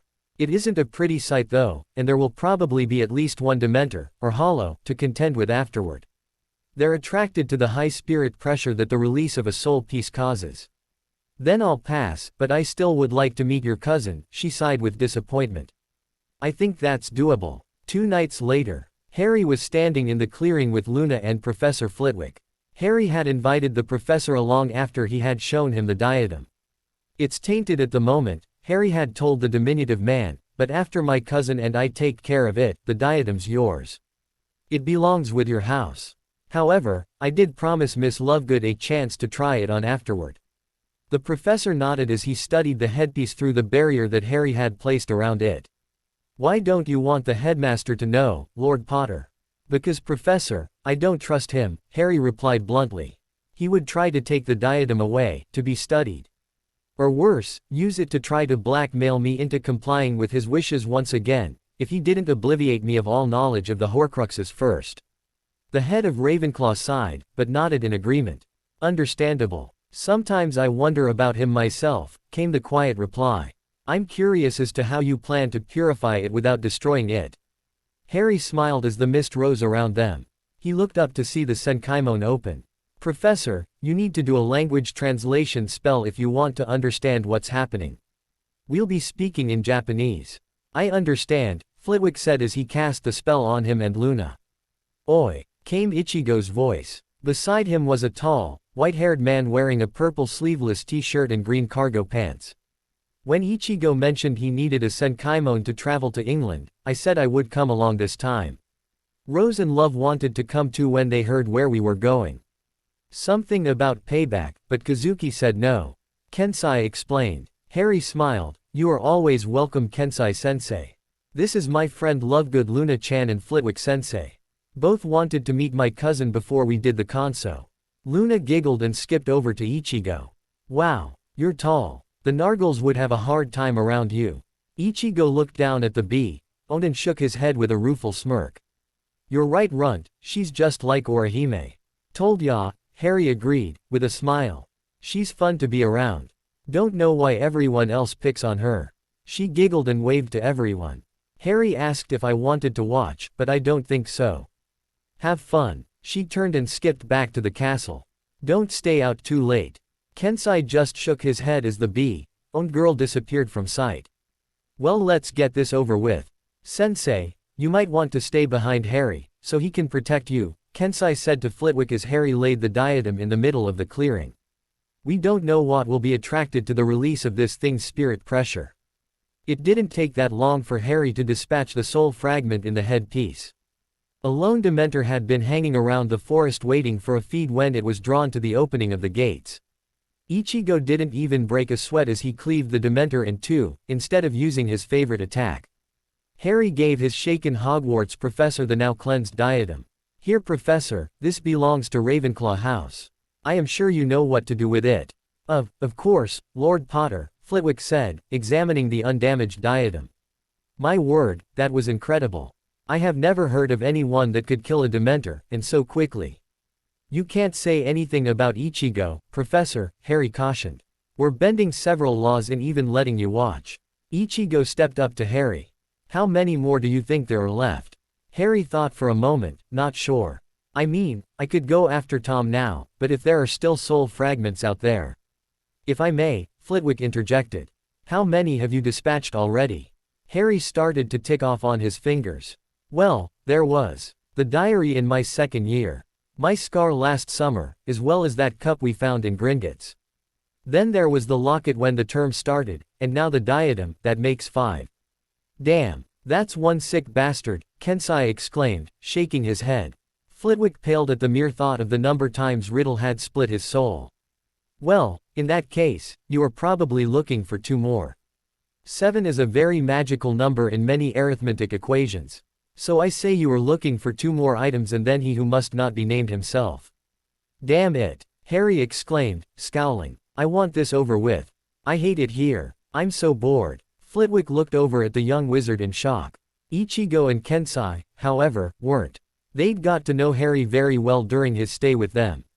Runt, just hang in there. You are keeping up with your training, nay. I still have to pay you back for that little stunt you pulled. Kensai clapped a hand on Harry's shoulder, who sighed and nodded. Still can't believe you set my own Zanpakutō against me. Muramasa and I were doing you and the others a favor. Your Zanpakutos were tired of being ignored. They were hurting just as the rest of you, Harry told him. The tall former captain stepped back, drew his Zanpakutō and charged the young wizard. Harry quickly called Muramasa out to block the attack, only to be knocked back a couple of feet. Well, expect an ass kicking when you return, Kensai replied as the pair faced off for a few minutes of intense combat. When the white-haired former captain was satisfied Harry hadn't slacked off his training, he straightened. You still have a ways to go, but I do see some small improvement. Turning back to Ichigo, he said. Time to go, Ichigo. We need to report back to Kazuki. Hang in there, Runt. Yuzu is working on her next care package, Ichigo teased as the pair left the clearing via the heavenly gate. Professor Flitwick was deeply troubled. He'd had the privilege to teach Lily's son for 4 years. In that time he'd become suspicious of the boy's apparent lack of intelligence over the years, but after taking a good look at Mr. Potter's best friends, he was convinced it was a mask. Harry Potter was the perfect product of his parents, intelligent, crafty and powerful. Lord Potter, the diminutive professor said before they parted company for the night. When you are next in my class, try to earn yourself a detention. I need to speak with you privately, without others knowing. Harry gave the professor a long look before giving him a curt nod. Good night, Professor. For the detention in his next charms class, Harry knew exactly what he would do. He had been thinking of what would work that wouldn't seem like acting. In charms, one of his favorite classes, it had come to him during breakfast just before said class. The problem was he hated to insult one of his favorite professors at Hogwarts. Since he had been bored from day one in all of his classes, Harry decided the best thing he could do was to fall asleep, or at least pretend to. He had almost done it in several of his other classes already. As he listened to Professor Flitwick's lecture he gave a quick yawn and let his eyes drift closed. Hermione, who was sitting beside him, gave him a hard nudge, but he ignored her. He scowled at her and moved away from her prodding elbow, wishing she'd mind her own business. He closed his eyes again and went back to sleep. Mr. Potter, came Professor Flitwick's brusque voice in his ear, interrupting a nice daydream involving a BPD Yoruichi and some catnip. He had witnessed that lady's nudity on several occasions and Harry knew she would probably smirk at the thought of being featured in a teenage boy's daydream. He opened one eye and sighed. Yes, Professor. Am I boring you, Professor? Flitwick asked tartly as he came to stand in front of the teen. As a matter of fact, yes, Harry said, stretching lazily. And it's Lord Potter, Professor. I see, well then, detention Lord Potter, the professor informed him tartly. Maybe that'll wake you up. Very well, sir. Can I go back to sleep, now? Harry. Hermione hissed in shock. I can handle this, thank you Miss Granger, the usually jovial charms professor snapped.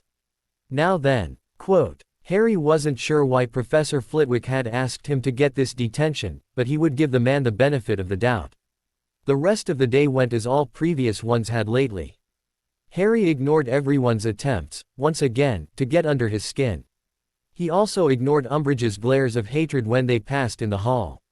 As long as Dada did not have an accredited professor, there was no way he was going to subject himself to her abuse of power and her mockery of a class. When he knocked on Professor Flitwick's office door after dinner, Harry was ready to kill someone. He was getting sick and tired of everyone trying to tell him who he should be. At this rate he wondered if he was even going to last the year. Come in Lord Potter, have a seat. Tea. Harry sat in the offered chair and gave a nod. Yes, thank you Professor. I can't remember the last time someone went to sleep in my class, Lord Potter. I found it quite disturbing, the diminutive professor chuckled. Harry smiled and gave a slight nod. I'm sorry sir, but I couldn't think of anything better. As I've been wanting to sleep in several of my classes lately anyway, it seemed rather appropriate. The professor passed over a cup of tea and came to the point of their clandestine meeting. Which is the reason why I asked you to come. I get the impression that you are very frustrated here at Hogwarts, as if we are not challenging you enough. After making his own tea Flitwick continued, leaning back in his chair with cup in hand. Over the years, I have been disheartened at how you were wasting your time here.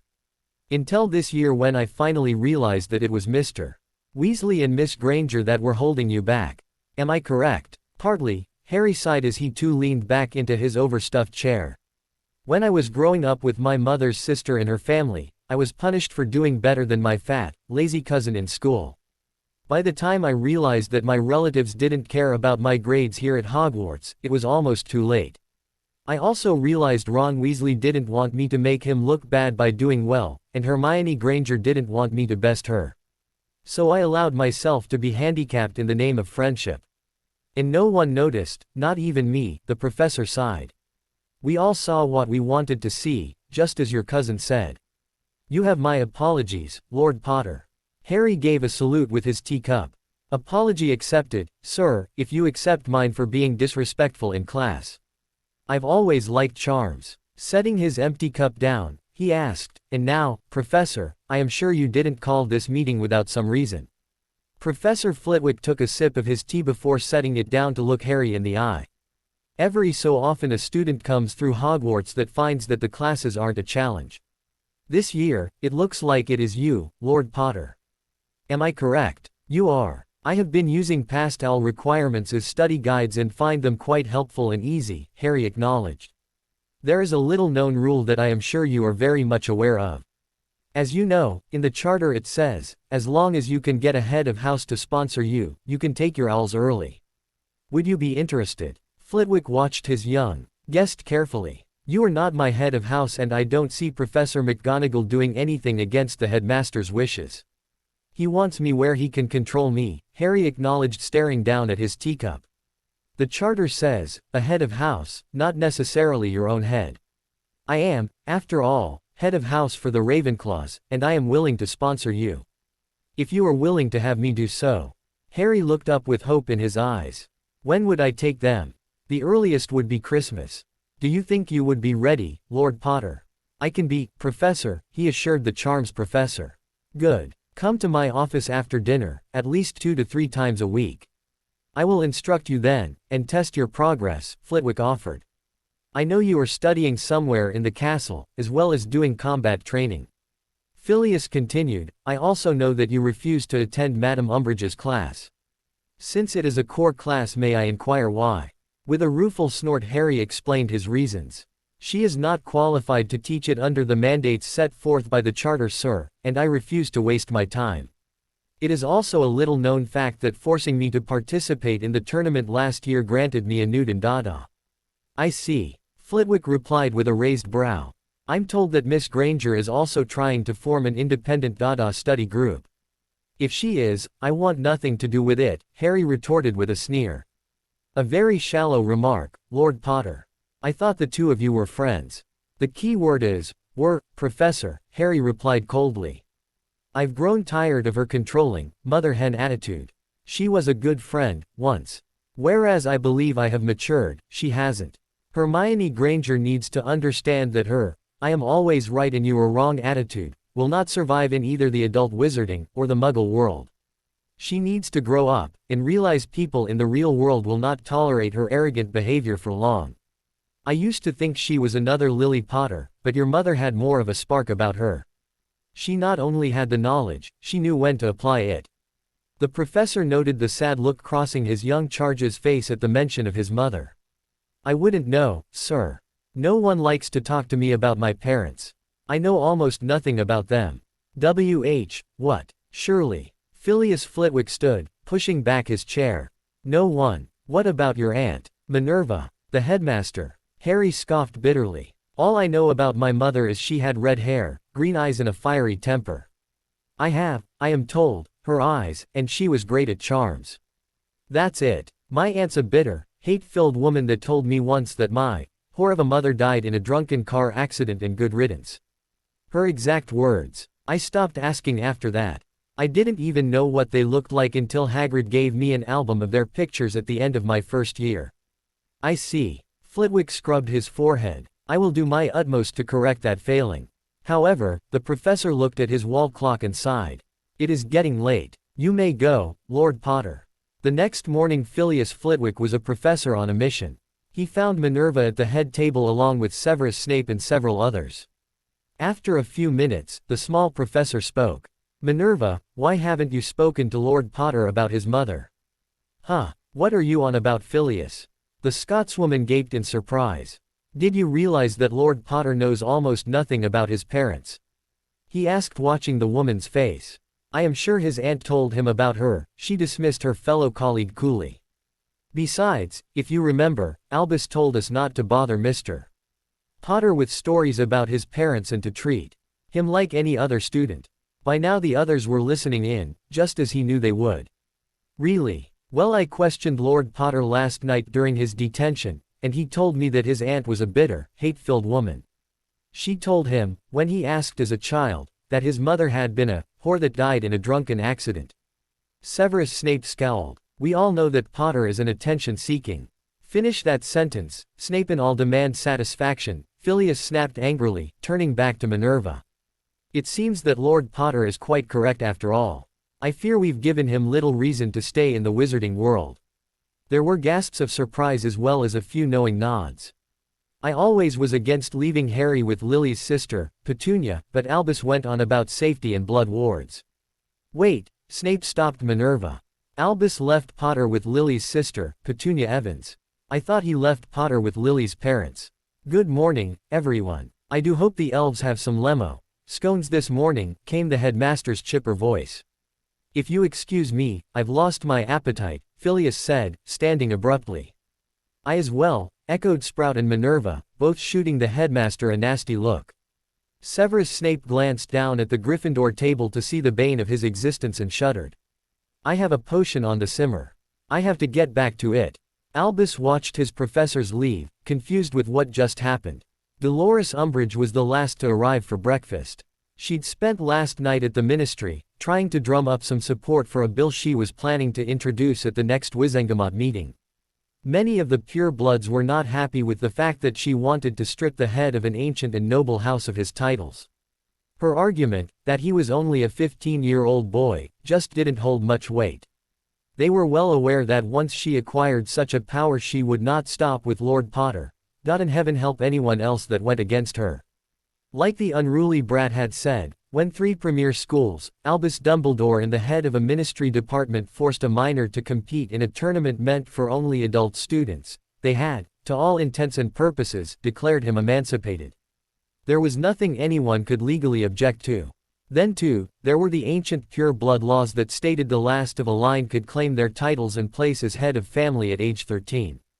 Everything favored Potter's claim. There was also the fact that Potter, defeating Fudge in public in an honor duel, drove home that the impudent child wasn't someone to mess with. In the eyes of the pure bloods, Fudge, if he wanted to save what was left of his career, had better grovel at Potter's feet, for all the good it would do. The pure blood faction may forgive her dear Cornelius, but she was certain Potter never would. Dolores was doing everything she could, along with her beloved Cornelius, benefactor Lucius Malfoy, to keep him in office, but it looked like it was a dying cause. She spied Potter eating as she entered Hogwarts after another futile attempt to have her way, and it was all she could do to not curse that impudent little bastard where he sat. Potter stood and glanced at her with a cold, foreboding sneer before he turned and walked away. Potter, she said, causing the Great Hall to quiet, 20 points for skipping my class. Detention with me tonight. She had to get him into detention, so she could give him the lesson he so richly deserved. Madam, I am meeting with Professor Flitwick tonight for detention, Potter said without looking back. So I respectfully decline. Potter, get back here. She screamed at the boy who had the nerve to walk out of the Great Hall, leaving those who witnessed the scene to snicker and whisper. Potter, she screamed as the great doors closed behind him. She turned to glare at the laughing students who immediately went quiet. She walked up to the head table, the idea of food suddenly turning her stomach. The next few days leading up to Halloween found Harry spending all his free time with Professor Flitwick. It was like working with his teachers Shinji and Hashigan all over again. He'd finally found someone at Hogwarts that he trusted enough to share some of what had happened to him. Luna would, from time to time, sit in on their lessons. She offered her quirky comments, which both Professor Flitwick and Harry enjoyed. So, by using this Kido, you've unlocked your own ability to use wandless magic. So interesting, Flitwick commented one evening as Harry was in a sparring session with Muramasa. The Zanpakutō spirit added another facet to the training that the charms professor enjoyed. Yes sir. My sensei, Hashigan, told me that my dependence on a wand was what was hindering my magic. According to him, we are born without a wand and we do instinctual, wandless magic as children. Kido works best when you use the longer incantations, but by applying my own type of magic to the Kido forms, I find I don't need the incantations, Harry explained, swinging his Zanpakutō at Muramasa, who countered the blow easily. And Harry's instincts are very well honed by the environment that he has been raised in, Muramasa added, as he pressed his attack while Harry responded with a swift parry. Very good, Harry. You are improving. A wand's supposed to be a teaching tool, used by children to learn to focus their magic. But somewhere down the line wizards and witches became too dependent on them. In doing so they damaged the connection between their core and will, thus weakening their magic. I will not be weak. Harry gritted out through clenched teeth as he surged forward to strike at Muramasa. I never thought you were, Lord Potter. The professor was very impressed by the strength his student displayed, both in swordsmanship and magic. He chuckled when he thought how everyone at Hogwarts was seriously underestimating the teen. Luna giggled. You were never weak, Harry, just lost. Now you are found, and I really like this new you. Hermione was a witch on a mission. She was looking for Harry, needed to speak with him. She knew he was the answer to their problem in Dada, and was still angry with him. How dare he disrespect the professor and ditch the class? She didn't care what his reasons were, Madame Umbridge was still a professor. Hermione Granger wasn't about to fail that course, and she was determined that Harry help her. Hermione found Harry sitting in the library reading a dusty law book. Frowning, she stalked over to him. Harry. Her strident whisper interrupted his peace. He looked up at her. Yes, Miss Granger. Hermione, now used to Harry's cold demeanor, even though it still hurt, sat down beside him. Harry, we need your help. Please, Harry. I need your help. And what help do you need, Miss Granger? He asked her, as he turned a page in his book. Harry, it's Hermione, remember? We're best friends. She hissed at him. Harry shook his head and closed his book. No, Miss Granger. I thought we were friends, but you've chosen Dumbledore over your friendship with me. Friends help each other, friends give support, and you weren't there when I needed a friend. But Harry, I need your help in Dada. Madame Umbridge isn't teaching us anything, she whined. And that's my fault. How? I told you the first day she wasn't qualified. You should have left then, if you will excuse me. He stood and turned to leave. But, find your own path, Miss Granger, he growled as he left the library. As I have. And it isn't following blindly behind someone with my nose up his ass, someone who only cares about his own greater good. Hermione sputtered in anger, how dare you? She wasn't about to give up. She wanted her friend back. Harry stood and strode from the table in the library. Suddenly the chair where Harry had been sitting was filled with a petite bee, owned from Ravenclaw. For being the so-called smartest witch of our generation, you sure are the densest, Luna stated in a sing-song voice.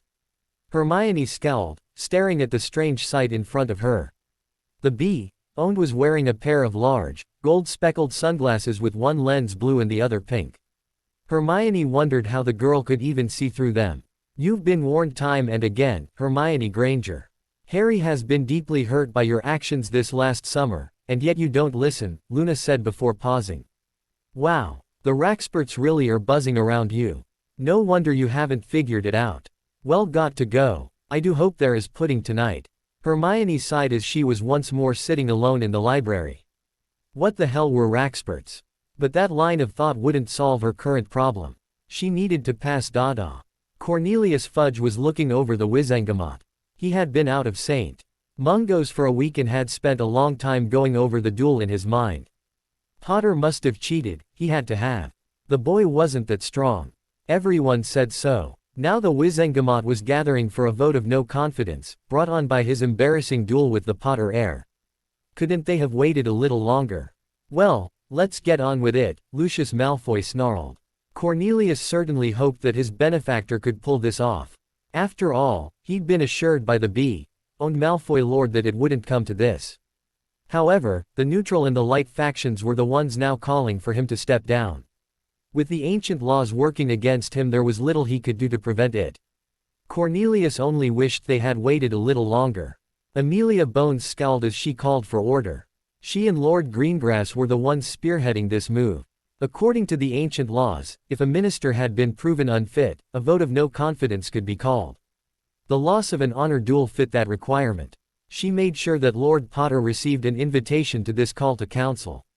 After all, it concerned him, too. After being challenged to a duel, using a dishonorably cast spell, and losing in a public forum. The ancient laws were clear. Cornelius Fudge would now have to justify all of his actions and decisions.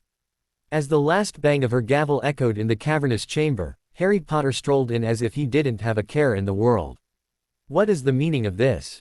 Dolores Umbridge shrieked from her seat, her toad-like face turning an uncomplimentary shade of red that clashed with her pink robes. When she had heard that Cornelius was going to be subjected to this farce, this travesty of justice, she just had to attend. Amelia had hoped the woman would have remained at Hogwarts, but Lord Potter glanced at the disgustingly pink-clad, toad-like woman for a moment before walking down the steps to the podium where Madame Bones was standing. Handing over a sheaf of parchment, Lord Potter said for all to hear, "I believe everything is in order, madam. Since I claimed my inheritance this past summer, I have been busy with the goblins to unravel all of the dealings made illegally in my family's name since the death of my parents. I have just now been given the results of that investigation. I trust everything is in order. Harry, my boy," came Albus' voice. Of course, the old fool had to stick his nose into this. "You really shouldn't be here. I am sure I can get someone to escort you back to Hogwarts. Come with me." Amelia noted that the teen didn't answer the older wizard but continued to look at her. She could see the look of frustration and annoyance in his eyes. No teen should have such cold, dead eyes like that. Merlin, what could have possibly happened for him to look like that? She wondered. The older wizard moved to escort the teen out of the chamber only to be stopped by the cold indifference in his eyes before the youth deliberately turned his back to him. Madame Bones' eyes widened in shock, as did every other purebloods in the chamber. Harry's action had, in no uncertain terms, displayed his complete contempt for Albus Dumbledore in a way all of the old families recognized as a direct insult. "Mr. Potter," Dolores Umbridge demanded, "show some respect for your betters. The headmaster spoke to you." The teen closed his eyes as if to count to 10.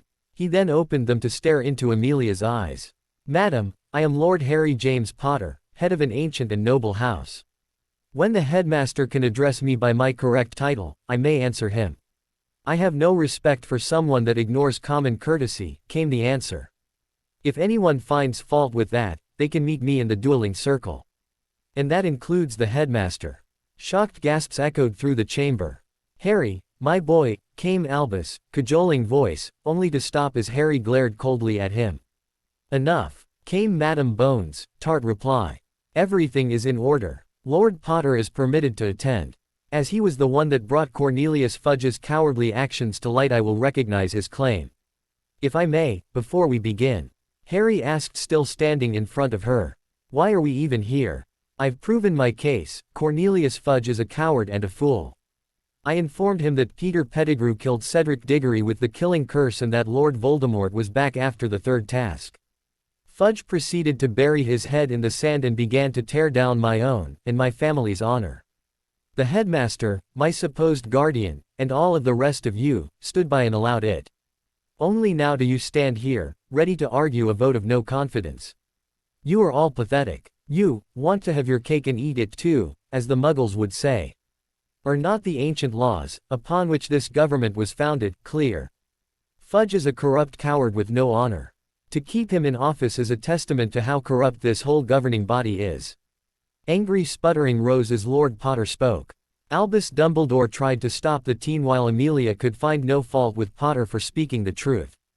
After all, he had borne the brunt of Fudge's snide attacks all summer. "Case in point," Potter said, ignoring the headmaster standing beside him. "Minister Fudge sent his hatchet witch, Dolores Umbridge, to Hogwarts. It is against the laws governing our world, and the Hogwarts Charter, for that woman to teach. She still holds the position of undersecretary while also taking pay as a Dada professor.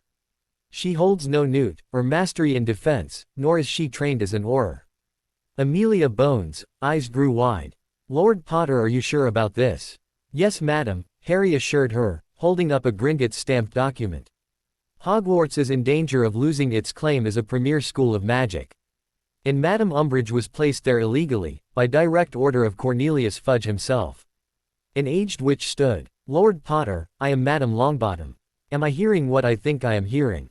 "Yes, madam," Harry answered, pulling out the textbook. "This is the book she is forcing us to read," with no practical applications allowed during class, or anywhere else for that matter. He handed it over to Madam Bones.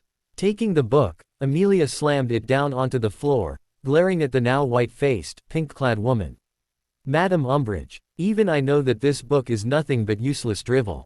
Explain yourself, the minister said, and I agreed, that Dumbledore is training our youth to be his army so he might rule our world. If they know the theory, then the practical will not be necessary. That is what Aurors are for. Dolores' babyish voice filled the stunned chamber. And the fact that Aurors need an outstanding in their newts, both theory and practical, means nothing to you. Harshly demanded Madame Longbottom, and they need to know how a curse reacts to properly counter it. That is what the Auror Corp is for, came her strident answer. And if they don't get the outstanding needed to make it into the Corp, then what? Asked someone in the chamber. Not my problem, Dolores scoffed. It is their responsibility to learn, not mine. Oh, but it is your problem, replied Madame Longbottom through tight lips. Since you are currently supposed to be teaching Dada, it is your sworn duty to teach what the students at Hogwarts need to be competent in Dada. All of the skills, practical and theoretical, must be taught to achieve the necessary owls and newts in Dada for their chosen fields. And clearly, that is not your goal. Your goal seems to be to hamstring the Auror Corp, who is also always suffering from severe budget cuts. I've heard enough, said Lord Greengrass as he stood. I vote that we oust the coward and his toady. I also vote no confidence and to fire his toady, agreed Madame Longbottom. Now wait just a moment. Fudge shouted. You will be silent. Madame Bones exclaimed as her gavel slammed down once more. I too vote no confidence and to fire the toad. When everyone had voted unanimously, Fudge found himself out of a job. Umbridge was also sacked at the same time from her positions as Under-Secretary and Dada Professor. As for you, Madam Umbridge, you will leave Hogwarts immediately, Madame Bones told the toad-like woman.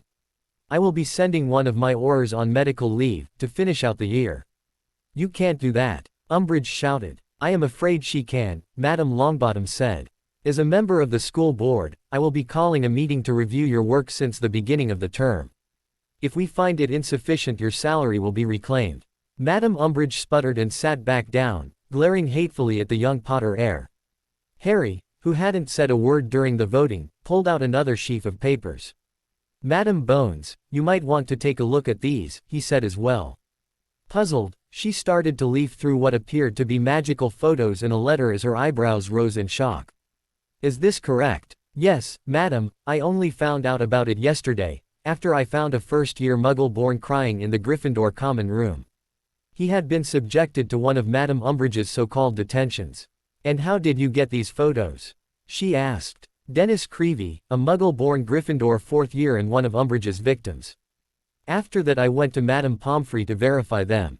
She's tried to bring it to the headmaster's attention, but he was unavailable and obviously uninterested in the welfare of your children.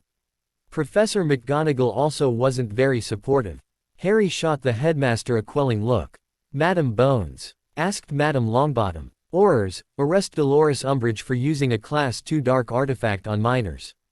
I will be speaking to the staff of Hogwarts about allowing that creature to harm their students. She, too, shot the headmaster a scornful look. He refused to meet her gaze. As the Aurors dragged the screaming and kicking toad woman out of the chamber, Amelia Bones spoke with a quivering voice. She used a blood quill as punishment during her detentions. Albus Dumbledore, face went ghastly pale as the chamber erupted in chaos. No one noticed, as Lord Harry James Potter left the building. Frankly, Harry didn't want to attend another one. He didn't think he needed to, yet. Being a cold, selfish bastard wasn't really his style, no matter how much he admired Byakuya Kuchiki. He wasn't a hot-tempered ass, like his cousin Ichigo, either. Harry was still trying to figure out who he really was. At least with Professor Flitwick and Luna he could let down the walls for a few hours and just be Harry. With Umbridge now out of Hogwarts, everyone was breathing a sigh of relief. The Auror that Madame Bones sent to replace her seemed to know his business. Harry attended Auror Williamson's first class, and was impressed with the efficiency of his teaching.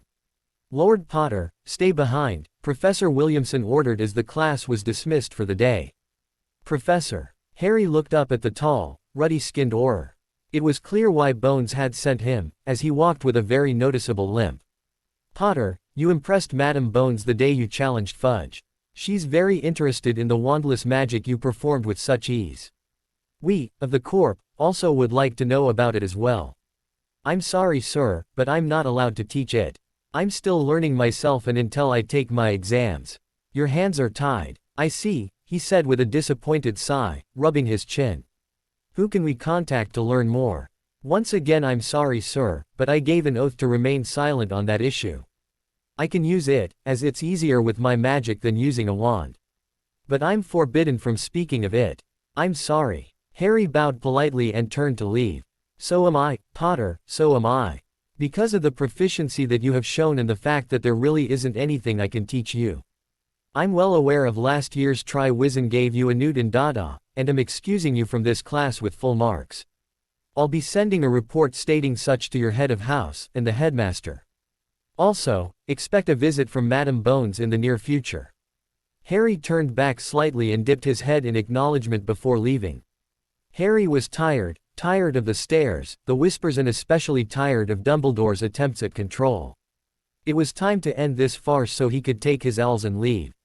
Professor Flitwick had been very accommodating in helping Harry to prepare for his exams.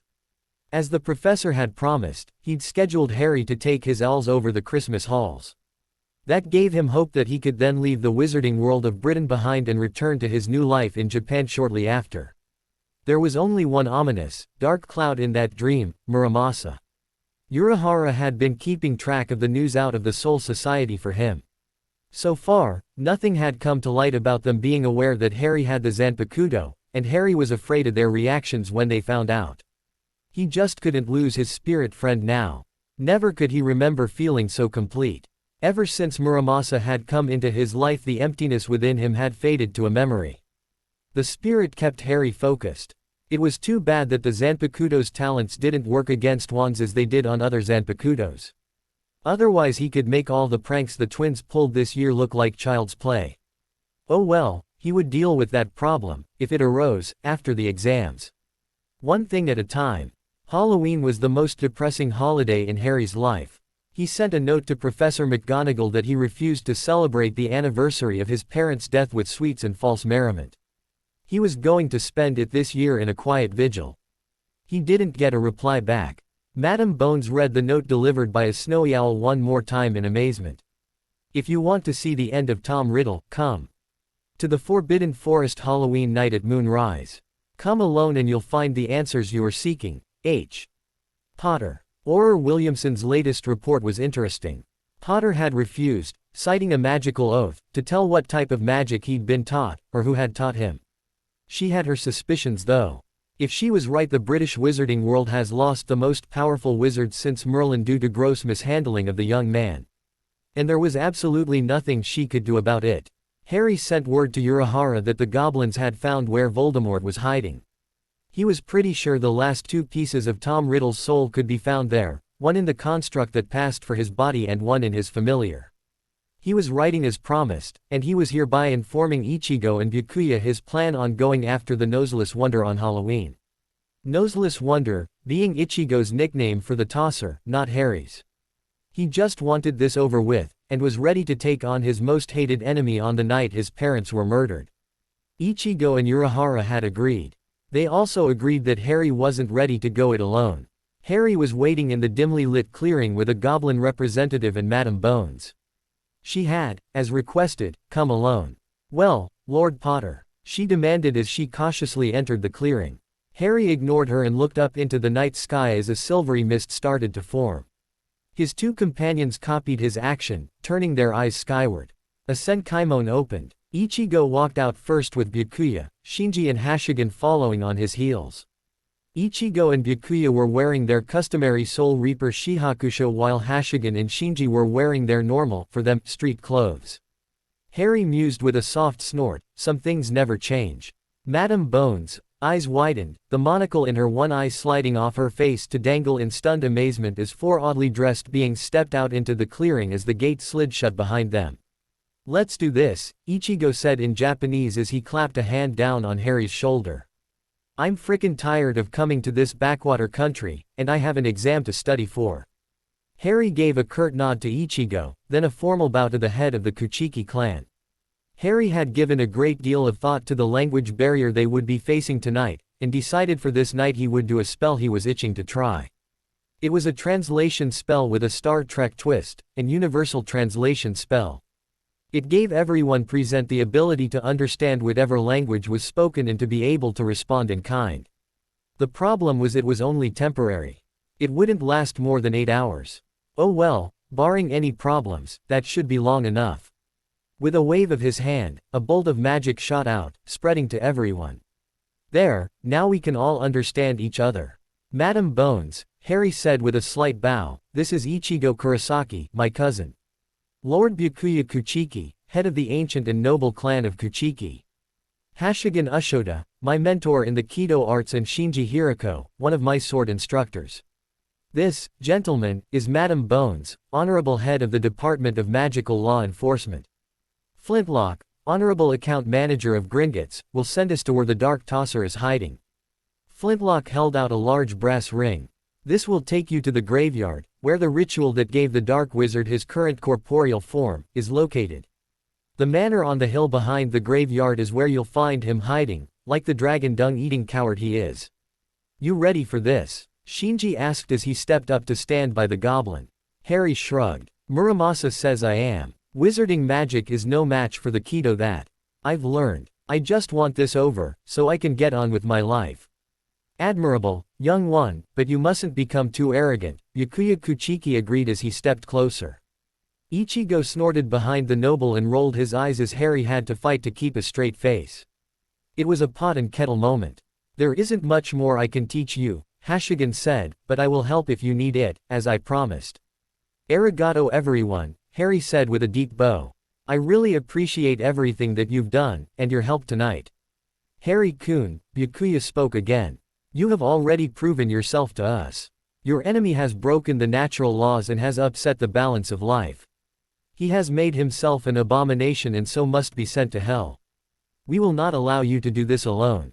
Let's go then, Ichigo muttered, cracking his knuckles in anticipation. I think not, came a voice behind them. Albus Dumbledore was standing in front of his office window in deep thought. Where had he gone wrong with Harry Potter? Ever since the lad had disappeared over the summer, Harry had been a different person. He'd had Severus and Minerva run different scans in their classes, but the results were the same. It was definitely Harry Potter, not some glamoured or polyjuiced imposter. Phileas Flitwick reported that he had given Harry detention for sleeping in class several times. These were the only detentions that the lad would attend, he ignored all others. A figure moved through the shadows outside, catching the headmaster's eye. Ah, what is this? A flash of light glinting off a silvery ornament in the figure's hair told Albus that the person was Harry Potter. What is that boy up to now? He quickly sent word to Severus to meet him by Hagrid's hut immediately, as he made his way outside. Severus met up with him just as he reached the edge of the Forbidden Forest. He ignored his potions master's rantings, motioning for silence. Yes, Severus, my boy, the old wizard placated his potions master and colleague. If we don't hurry, we won't know what the boy is up to. Keep your wand out, and your voice down. They cautiously entered the forest. In a clearing, deep within the woods they spotted Harry, along with several others the headmaster didn't recognize. He waved his wand for an eavesdropping spell so that they could listen in. He heard Harry's voice clearly. Madam Bones, this is Ichigo Kurosaki, my cousin. Lord Byakuya Kuchiki, head of the ancient and noble clan of Kuchiki. Hashigan Ushoda, my mentor in the Kido arts, and Shinji Hirako, one of my sword instructors. This, gentlemen, is Madam Bones, honorable head of the Department of Magical Law Enforcement. Flintlock, honorable account manager of Gringotts, will send us to where the Dark Tosser is hiding. Kido. Was that what Harry had been using? Where had he heard of that magic? Cousin. Harry only has the one cousin, and he's a muggle. Severus frowned. Those names were Japanese, if he didn't miss his guess. So, Harry had new allies. Interesting. Let's go then, said the tall, orange-haired teenager, cracking his knuckles. He was dressed in black robes and carrying a huge, strange-looking sword strapped to his back. Albus hurriedly pushed his way through the bushes. I think not. Harry bit back a groan. He should have known things were going too smoothly for him. Albus, Amelia Bones acknowledged. Everyone, touch the ring, said the goblin. It will take you to where you need to go. Harry reached out and touched the ring, as did Ichigo and the other Shinigamis. Madam Bones, also reach over to touch it. Harry, I forbid it. Albus said, as he stepped into the clearing, wand held high. Harry raised his hand at the same time as Byakuya. Both said, Bakudo 61. Raikujokuro, 6 rods of prison lights. 6 arrows of light pierced both wizards, radiating out in a circle as both men fell to the ground. Harry went one further and said, Expelliarmus. Albus shouted, no, as his wand flew from his hand to Harry's. Too late, old man, Ichigo said with a scowl. You started it, we finish. Let's go. Then I am coming as well, Albus said, trying to stand up. If only to talk you out of it. Harry needs me to walk him through his destiny. Harry looked up at Byakuya, who closed his eyes and turned away. Do what you will. Harry, too, turned away, saying nothing. Che, you weren't invited, old man, what an idiot. Don't expect me to babysit him, Ichigo scoffed, glaring at Byakuya. The others nodded as they moved to touch the port key. Madam Bones shook her head and turned away. Let's go. The last thing they heard as the port key took them away was Albus' scream of frustration. Severus Snape was many things, but the one thing he wasn't was stupid. The Harry Potter he was used to dealing with was gone. In the Potter spawn's place was a young wizard who no longer allowed anyone to tell him what to do, especially the so-called leader of the light. After that very public display of power, when Potter took down Fudge in front of the Wizengamot and the leading wizard publications, Severus backed off on his snarky behavior towards the brat. He thanked Merlin that he did when he saw what Potter did to Molly Weasley. After that meeting he warned his Slytherins to not antagonize Potter any further. Of course Draco had failed to heed the warning, and now he was paying the price. Now he, Severus Snape, potions master and head of Slytherin, was kneeling on the cold, wet, disgustingly dirty ground of the Forbidden Forest. Trapped, with 6 beams of light pinning his arms to his side. Beside him, his employer and one of his masters, Albus Dumbledore, was thrashing wildly trying to break free of the same light prison that had trapped Severus. No, no, this can't be happening. I must stop them. Harry doesn't know everything. Albus, give it up. They are long gone. But Harry. Albus, you said it yourself, Snape said, trying to stand, glaring at the shaft of lights radiating out from him. The brat doesn't know everything. When he realizes that he'll be back. He hoped. However, he had a sinking feeling that those who went with the Potter brat actually knew what they were doing. They landed in a very weedy graveyard that Harry wished he never had to see again, Little Hangleton Cemetery. I sense something from that direction, Ichigo said, pointing up the hill at a rundown manor house.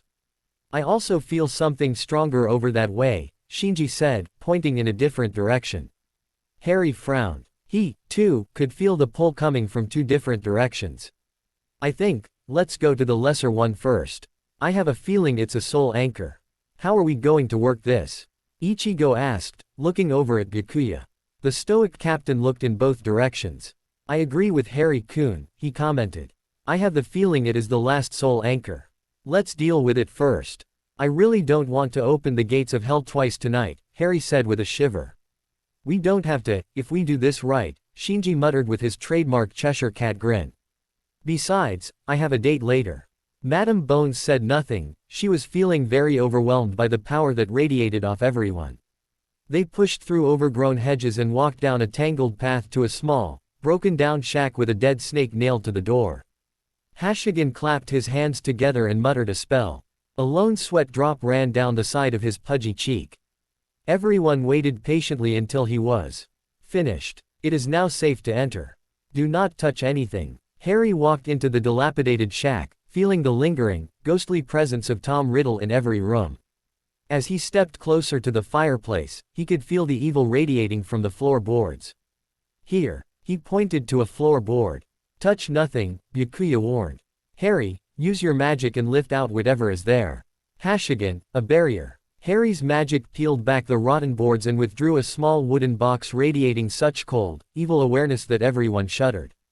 Hashigan placed a square of yellow light around the battered box. No one wanted to try opening the container, no matter what protection spells they placed on it. All of them could feel the compulsive need to open it and put whatever was in it on. But they were too strong-willed to fall for its lure.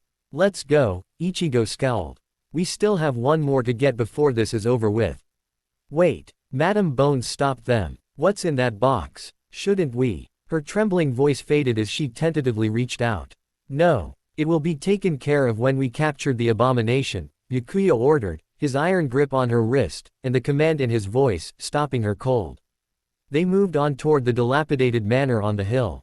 On the outside, the lawn and shrubbery looked like it had seen better days. Weeds and withered scrub grass fought for a footing among the stones in the walkway. Around them, the drooping trees looked half dead. To Harry's mind it was a very depressing scene. They didn't bother knocking. Hashigan raised his hand and intoned, "Ye Lord. Mask of blood and flesh, all creation, flutter of wings, ye who bears the name of man." Shakaho. A red ball of energy formed from his palm and shot out. The doors before him exploded open, and into the room behind them. Madame Bones' eyes grew wide at the amount of power that strange incantation wrought. She almost forgot to pull out her wand. "It won't be necessary for you to get involved," Harry said, standing next to her. "You are only here as a witness. Allow the Soul Reapers to do their jobs. They are trained for this. Besides, Ichigo is spoiling for a fight," Shinji chuckled, coming to stand next to Harry. "We should still follow the law," she argued. "Riddle," Harry explained patiently to her, "because of his actions, is beyond the laws of man." Madame Bones. "Ichigo and the Gote 13 are after him because he used dark rituals that go against everything they stand for. They, after all, do not go by human, or even wizard law. They serve a higher authority. The law of balance. When we are finished with your Dark Lord, then you can have what's left to mop up," Shinji said with his lazy Cheshire grin as several Death Eaters came boiling out the shattered doors. Harry quickly placed the same type barrier he'd used in his duel with Fudge around both Madame Bones, Flintlock and himself. Stray spells bounced off the shield like tiny pings of light, but she still ducked, out of reflex. Ichigo's cleaver-like sword made a good shield as he deflected spells back at the casters. "This is too easy," the teen groused, slapping yet another curse back to its caster. Harry noted a gray sewer rat with a silver paw making a frantic break for the undergrowth. "Hashigan, get the rat. Don't let it get away." Hashigan quickly formed a small barrier around the fleeing rodent. "Here you go, Harry-kun. What do you want me to do with it?" Harry grinned evilly as Hashigan placed the contained rat beside their barrier. "You are not going anywhere, Wormtail. I'm sure Sirius will be glad to see you." "Thank you, Hashigan. I'll just make sure nothing happens to him until we get back to Hogwarts." "All right, Harry-kun." Two Death Eaters went down. Under their own killing curses. The large, hairy figure of Fenrir Greyback erupted out of the ruined doors heading for Harry and Madame Bones. Harry called Muramasa to him. He wasn't quite sure if the barrier surrounding the trio would hold against the feral Death Eater.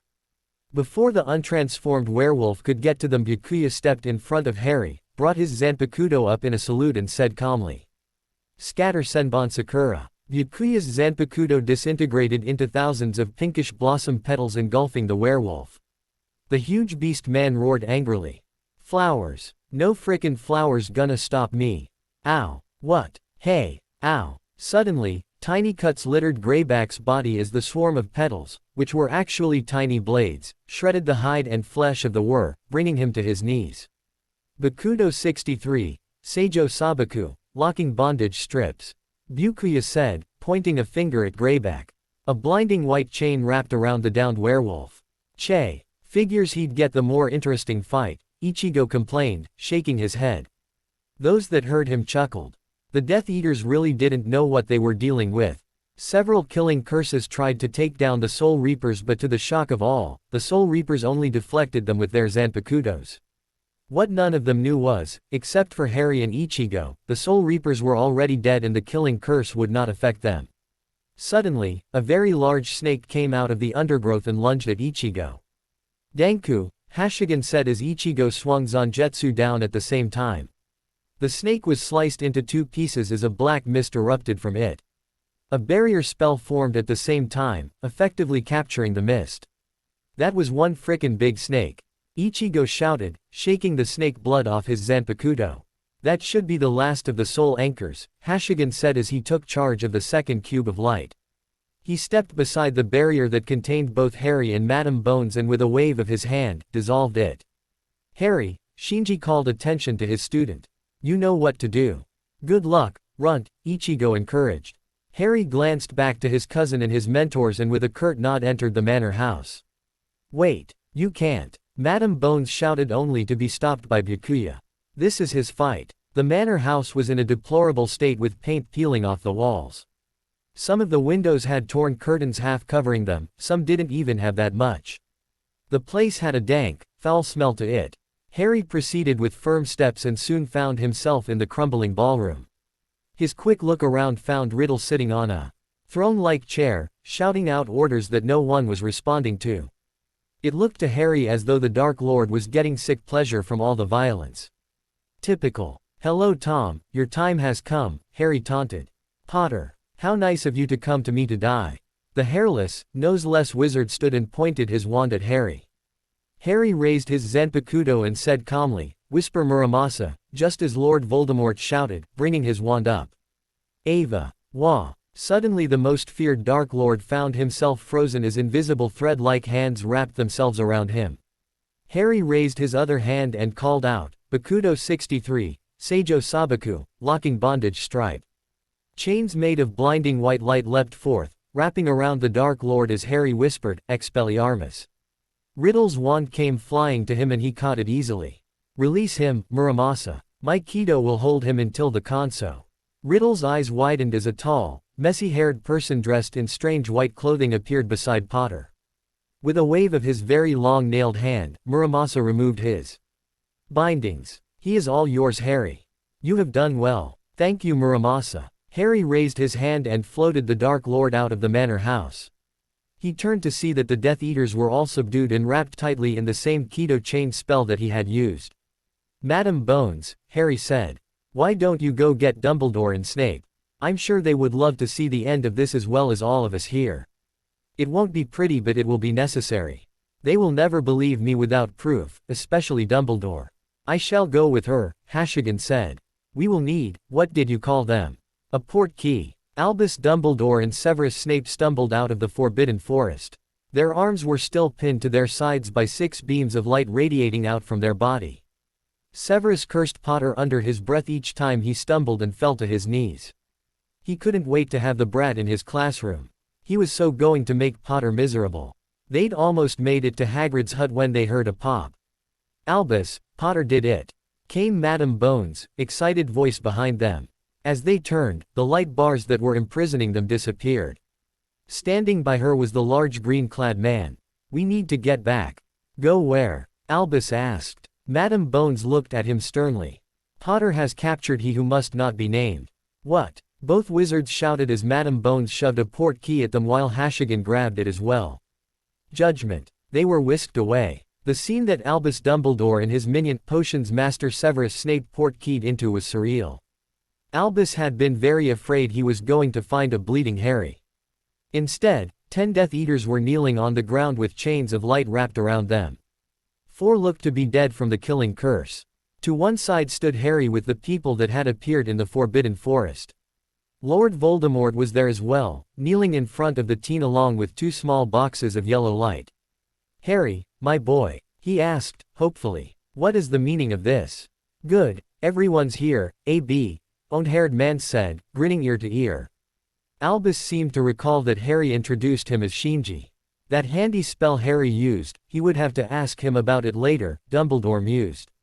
Captain Kuchiki, we need everyone alive behind a barrier, Shinji requested. Everyone alive? Surely, everyone here is alive. The orange-haired teen shrugged. Albus thought his name was Ichi, something. Everyone. What about? He looked over at the downed Death Eaters. Harry nodded, from where he was standing with Tom and the small glowing barrier box with something dark inside of it, and the other small wooden box beside him. They're all right where they are. Besides, who knows? Shinji grinned. Twisted Harry, really twisted. We don't have the right to make that call. Excuse me, what is going on? Shouldn't the Aurors be called? Albus demanded of Madame Bones. They will be after we are through, Harry said, giving Madame Bones a pointed look as she moved to stand beside Dumbledore, Snape and Flintlock. First things first. Hashigan, let's put all the soul fragments together. Hashigan clapped his hands together as a dark globe of mist came forth from the barrier box surrounded by a bright light and slammed into the small, glowing wooden box, exploding it and sinking into the ring within.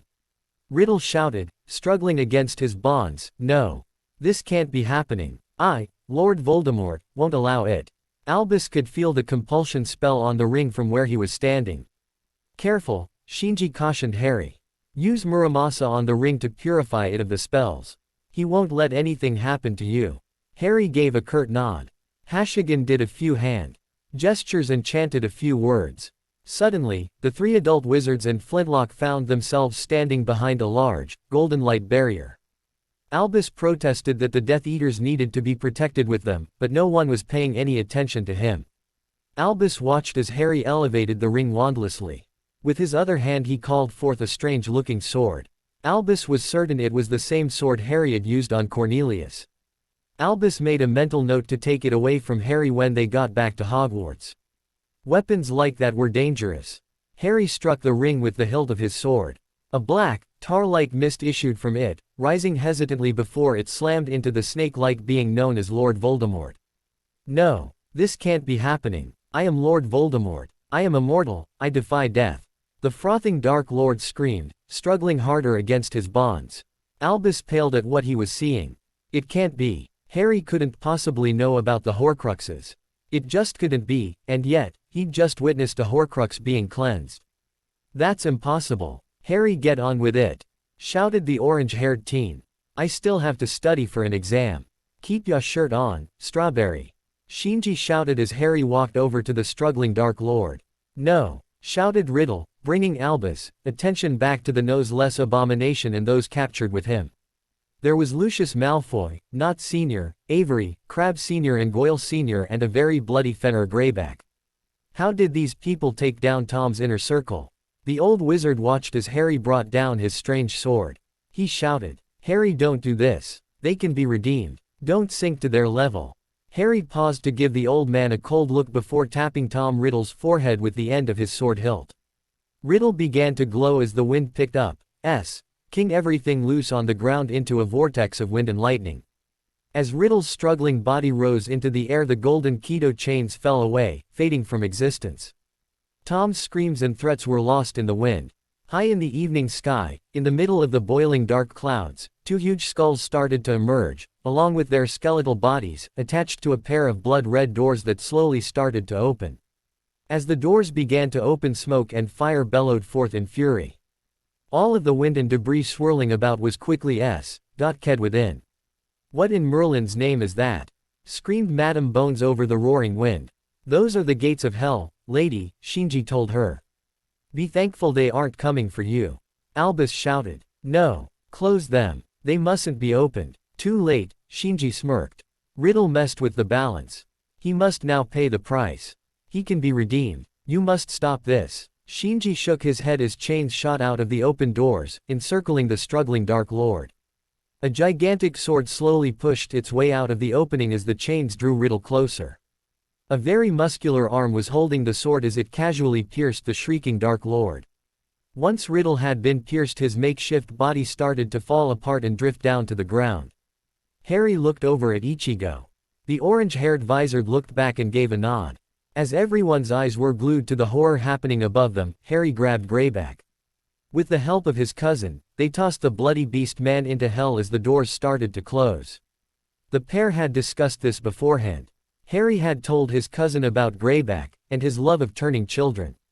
Ichigo's strong need to protect the innocent was aroused, and it didn't take much for him to imagine that beast turning his two sisters. The world would be a better place without him.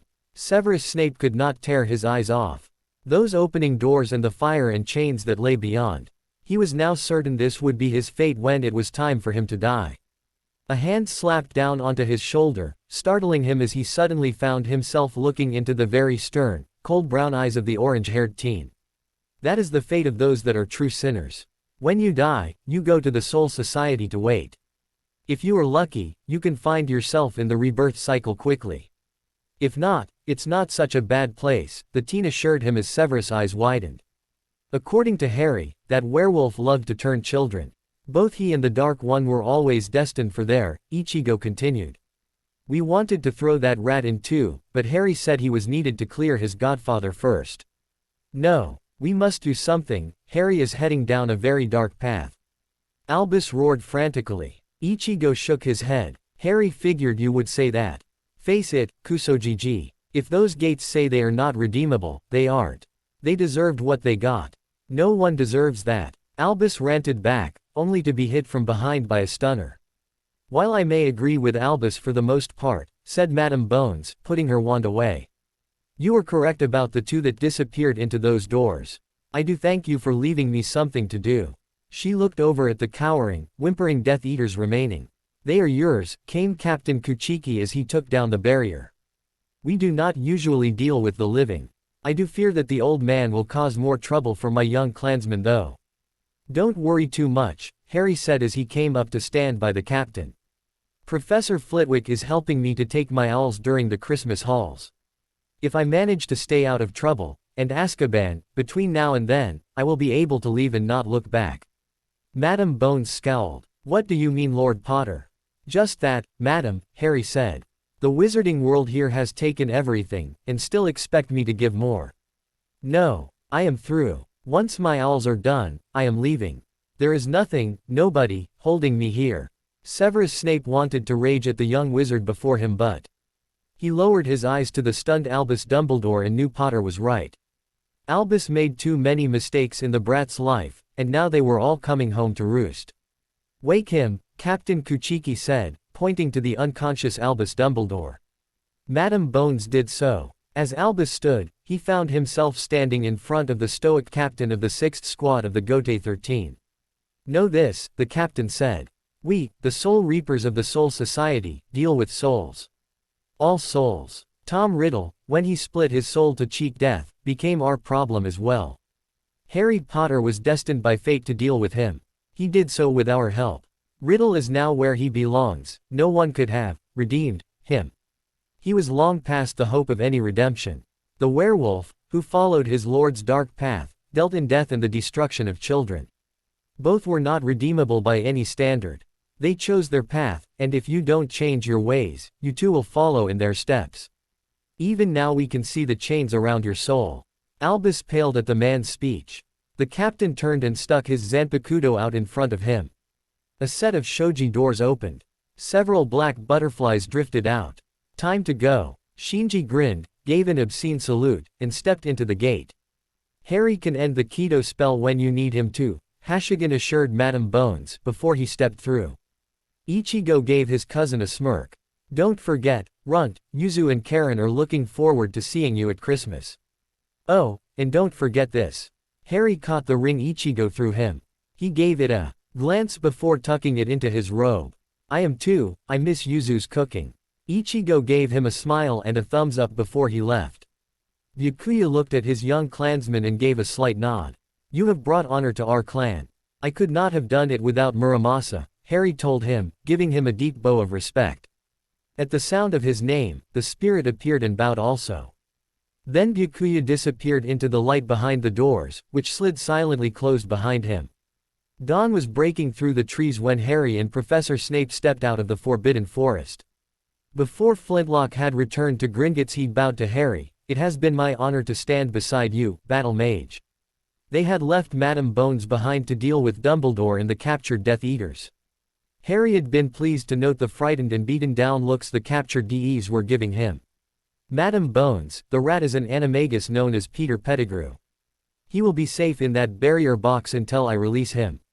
Just don't lose him, he chided the head of the DMLE. Aurors milled around in a panic when they were finally called. Dumbledore tried to counter Madame Bones' orders until she threatened to arrest him and chuck him into the deepest, darkest holding cell she had if he didn't shut up. Of course, he gave her his patented, I am very disappointed in you, grandfather look, but he did step out of the way. Much to Harry's amusement. Perhaps I might see Lord Potter back to Hogwarts, Madame Bones. Professor Snape suggested. She agreed, but Dumbledore objected. Harry needs to stay with me.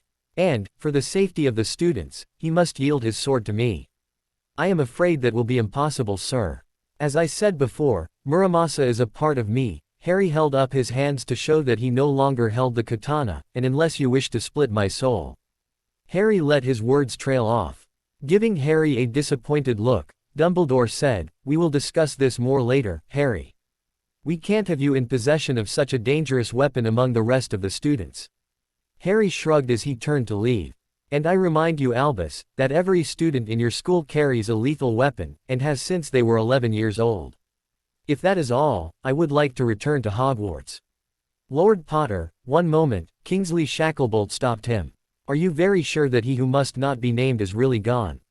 He won't be back this time. Over the summer and into the autumn I, with the help of some friends and the Goblin Nation, have dealt with all of Riddle's soul anchors. I took care of the last 2 anchors and Riddle's remaining soul tonight. I personally saw him being dragged to hell, where he most assuredly belongs. The afterlife takes a very dim view of those who try to cheat them of their due." Albus paled as he listened in on the conversation. His eyes darted up to what was left of the teen's scar. "Harry, how did you quote? That's Lord Potter to you, Albus Dumbledore." Harry snarled at the old man. "Do not insult my honor again by failing to address me correctly." The threat in his words hung coldly in the air. "As for the scar, the goblins took care of the soul fragment in my forehead last July when I came to them before I left. They also discovered a soul fragment hidden in their bank. I took care of the diary when I was 12, that made 3. Harry counted as he ticked them off his fingers. "Just after my duel with Fudge I discovered a 4th hidden at Grimmauld Place.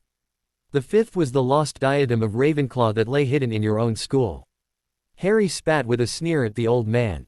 "After I took care of the fragment in it, I gave the cleansed diadem to Professor Flitwick. Tonight, was the ring and the snake. Plus Riddle himself. Trust me, he isn't coming back." Harry gave a cold glare at the headmaster. "Albus Dumbledore, I refuse to play your games any longer. You and Voldemort took everything away from me and gave nothing back, save danger and pain. In my opinion, you are just as dark as Riddle was, if not darker. Pray hard that the chains of hell don't seek you out when you die." The youth turned back to the tall black Auror, ignoring the headmaster's ashen face. "Tell Madam Bones I will stop by sometime today to release everyone from the spells. They aren't hard to deal with, but I'm just too tired to at the moment." Shacklebolt gave a slight smile. "I will tell her." Harry parted from Professor Snape when they entered the castle. He was planning on sleeping until noon, or until his hunger drove him from the comfort of his bed. "And I'll make sure that you don't have nightmares, Harry," came Muramasa's voice as Harry pulled the curtains to his bed closed and spelled them shut. "Thanks. You're brilliant," came Harry's tired reply. A week after Halloween, Harry was studying in the library with Luna when Professor McGonagall came looking for him. "Lord Potter, the headmaster informed me that you are carrying a sword. He wants it confiscated and turned over to him," she demanded tartly, extending her hand. Harry sighed. This was getting ridiculous. "Madam, as I have told him repeatedly, I do not carry a sword. And even if I did, I would still refuse to give the headmaster the time of day, let alone any weapon I might have." How insulting. Muramasa was as many levels above a simple sword as a lion is above an alley cat. Besides, Muramasa has fully bonded with him and he refused to hand over part of his soul to anyone. Muramasa purred in the back of his mind as Harry refused to yield him to the professor's demands. "Be that as it may, we cannot allow students to carry lethal weapons in this school," she countered, once more holding out her hand imperiously. "I'm waiting, Mr. Potter." Harry stood, ignoring her outstretched hand, and looked her coldly in the eye. "Madam, every student in this school carries a lethal weapon, including you and the rest of the staff here. As such, I fail to see the reason for your demand. I beg your pardon. I most certainly do not carry a weapon. Do you, or do you not, carry a wand, madam? Do you not teach spells and curses with them? And do not feed me that gibberish about the difference between light and dark magic. Surely you know that magic is all about intent. A light spell can do just as much harm as a dark one, if the intent to harm is there. Is not spell casting supposedly forbidden in the hallways for this reason? When you start demanding everyone turn in their wands, then I will think about it. And for the last time, I do not carry a sword." I'll nae be lectured to by a student, Mr. Potter, she snapped, her Scottish burr growing stronger with her anger at his defiance. I am still waiting. Harry gathered up the books and notes he'd been studying. And wait you shall. I refuse to be bullied into trying to give up something I don't have, madam. I shall say this only once, the headmaster is confused, possibly senile. I do not carry a sword. What I do have is a soul-bonded katana spirit. To allow it to be touched by anyone that isn't his proper master is a deadly insult that will result in the offender's blood being shed. My honor would demand nothing less than for me to call blood feud on the fool, and meet them on the dueling platform. Good day, madam. I am not through with you, Mr. Potter. The professor called after him. Detention. 50 points from Gryffindor. Harry left the library with a dismissive wave, leaving behind dumbstruck students who had witnessed the confrontation. Albus Dumbledore frowned as he got Minerva's latest report. Harry still refused to turn over that damn sword. He couldn't deny that he was very curious and wanted to examine it. He had, after all, witnessed that orange-haired teen wield his huge blade with ease. Albus was sure Harry's sword came from the same magical source. He needed to study it further, surely such a powerful sword would better serve in his hands in defense of the light. However, not even the threat of expulsion could make Harry give it up, it seemed. Albus was now certain that those strange men were Japanese, and that caused him to frown even more. Japan's magical community closely guarded its secrets. The magic they used was some of the most powerful and restricted he had heard of. If it wasn't permitted for outsiders, then how did Harry learn it? The simple fact that Harry had friends, even claimed family, from that country was very troubling.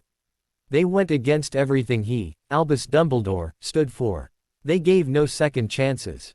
He had to stop Harry from learning more of their ways. Even Tom was afraid of Japanese magic when he was younger.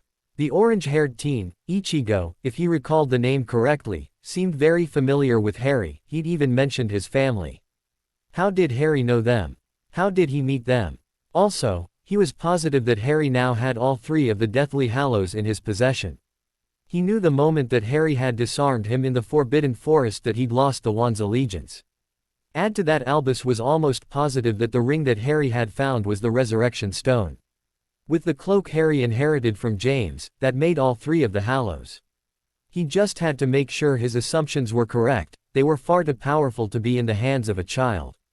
With Sirius now reinstated as the new Lord Black, Harry was now free to live with the former Marauder. This just wouldn't do. Harry still needed the protections that those blood wards gave. He needed to have Harry back under his control.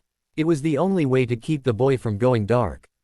It was too bad that Harry had a falling out with his little friends.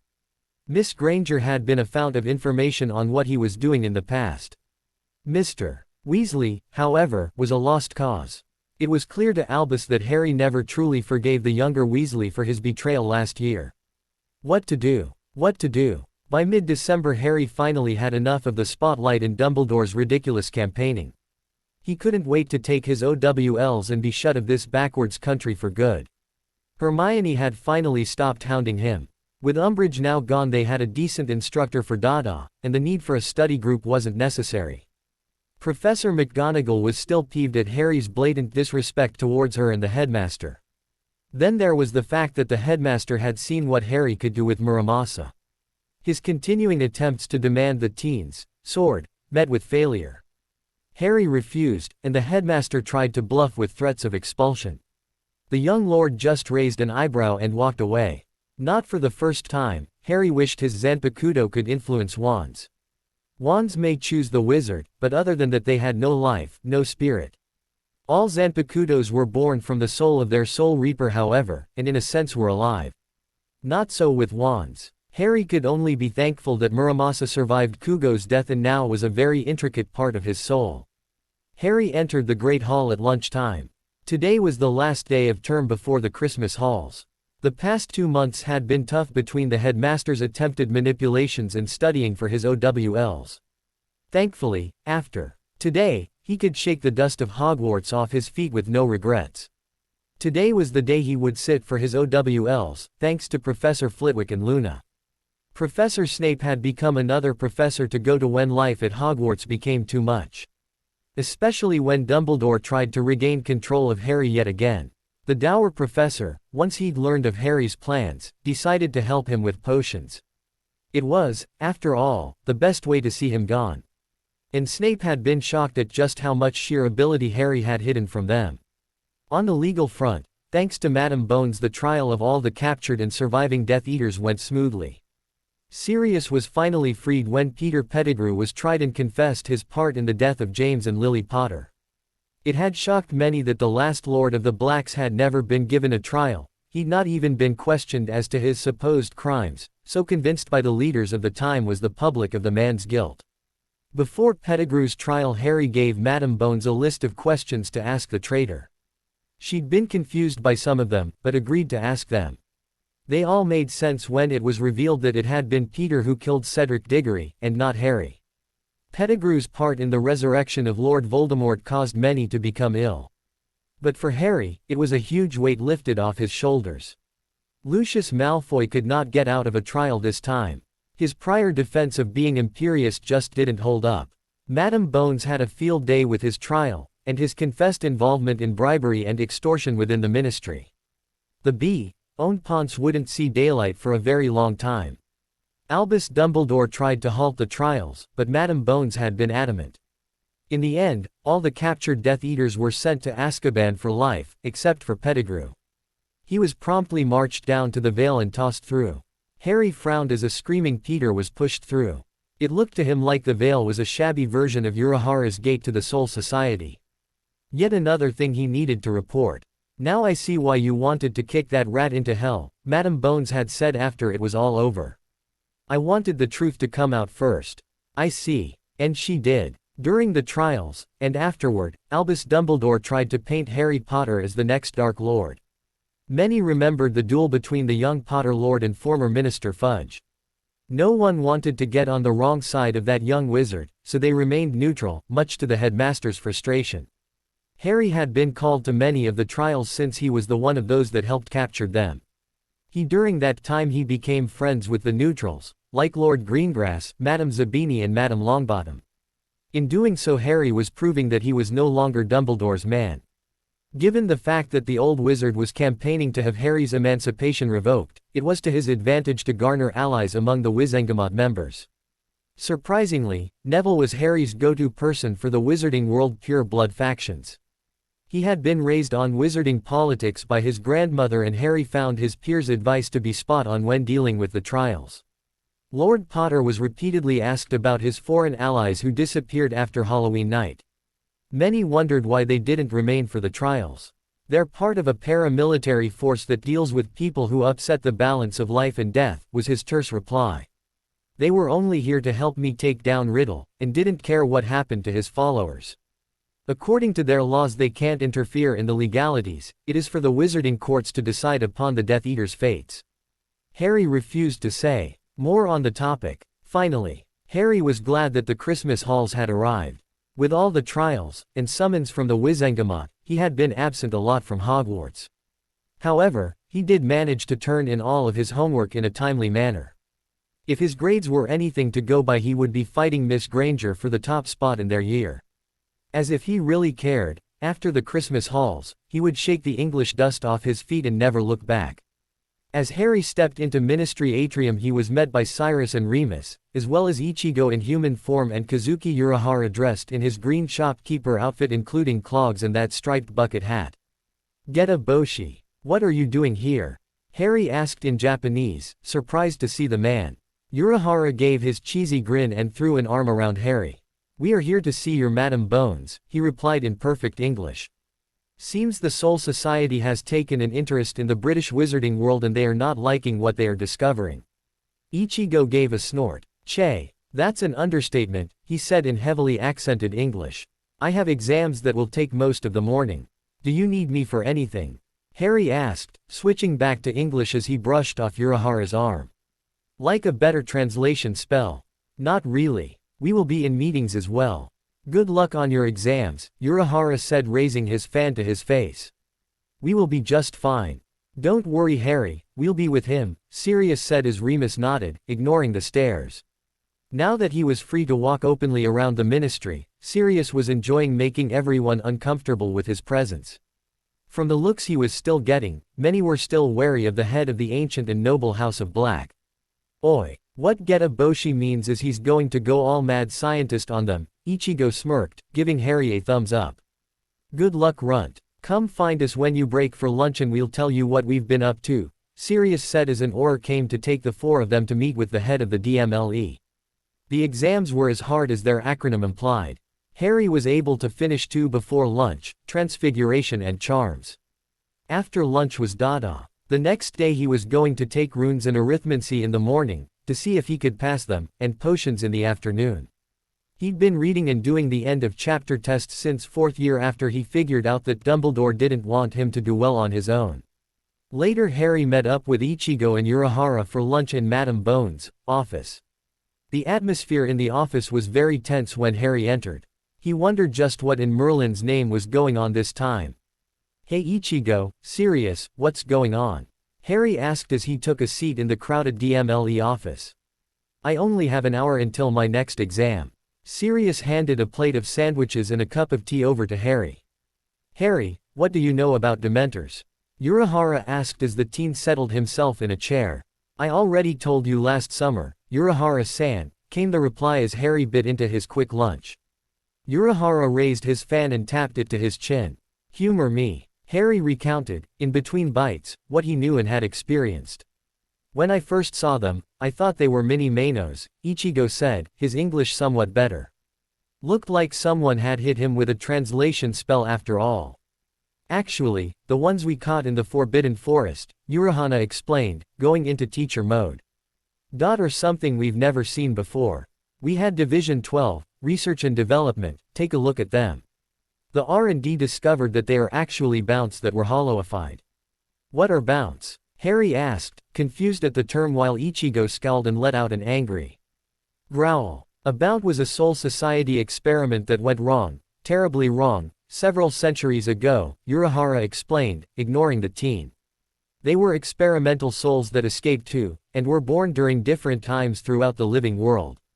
It is unknown how many of these, modified, souls escaped into the living world, and the Soul Society did their best to eliminate them. They consumed other life forces to survive, which was where the vampire myths come from, but bounce prey on souls, not blood. Dementors, as far as we can tell, are bounce that were hollowified. How and why we are still trying to discover. That's why they feed on souls through what you wizards call, the key. It is a horrible way to die, and the key, Ed Soul has no chance of returning to the Soul Society and rebirth. That is why the Soul Society has ordered their destruction, Urahara said with an abrupt snap of his fan. As far as we know, a dark wizard named Ekrisdus was the one credited with creating Dementors. Madame Bones took up the tale. It is said he did terrible things in his experiments, and when he was killed all of his notes were destroyed. Later, it was Minister Damocles' role that seized the fortress of Azkaban, and turned it into a prison to contain them, and the dregs of our society.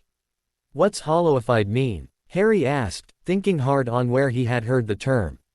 Wait, that's what Shinji and the others are, right? Urahara nodded. But we are not sure how these bounce were hollowified.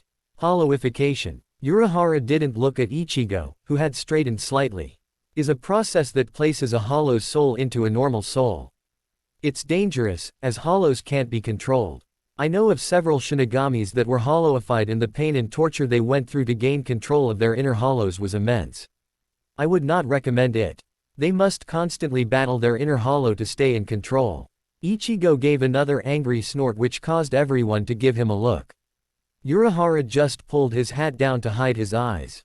The bee-owned scientist turned to Madame Bones and stared into her eyes. Regardless what laws or procedures you have for these creatures, these Dementors, they eat souls, remove all happy thoughts and emotions. The Soul Society has now been made aware of their existence and will not allow them to continue in the living world. They are not pleased and will be coming soon to destroy them. I keep telling you there's no way to destroy them. We have tried. Madame Bones snapped back. And even if there was, the ministry wouldn't allow it. And yet, I killed 2 last summer, Ichigo snarled at her look of disbelief. And we killed several more in that crazy forest behind Harry's school since then. And I keep telling you, that's impossible. Ichigo threw up his hands. Why don't you summon one and I'll take care of it for you? He challenged. Enough Ichigo-kun, Uruhara chided. We will discuss this later. Harry-kun needs to get back to his exams. Bones Taicho promised us a tour in their Department of Mysteries, and a talk with their unspeakables. How are your exams going, Harry? Sirius asked, changing the subject. Not too bad. Easy for the most part, Harry said as he finished his lunch. I have Dada this afternoon, should pass it easily. Madam Bones looked relieved that the rest of their lunch hour turned to discussion of Harry's OWLs and how he felt about them. She commented that it was a rare student, aside from Ravenclaws, who took the exams early. Well, I thought it was strange that Harry, the son of two very intelligent people, did so poorly at Hogwarts, Remus commented. When I taught him in third year, I could see he was being held back by his friends. The intelligence was there, but not the desire to achieve. Harry sighed, as he wandlessly banished his leftover lunch. And yet, people saw only what they wanted to. I had no choice, it was either hide my abilities or lose my friends. Just like it was either get poorer marks than Dudley, or be punished. I can see it now, but then. Remus sighed into the sudden silence. With his lunch break over, Harry returned to his exams. He hoped that the news he was taking his OWLs early was still on a need-to-know basis. Unfortunately, he was sure that by the end of the day, word would get out and Albus Dumbledore would try to stop him. Harry exited his Dada exam a little bemused. He had finished the theory test about 15 minutes early. When he'd walked into the practical, the instructor said, I was there when you battled Fudge, and I had Madam Bones show me Halloween night. There's nothing I can test you on, and I only hope I am not the examiner when you go for your mastery. I don't think there will be a tester at your level. No offense, but I never want to be on the other side of your magic, or your sword. You pass with an O+. Now get out of here. Harry smiled and gave a slight bow before slipping out the door. It didn't take long for him to find someone who knew where Ichigo and everyone else was. They were still in the Department of Mysteries. Harry was escorted to the barren chamber deep within the heart of the department by a robed and hooded unspeakable. Ichigo and Urahara were standing in front of the huge, stone archway and its fluttering veil. Neither looked pleased. In fact, Ichigo looked ready to kill something. At least he is still in his body, Harry thought and wondered how long that was going to last. Oi, Runt, any idea on how it got here, and who opened it? Ichigo demanded. Harry could see from the reactions of the others it wasn't the first time he had asked. And why the hell is it made from stone? Harry threw his hands up as he gave his cousin a questioning look.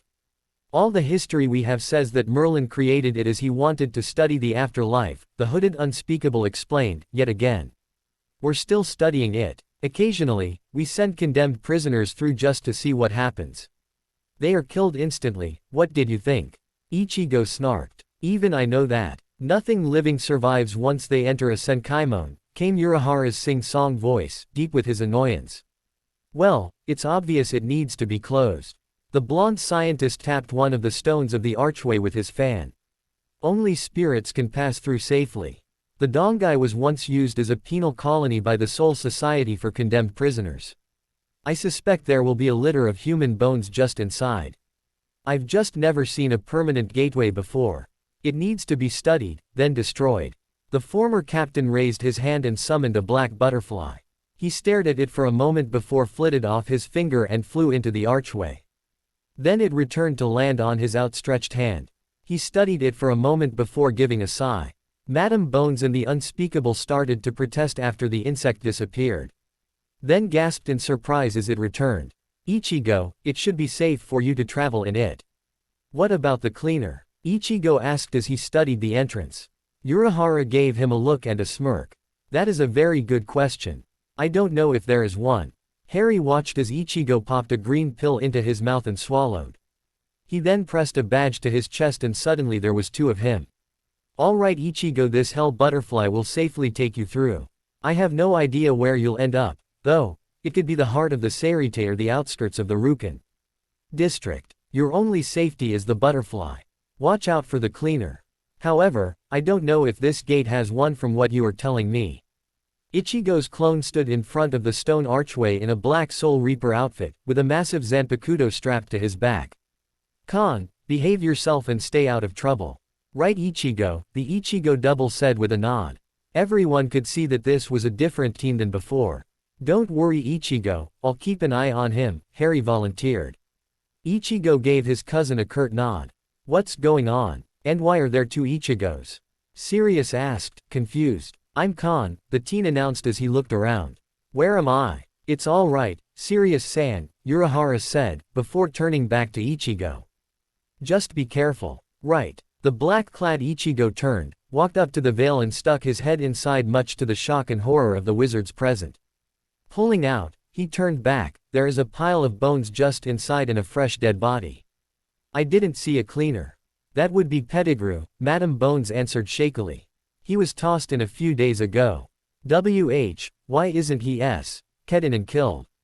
Asked a stuttering Sirius. The wizards, except for Harry, couldn't believe that Ichigo was standing so close to the veil and wasn't afraid of being swept in.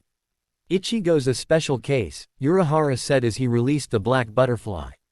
Before you go, you'll need these to convince the head captain. He'll know who to send back.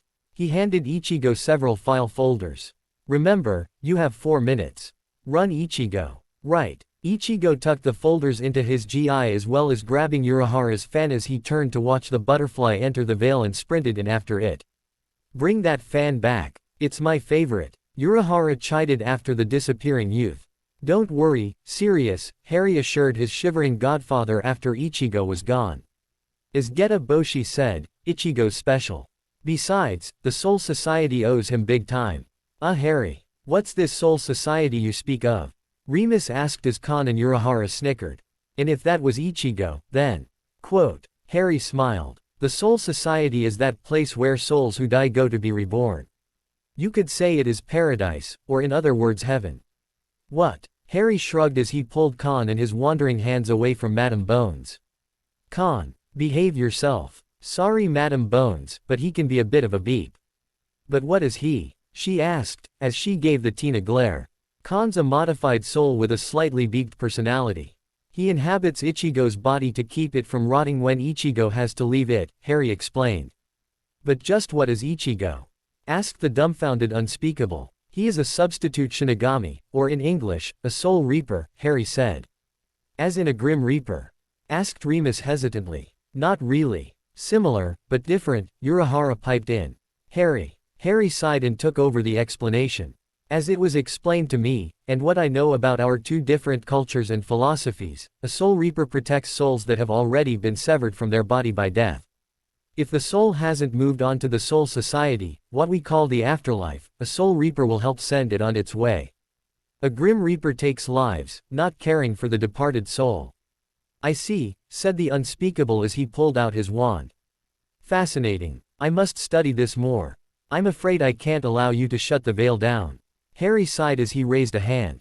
Bakudo 63, Seijo Sabaku, locking bondage stripe. Fool, you don't get it. You have no choice when it comes to the soul. What do you mean? Asked Remus as chains of light wrapped around the struggling Unspeakable. Ichigo went to the Soul Society, Harry replied. You don't want to cross whoever comes back with him, right Geta Boshi? Kazuki Urahara grinned as he tugged on the brim of his bucket hat. Ichigo by himself is a force of nature. If he brings back who I think he will, then you people wouldn't stand a chance. Albus Dumbledore was a wizard on a mission as he walked through the corridors of the Ministry. He had been informed by one of his contacts that Harry had gone to the Ministry for the day. What was the boy doing now? It's too dangerous for him to be running around the Ministry alone. The old wizard was now firmly convinced that Harry was going dark. Was the boy there to undermine all of his hard work? He didn't think that the lad had the power base yet to go against him, but he couldn't be certain. Albus knew he had to find and stop Harry Potter from doing whatever it was he was doing. When he arrived, Albus couldn't find the Potter heir anywhere.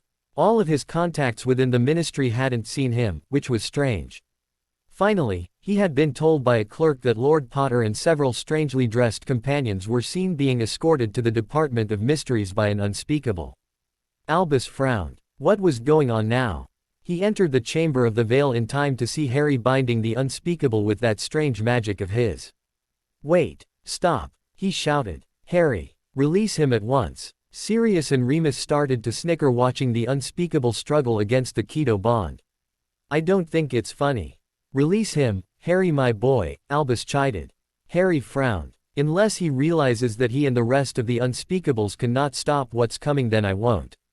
Turning to the amused Urahara, he asked. Are you sure Ichigo'll make it? What's a cleaner? What's a dongai? Urahara tugged his hat down to hide his eyes. The cleaner's just as its name implies. It sweeps the dongai, or in English, the precipice world, the tunnel that connects both living world and the soul society. Every 7 days, it cleans anything and everything it comes in contact with. Don't worry, Ichigo has met with the cleaner before and knows to be careful. Everyone, including Albus, paled as Urahara explained what the dongai was and the danger Ichigo was running through. The unspeakable stopped struggling as he too was listening. You act as if he will return. Everyone knows that no one ever returns once they enter the veil. It's a death sentence, Albus argued vehemently. Anyone living, yes, but Ichigo's different. He entered in his soul form, Urahara assured everyone as they all turned to look at the teen standing next to Harry. The kneeling unspeakable continued to protest. But, we need to study this. It was one of Merlin's last requests. The living should not meddle in the affairs of the afterlife. The Soul Society takes their duty very seriously, Urahara explained as he took measurements of the stone arch. Go ahead Harry and release him. Ichigo's probably there already and speaking with the head commander by now. You speak as if you know what's behind the veil. The unspeakable shuddered. He flexed his freed hands as he stood. Hey Harry, do you think Nei-san will be with him? Khan asked, hopefully. I don't see why not, Khan, Harry said. Ruki is Ichigo's friend and contact within the Soul Society. According to him, he's never allowed to go unescorted when he's there. Nei-san, come back to me, Khan chanted as he wiggled happily. Harry slapped him on the back of his head and told him to behave. Albus was confused. This wasn't the same orange-haired youth that fought at Riddle Manor. Just what in Merlin's name was going on? They waited, watching the veil for almost an hour. Sometime during their vigil several other unspeakables joined them, talking softly among themselves. The first unspeakable told his colleagues it would not be wise to cross Lord Potter and the ones with him as he had seen and felt the young wizard's strange magic, it was unyielding and unbreakable. Albus was still trying to take charge of the situation, but everyone ignored his protests. He was certain that when Ichigo entered the veil he died, as were all the others who had gone before him. Such a waste in his opinion. He said as much, but was ignored. Suddenly a bright light shot out of the veil, and several people exited along with Ichigo. How? Stuttered the unspeakables while the rest of the ministry watchers stood in stunned silence. Several men, 3 young ladies and a young girl with pink hair stepped out of the veil behind Ichigo and none of them looked too happy. They were wearing the same black and white Japanese attire that Ichigo was. Everyone had blades strapped somewhere on their bodies. Many of the men wore white overcoats with strange symbols written on the back. Several had a tan armband. Harry quickly cast a translation spell so all the newcomers could understand what was being said. Khan quickly ducked behind Harry, shivering in fear, muttering, Nei-san, in an adoring tone. Greetings, captains. I see Ichigo told you what we found, Urahara said, stepping forward. The sun was shining down on white buildings with terracotta roofs as Ichigo stepped out of the strange Senkaimon. Before the gate closed behind him, he jammed a fan that he had nicked from Urahara into it so it couldn't close. He would need it as a guide for the return trip. According to Urahara, no one knew about this permanent gate. So he wasn't going to take a chance. Hey Ichigo, what are you doing here? Asked a tall red-haired Soul Reaper. Why did you leave that gate open? Hey Renji. I need to see Yukataki-san, Ichigo ordered as he started to move out, pointing with his thumb to the open Senkaimon. He knew when he arrived unexpectedly that he would cause a stir. That's the reason why I need to see him. Keep everyone away from it, don't let anyone close it. It's my ticket back. Ichigo quickly explained to his friend what had been discovered in the living world. Oh man, that does explain a few things, Renji said, giving orders for a few of his men to watch, but not approach, the open Senkaimon. Let's go see Yukataki Taicho. Ichigo reported to the white-haired captain of the 13th Squadron, who immediately took him to the head captain, who in turn called an emergency meeting. This is unheard of. The old commander of the Gote 13 roared. That gate must be closed and destroyed. It upsets the balance. It was good thinking, Kurosaki Ichigo, to keep it open at the present. According to the wizard, it was created by some guy named Merlin back around the 9th century.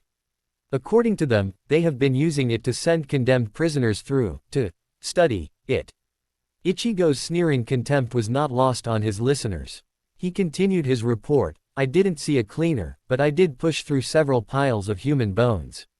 All of them about as deep as I am tall. Several captains growled at that comment as Ichigo was close to 6 feet tall. I also found one recently dead body when I ran through. They've been doing it for a very long time, so it is safe to say there isn't a cleaner, Ichigo finished. I don't know about you, but it's beyond my understanding. I was just sent by Urahara to get some help closing it. Agreed, the commander rasped harshly. I want all notes, and that gate, destroyed. I don't think we will send anyone from the 12th since Urahara is already there. It must be destroyed. One of the captains attending the meeting, wearing black and white face paint, and a strange hat that seemed to be sideways on his head, started to protest. We need to reclaim it for study. I stand by my decision. Destroy it and all notes.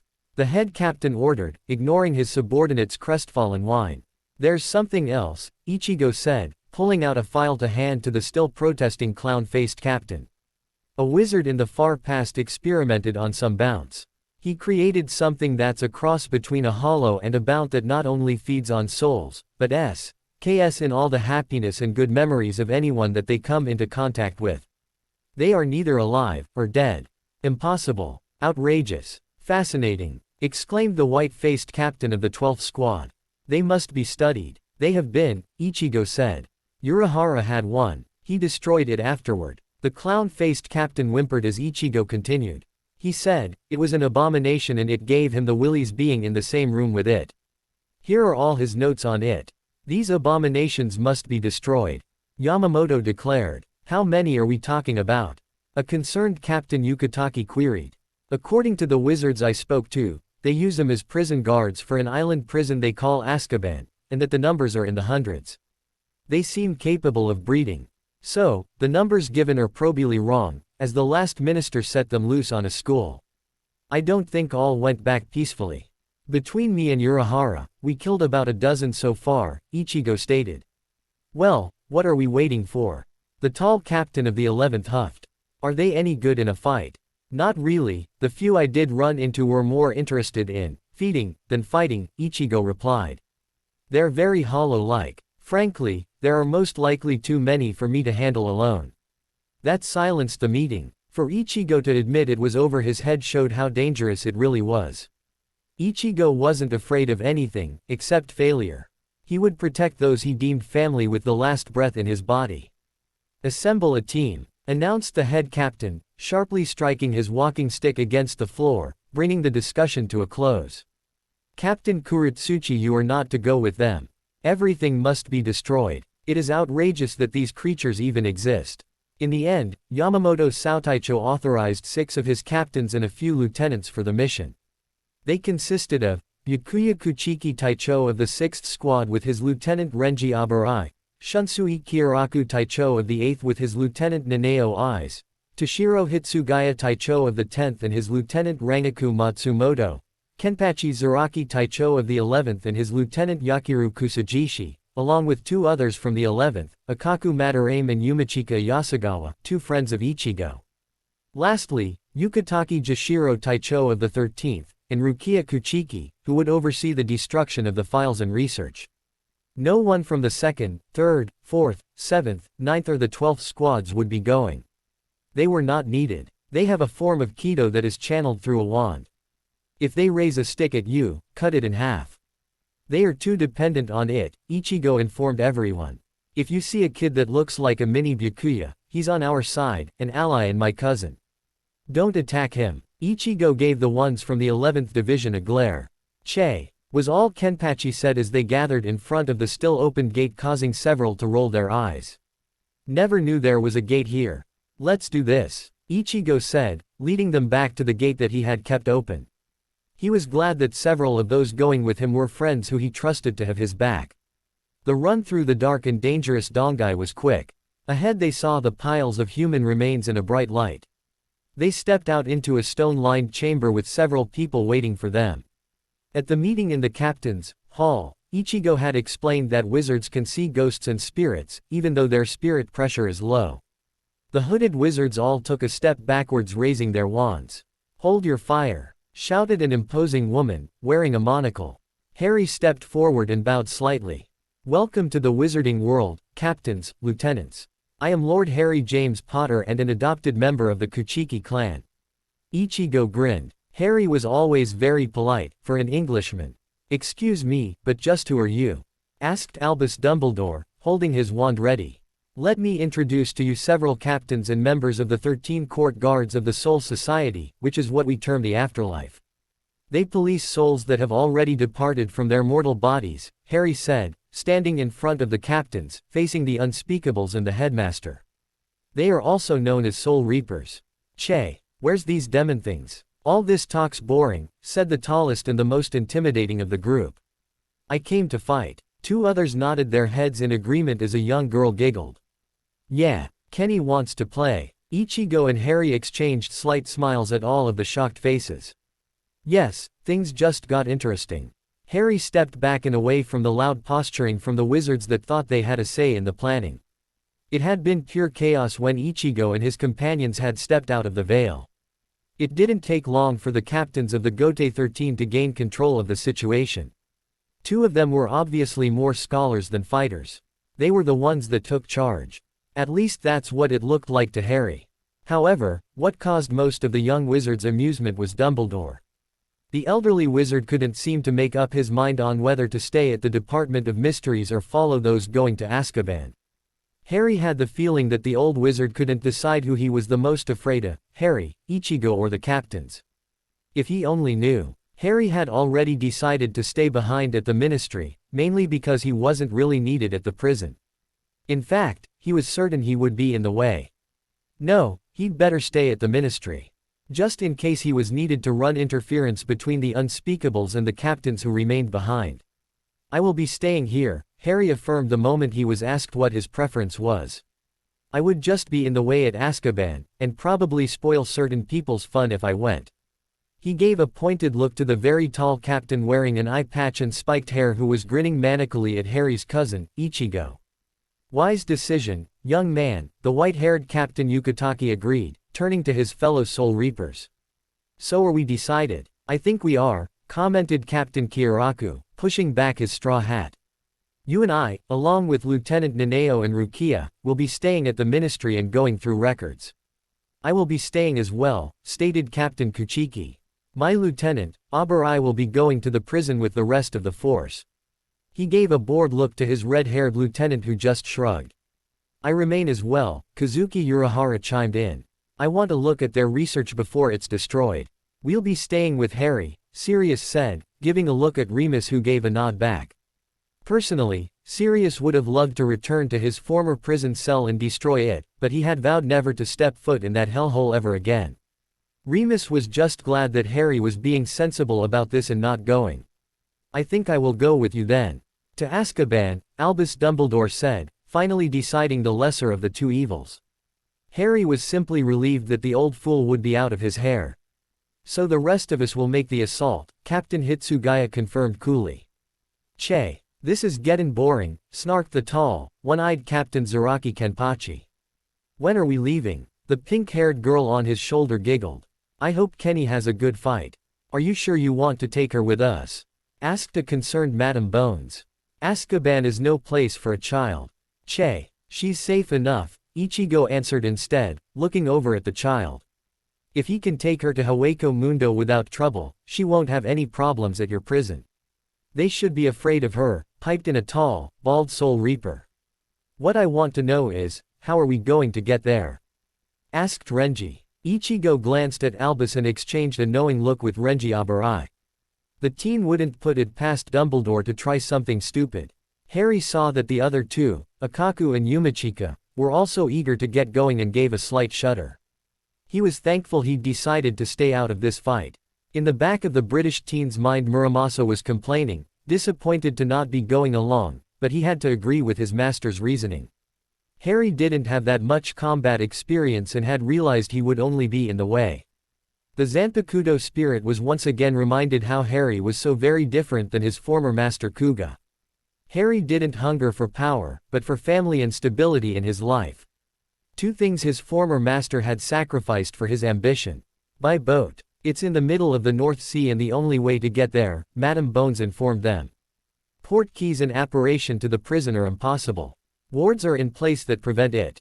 The Unspeakables, still not too sure about this group of fighters who were supposed to be captains from the afterlife, decided to send a couple of their people along. The rest of them remained behind to hide all the files if they could.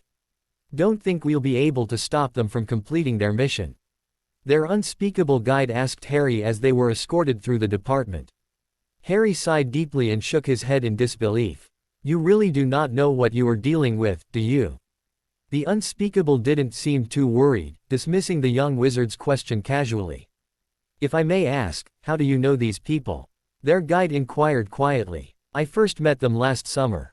I met Captain Kuchiki here, through Ichigo and Kazuki Urahara, Harry told them, looking over at the B-own shopkeeper and not seeing any reason to hide the truth. I met Ichigo last summer when he took out 2 Dementors sent to me. If he hadn't arrived, I would have had to do underage magic. Urahara-san pointed out that if I had used magic to defend myself I would have been in trouble with the ministry, or dead. It was a win-win situation, for whoever sent them. I see, Captain Yukitaki interjected. So you're spiritually aware. All wizards are to some extent, sir, Harry told them. Ghosts and spirits gather around magic nodes and ley lines, especially at Hogwarts. The school even has a poltergeist. What about hollows? Asked Rukia, with some concern. We don't get many reports from this part of the living world. There aren't many, not that I have seen, Harry replied quietly as they were led into a high-vaulted chamber lined with wooden file drawers from floor to ceiling. Normal English people are not that spiritually aware, and our beliefs are different than those in the East. I know of several ancient castles and keeps that have been haunted by spirits for centuries. One of the most haunted is the Tower of London. It has a very bloody past, and wherever there is great violence and bloodshed there are usually ghosts. The conversation paused as they reached their destination. Several unspeakables were busy going through files only to freeze in mid-movement as Captain Kiraku tipped back his straw hat and whistled. This reminds me of our library. Where do we begin? Everyone turned to the unspeakable, who gave a long sigh. There isn't any way to talk you out of this. Captain Yukitaki shook his head sadly. We take a dim view of the living world dealing with the afterlife. There are laws that we live by, and they must be obeyed.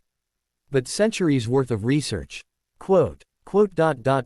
Must be destroyed, Captain Yukitaki finished as he started to cough.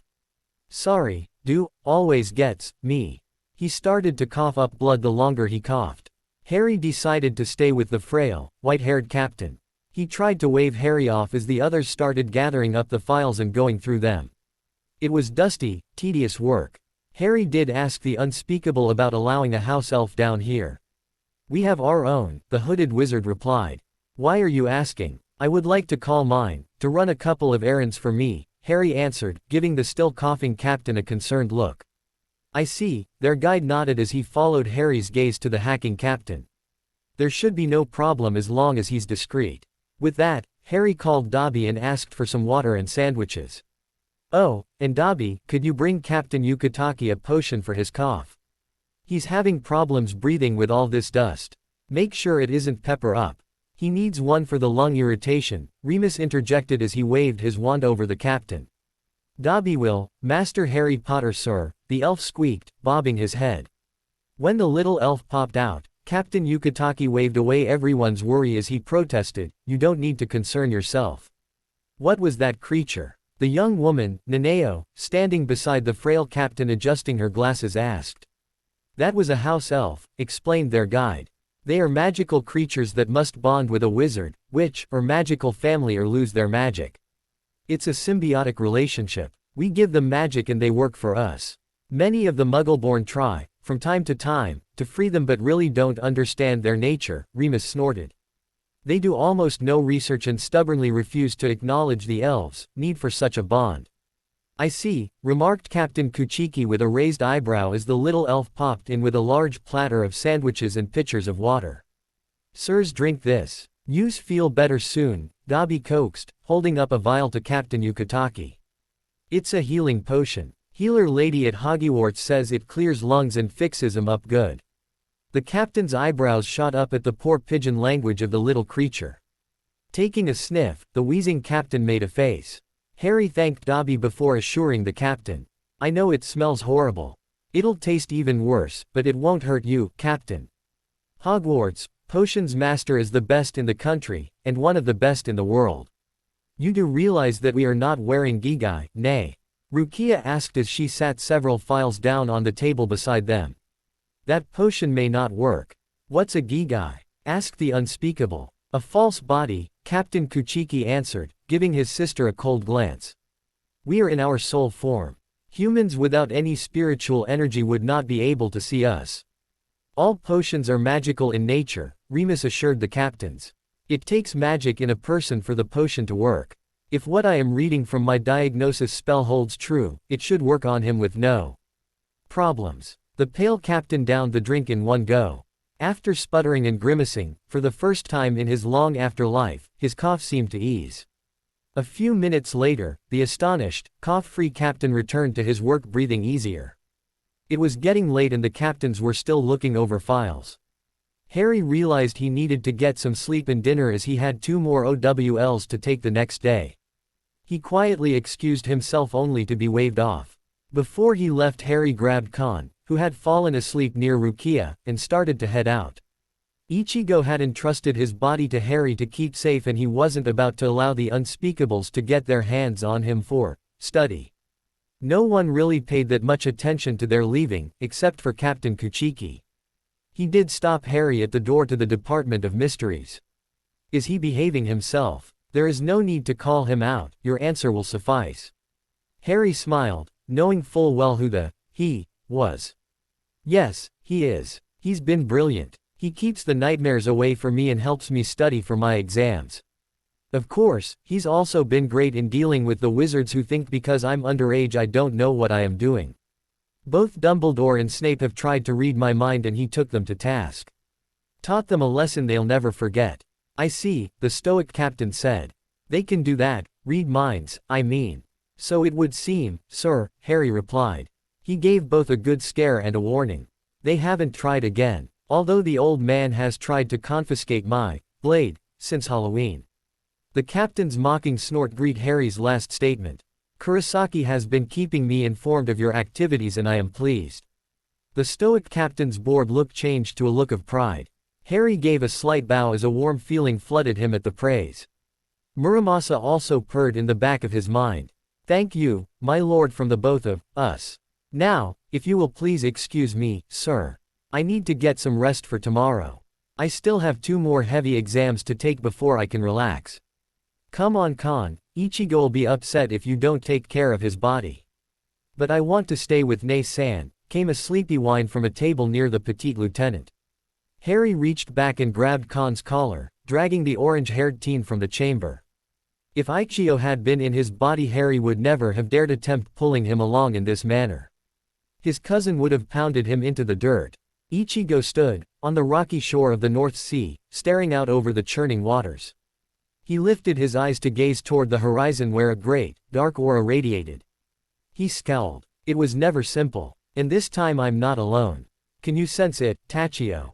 Whined the buxom strawberry bee, owned, Rangaku Matsumoto, beside him, breaking into Ichigo's thoughts. Ah, came the short, white-haired captain of the 10th squad, Captain Hitsugaya's response. Che. The tall, menacing captain of the 11th snorted.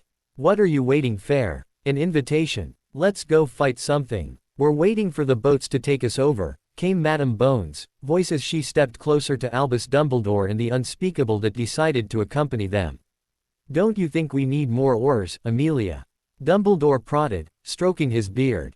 It was becoming clear to everyone that the old wizard was senile, and more of a menace to the mission than a help.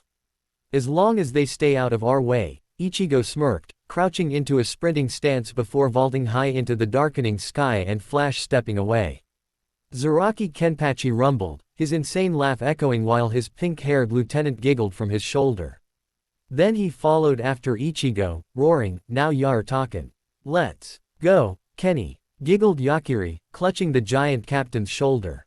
The other Soul Reapers exchanged a look and took off, disappearing before their eyes.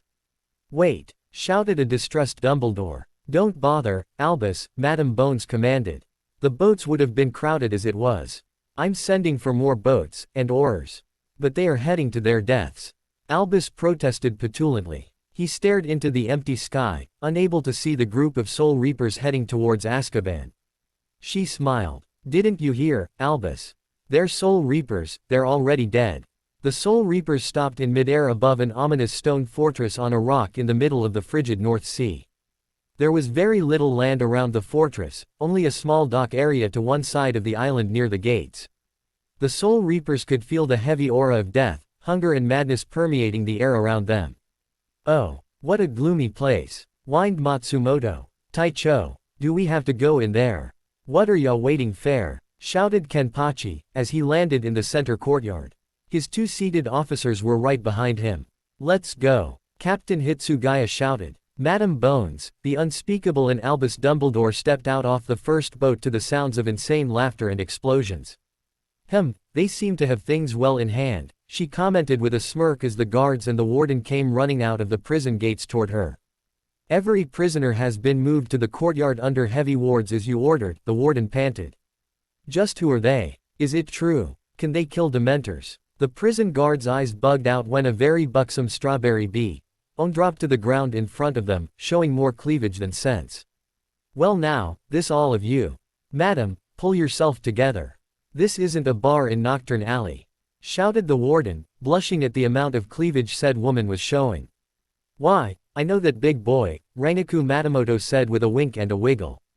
"Captain thought I should stay and protect you civilians," she replied to the sputtering, blushing wizard. "They've cleared the top levels by now and are heading towards the lower areas. It's been pretty grueling, and cold," she shivered. Overhead a sudden spike of ice shot through a wall, knocking stone masonry into the air even as a segmented sword pierced another. A quick Protega and banishing spells kept the wizards from getting hurt by the falling rubble. The prisoners cowered, shouting in fear as oars moved them out of the way towards the docks. Just then a Dementor staggered out of a cell block, its cold aura overcoming the wizards and the prisoners they were shepherding. Before the guards could draw their wands and do a Patronus spell, the bee, Soul Reaper whipped out her Zanpakutō and snarled as she held it up over her head. "Growl Heineka." The warden gasped in shock when her sword disintegrated into a fine dust, engulfing the Dementor. When the blade reformed, the tattered, empty robe of a destroyed Dementor folded in on itself as it fluttered to the ground. She smiled, and with a wink and a triumphant smirk, gave the shocked warden a thumbs up, thrusting her ample chest out even further. "That was easy." Behind her Albus Dumbledore gaped at the scene. This person didn't even seem affected by the foul creature's aura. Madame Bones hid a smile. She knew what these Soul Reapers were capable of. She wasn't too surprised, not after witnessing Voldemort's demise. "We're heading for the sub-levels," came a shout from the red-haired, heavily tattooed Soul Reaper as he stepped out of the shadows. "Ichigo and the 11th are doing most of the work. Be careful. They're knocking out support walls as they go. We want to destroy the whole fortress. Get everything you need and get everyone out of here." Captain Hitsugaya says the cold energy that these creatures radiate is very strong. He's afraid it'll attract hollows. "Right, Renji," Matsumoto shouted back. She turned to Madame Bones. "If you have records or anything worth saving, you need to get them now.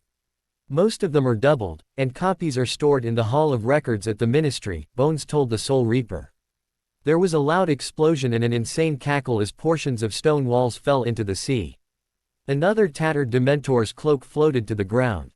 "Does that answer your question?" Bones turned to the warden. "The extra boats and oars should be here soon to take the prisoners to the holding cells at the Ministry. We'll decide what to do with them later." "Yes, Madame Bones." The prisoners and oars were quickly loaded onto the arriving boats. Suddenly, there was a chilling, inhuman roar from the very bowels of the fortress, causing everyone to freeze. "What in Merlin's name is that?" shouted Bones. "Oh Merlin, they've awakened the beast," cried the warden. At Madame Bones' confused query, the warden explained, "We who have seen it, call it, the beast. There's a legend that the dark wizard Ekrasdis, who created the Dementors, never really died. The wards that imprisoned him started to fade after the ministry took over the island, but they never fully dropped. He was shaking in fear as another roar sounded. I found records when I took over that confirmed he'd never really left, he quavered. They showed that many of the earlier wardens tried to warn the ministry, but they refused to listen, calling us frightened children. All we know's that we were never able to go into the heart of the fortress, powerful ancient wards stopped us. Many prisoners have tried to escape down there, thinking they could slip away later, but no one who has tried it was ever found alive. We thought that was the case with Black, when he first escaped, but Fudge still refused to listen to us. Another roar could be heard as the courtyard shook violently. Ye dare invade mine fortress at thy peril. Be gone, weaklings. The largest seeming Dementor anyone had ever seen erupted into the air from the remains of the central tower. If one could even call that thing a Dementor. The reek of decay and bone-chilling cold filled the air, causing those alive to fall to the ground shivering in panic and gasping for breath. The monstrosity easily towered 10 feet above the ruined courtyard. It looked like a Dementor at first glance, but almost seemed more human in its skeletal appearance. Leathery, dried skin encased the fingers clutching a staff made of human bones in its gnarly hand. Tattered 15th century robes clung to the remains of the Dementor wizard Ekrasdis as he roared out a furious challenge. Die. It fired off a powerful killing curse at a black figure. Ichigo surged up into the air to meet the being head-on. Bring it on, you pile of crap, your history. The teen swung his massive blade, blocking the spell that the monster threw at him with its bone staff. Ichigo was thrown back into the dreary afternoon sky, only to do a hand flip to right himself. He'll be killed. What is he doing? Way to go. Looks like fun. Fight him, Kurosaki. Ekrasdis roared again and waved his skeletal staff as another flash of green light burst forth. The wizards gasped as the sickly green of a killing curse sped at the defiant teen. Ichigo easily dodged it by leaping up and over, swinging his Zanpakutō down only to have it blocked by the skeletal wizard's staff. Several more rapid fire spells came hurtling towards a grinning Ichigo, causing him to duck and spin around them. Waves of spirit energy clashed with the myriad spells lighting the darkened afternoon sky. You are going down, Ichigo snarled, pointing the tip of his Zanpakutō at the large creature. Ekrasdis roared and charged, spewing more spells, causing Ichigo to dodge or deflect. Finally, an orange spell connected, sending Ichigo into a tower wall. As he laid sprawled in the crater, Ichigo spit out a bit of blood. Is that all you got? He mocked. Quit foolin' around, Ichigo, shouted Renji, coming to stand beside him in the air, ducking casually from one of the stray spells. Right. Get everyone out of here. The teen shouted back, as he powered up once more. Right. Renji agreed as he headed back to the boats. Ichigo swung his oversized Zanpakutō as he shouted, Getsuga Tensho. The arc of energy clipped the beast, flinging it backwards, roaring in pain as black ichor erupted from its chest. Righting himself, the desiccated figure shot spells at an inhumanly possible speed at Ichigo. The bloodied substitute Soul Reaper raised his oversized sword to chest level, placing his free hand on his raised arm. A bright white light radiated out from him as he shouted a single word, Bankai. A flare of light and smoke blinded everyone, and as it faded, it left a much different Ichigo standing in the middle of the early evening sky. The cleaver-like sword was now a narrow black dado. At the end of the hilt was a short length of chain. He was now wearing a long-sleeved, tightly fitting coat with a tattered hem over his black hakama. Tensa Zangetsu. Ichigo didn't waste a second as he soared straight at the beast with his Zanpakutō raised for a killing strike, but the beast was already shouting out a barrage of spells. The wizards below had a hard time keeping up with the speed at which Ichigo was moving. His arms were a blur as he batted away the different colored spells. To those who were unfamiliar with the teen's style of fighting, it looked as if he was conducting an orchestra, with a very lethal baton. Flash stepping, he started to circle the oversized Dementor. To those observing the battle, it sometimes seemed there was more than one Ichigo, as he circled the large figure firing killing curse after killing curse at the after images of the teen. Suddenly, overhead, they heard Ichigo shout as he sped towards the wounded, but dizzy monster. He was suddenly above the beast, and with a shout of primal rage, bisected it, causing the last killing curse to explode back in Ekrasdis's face. Ichigo was unaffected as he was already past the body with his back turned away. "We found that thing in a lair with many human and sea creature bones," said Captain Hitsugaya as he came to stand by the wizards while they watched the fight overhead. Ichigo was the one that flushed him out. Zaraki wanted to fight it, but Ichigo claimed first dibs.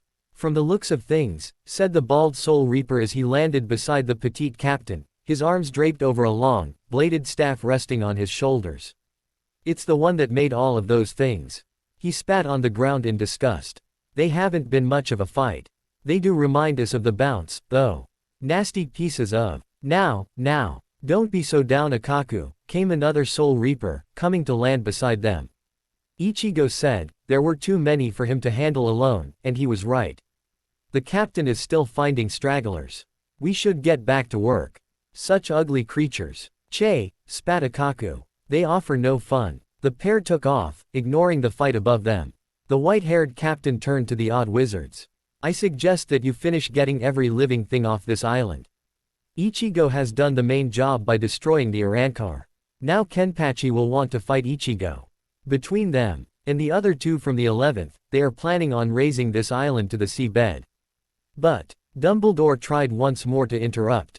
"You have been warned." The captain disappeared as if he'd apparated. Albus Dumbledore stood, frozen in horror as the two halves of the beast started to fall backwards. This Dementor was different from those that guarded the ancient fortress. Such coldness, such power, to be laid low by someone so young. How much ancient magic was lost? The aged wizard stared up at Ichigo. Such dark beings. He had to do something to stop these Soul Reapers. They couldn't continue to disrupt the wizarding world. But how? Madame Bones was thankful that there had been no deaths as the last of the prisoners and oars entered the boats. She and the others waited for instructions. Suddenly the gates of hell appeared over the prison fortress. The remaining prisoners and oars screamed in horror as chains shot out of its open doors as a huge arm holding a sword came forth. The chains wrapped around the remains of Ekrasdus as the sword pierced them. Ichigo spat some more blood as he wiped his mouth and chin with a black sleeve, and turned his back on the gate, as he slowly drifted down from the sky. Dumbledore fell to his knees in despair. This wasn't the first time he had seen those gates, and he feared it wouldn't be the last, but still. Was that really necessary? He mourned. Ichigo, still in his Bankai form, walked up to him and grabbed him by his robes. "I've killed worse. According to Harry, you're so free to give everyone a second chance, no matter how much evil they've done. But what about those who are innocent and in need of your protection? Must they pay for you giving those that don't deserve it that chance? Where is their second chance? You leave them open to attack and death." He pushed the aged wizard away. "Che, you disgust me." "Ichigo. Kurosaki. I say, oi, Kurosaki," came Kenpachi's voice from somewhere behind the group. "Quit preachin'. Fight me. I'm all warmed up." Ichigo stepped away from the old wizard and turned to parry a blow that the tall captain threw at him. The young pink-haired girl on Kenpachi's shoulder laughed loudly. "Yay, Kenny's going to fight Ichi-chan. Baka, couldn't you wait until I at least catch my breath?" The teen groused. He blocked the incoming blow as the tall captain swung his battered katana. The laughing, pink-haired girl hopped off of the captain's shoulder to find a good spot to watch. "Have a good fight with Ichi-chan, Kenny. By morning there won't be a stone of this place standing," Akaku promised with an evil grin, jerking a thumb to the fighting pair. "Those two will see to that." The last the wizards saw of the island as they loaded the last of the prisoners onto boats was the terrible fortress of Azkaban being raised to sea level by the dueling Soul Reapers. Those on the English shore were treated to a light show, and the distant echo of insane cackling that lasted well into the next morning. The next morning Harry and Khan, who was still in Ichigo's body, were met in the ministry atrium by an unspeakable and the petite Soul Reaper, Rukia Kuchiki. Sirius and Remus would meet up with Harry after the exams. However, a minor problem had developed, much to Harry's dismay.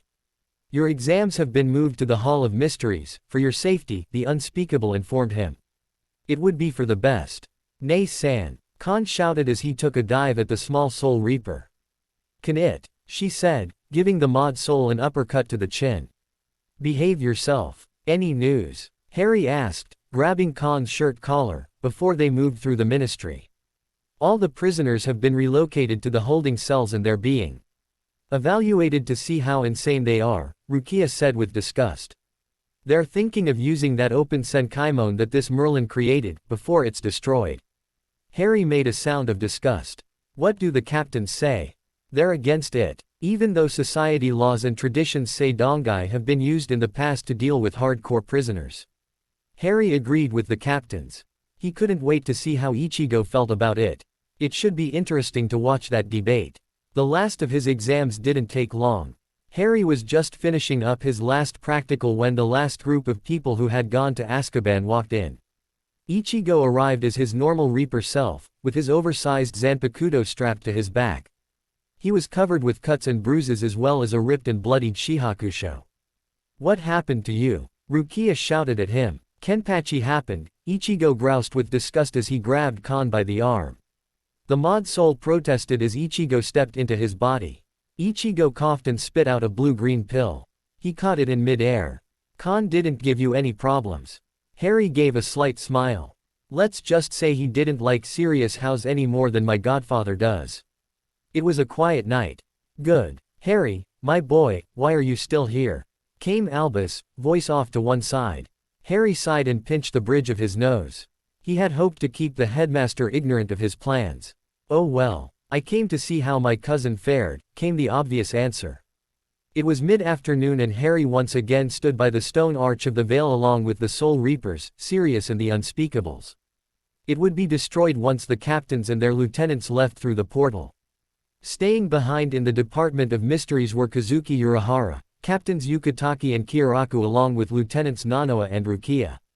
They were staying at the Unspeakable's expense, to make sure all the notes and files on the gate, as well as the Dementors were destroyed, and to share some research. It was going to take some time. The captains found the Department of Mysteries fascinating and wanted to share some knowledge with them. The research here was more in-depth than what could be found in the Soul Society. Before you go. Harry glanced over the Captain Kuchiki, who gave him a slight nod. It was now time to bring some closure to the whole Kuga disaster. He had discussed this with the head of the Kuchiki clan earlier. There's something I need to do. Everyone looked at Harry curiously. The captains didn't know much about the young wizard. They had all knew that Harry had been adopted into the noble clan by the symbols he wore. Harry explained that he had been orphaned since he was a baby by the dark wizard Tom Riddle who Ichigo and the Vizards helped send to Hell this past summer. Dumbledore tried to stop Harry from giving too much information away, but he was ignored. And since my parents' deaths, no adult has stepped up to help me. Not one, he said, pointedly, glaring at Albus Dumbledore. The old headmaster looked a little guilty. In fact, every adult in my life has failed me. Not one has stepped up to fill the role of a parent. Now, Harry, that isn't true, Dumbledore chided. Your aunt, quote, never wanted me, never cared if I lived or died. And if you want, I'll swear a wizard's oath on it, so you can't call me a liar. Harry glared coldly at the old man who had reared back in surprise. In fact, my very first Hogwarts letter was addressed to the cupboard under the stairs, which was where I slept for the first 10 years of my life. I have always been pushed to the side, even at Hogwarts. Not one professor was ever on my side or cared enough to step in. They all listened to a headmaster who couldn't see the tree for the forest and did as he bade. Dumbledore's eyes widened at the venom in Harry's voice. Anyways, I learned real fast not to trust any of them, and that they were only following the headmaster's schemes in testing me time and time again. Harry bitterly continued his tale. This is all interesting, Captain Kiraku started to say, tipping his straw hat. But, quote, I'm getting there, Harry assured him. He went on to explain how this past summer things had gotten worse. I mean, I saw a boy a couple of years older than me killed in front of me, and not one adult cared how I was doing afterward. I was shipped back to my relatives without counseling, or a by your leave. But Harry, I'm sure your aunt would have seen to your well-being. Dumbledore tried again. Harry snorted. Not bloody likely. My uncle locked me in Dudley's second bedroom and threw away the keys. It was never really my room, but Dudley's second bedroom for all his broken toys. Again, I will swear an oath if need be. That, Dumbledore commented quietly, as Ichigo started to growl, cracking his knuckles, won't be necessary. Ichigo saw the locks on the door. Sir, Harry continued, giving the old man another look of contempt. He and his father rescued me from the Dursleys this past summer. I spent a month in Japan with them and loved having a real family. The night Ichigo rescued me, someone from the ministry sent 2 Dementors to Surrey. Didn't work though. Ichigo went all Soul Reaper and killed them. Albus shuddered recalling the Orange Teens fight yesterday. Afterward Ichigo told me, in bad English, he had an extra Zanpakutō that needed a new master, and I accepted. The gasps and protests from the captains were understandable. Harry held up a hand and stopped them. There is something you need to know. According to the Zanpakutō, and it was later confirmed by Urahara-san, my soul was unstable due to being hit with the killing curse as a baby and housing a bit of Riddle's soul in my scar. But I thought. Rukia started to say, confused. Byakuya shot her a look to quiet any comments or questions. In all previously known cases that curse killed instantly, snuffing out the soul like a candle flame, which is why we call it an unforgivable, the unspeakable listening to Harry's story told them. In Lord Potter's case we feel that his mother, Lily Potter née Evans, a quite gifted witch, did something to protect her baby. Harry nodded. My mother never really got the credit she deserved for my survival. After all, the purebloods didn't want to be outshone by a muggle born. Because of her sacrifice, I was known as the boy who lived. Which is stupid, Ichigo interjected with scorn, and his sentiment was echoed by several of the Soul Reapers. Anyway, Harry continued his tale, the Zanpakutō didn't let me know his name as he said I had to earn his trust. His former wielder had been cruel, and had lost the ability to call him. The month I spent in Japan was my best summer ever. As you can see, it ended with me being adopted into the Kuchiki clan. Byakuya-sama has been very helpful. This Zanpakutō. Ichigo. You didn't. Rukia shouted at her friend, ready to slam a fist into his arm. He's dangerous. Ichigo leaned away from her, digging a small finger into his ear. Oi, I'm not deaf or stupid. It is all right, Captain Kuchiki confirmed, stopping her rant. When I was informed of the matter I met with Harry-kun. I found him to be untrained, but not uncouth, like Kurosaki. I was pleased that Harry-kun respectfully asked for my help. Glaring at the angry faces on some of the Soul Reapers, Harry continued. Muramasa's now under my protection. He has stabilized my soul, and had helped me deal with the ongoing trauma that is my life. We now share a deep soul bond. Granted, he wasn't born from my soul, but he now fills the deep void that the killing curse and the death of my parents had created. Why are you telling us this, Harry-kun? Asked Captain Yukitaki softly with some concern. Because I know he's caused some problems for the Soul Society, Harry explained. He and I have talked it over and we feel it was time for some closure. Plus, I don't want to keep looking over my shoulder for someone from the Soul Society coming to take him away from me. No matter what assurance Byakuya-sama gives me, that is my fear. Has he behaved himself? Asked Captain Kyoraku, exchanging a glance with the stoic captain of the 6th Squad. See for yourself, sir, Harry intoned, holding out his arm. Come out, Muramasa. The spirit came out, standing beside Harry looking bored as he usually did. Those who had fought Muramasa in the past noted his changed appearance. The startled Soul Reapers all went for their own Zanpakutōs, except for Ichigo, Captain Kuchiki and Urahara. Many of them had witnessed Muramasa's power before. Some were still recovering from the damage his reign of terror caused in the Soul Society. The wizards also took a step back, with their wands ready. It's all right, Harry said, placing a hand on Muramasa's shoulder, reassuring the spirit that he wouldn't let anything happen to him. Muramasa's under my protection. He and I have come to a mutual understanding. Muramasa fell to his knees beside Harry and lowered his proud head. Several strange creatures, some looking almost human, appeared beside the Soul Reapers and they clearly didn't look happy. Several growled and hissed at the humbled spirit.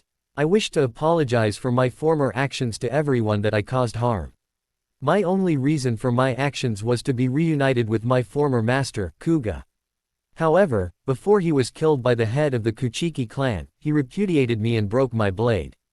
When Ichigo and I fought, I knew I was dying, and as I laid breathing my last, Kurosaki Aikyo offered me a way to atone for my mistakes. I accepted. His spiritual energy saved me until I found my new master, Harry-sama. Oi, what did I say about calling me Sama? Harry gave Muramasa a slight cuff at being called Lord, which caused some to smile. Several of the strange-looking beings continued to hiss and growl at the repentant Zanpakutō while a couple of them said nothing. None, however, attacked. "My wielder has already forgiven you, and so have I," said a being dressed in ornate Japanese samurai attire, complete with head mask, stepped forward. "We have seen the remorse and the deep bond you've created with Harry Potter." The other Zanpakutō spirits reluctantly relaxed. A few made scoffing noises as they turned away. "As you can see that Muramasa's sorry for the trouble he caused. Now please send the other spirits back, Muramasa," Harry ordered as he came to stand behind the still kneeling Muramasa. The strange beings beside the Soul Reapers faded away. Harry placed a comforting hand on the spirit's shoulder. "Muramasa's been with me for almost 6 months. Not only has he stabilized my soul, he has helped me find all of the soul fragments of Tom Riddle and helped send them to hell. He has aided me in dealing with my nightmares and has been here for me when I needed someone. In other words, he has become the family I needed, but never had." "And you knew of this Byakuya Taicho?" Captain Yukitake asked. "I did," Byakuya informed them. "Kurosaki Ichigo informed me not long after he had gifted Harry-kun the Zanpakutō. Then later, Harry-kun contacted me on his own asking for additional training. I did not report it as it was a clan matter and the Zanpakutō was indeed trying to redeem itself. What kind of help? He didn't receive the lessons he needed on how to be the lord of an ancient and noble house. It seems that his former guardian neglected his duties as regent and failed to teach the boy his responsibilities. I was pleased that he had the wisdom and fortitude to ask for help. Unlike some people." Albus Dumbledore looked guilty. Sirius growled at the headmaster. "You assured me that you were teaching him. I thought there would be time," came the excuse. "Actually," Harry interjected, glaring at the abashed headmaster. "From what the goblins and I reasoned, he was convinced I had to die, because of the soul anchor behind my scar. Why teach someone when they had to die at a young age to prevent a war?" "Right, headmaster." Everyone could see the answer on the old wizard's face. "Che, how lame. There is no honor among wizards," Kenpachi snorted. Ichigo and Ikaku were glaring at the old man and cracking their knuckles. Both wanted to wipe the floor with him. "Once I was satisfied, I adopted Harry-kun into the Kuchiki's clan. Not as my heir, but as a noble member. He has removed much of the stain that Kuga brought to our clan." The stoic captain looked over at Harry with a look of pride. "He has brought honor back to the Kuchiki clan. He fought against the evil that killed his parents, overcoming many obstacles in his path. I admire his hunger to learn, and respect for our ways. As much as I hate to agree with Byakuya on anything," Ichigo added, "the runt has done well with Muramasa. And anyone wanting to harm them has to get through me first." Everyone, except for the wizards, knew that was a serious promise of pain. "And me," Sirius said, stepping forward. "He's my godson. The only son of my best friends." "And me as well," said Urahara. "Harry-kun has no desire for power, even though he holds a great deal. And I am sure the Vizards will have something to say about it as well, as they helped with his training. I am no slouch in fighting. I just hate to, that's all," Harry continued, a little embarrassed at all the praise he was receiving. "Muramasa may not have been born of my soul, but he's now a strong part of it. I refuse to part from him. And I will protect him with my life." The captains looked at each other before turning back to the stone archway. "We will inform the head commander and will recommend that the two of you be left alone," said Captain Hitsugaya. "As long as Kuchiki Taicho vouches for you, there shouldn't be any problems. You are not planning on being a substitute Soul Reaper, are you?" Harry gave snort. "Hardly. I have plans on finishing my education, and entangling the mess that is the inheritance that my parents left me, that my former guardian tried to ignore." Everyone noticed the wince that Dumbledore gave.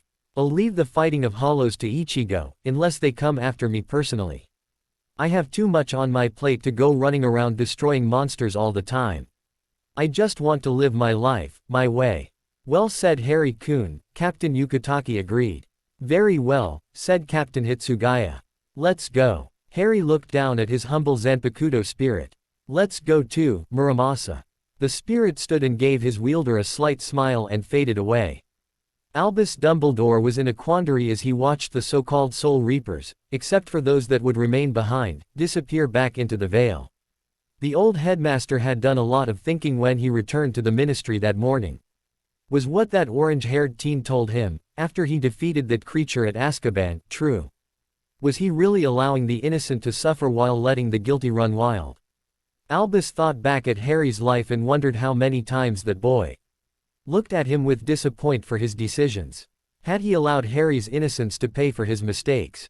No, what he did was for the greater good. The bloodlines must be preserved. Harry just had to understand his reasons for those 10 years of misery. Was that why Harry still looked at him so coldly? It was clear that Harry had stopped trusting him since last year.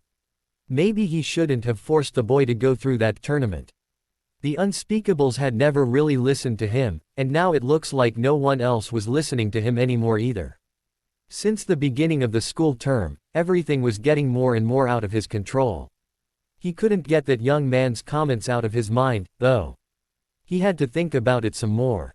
Did he really allow the innocent to suffer for the misdeeds of others? Then there were these so-called soul reapers. Where had Harry found such powerful allies? Has the prophecy come an end?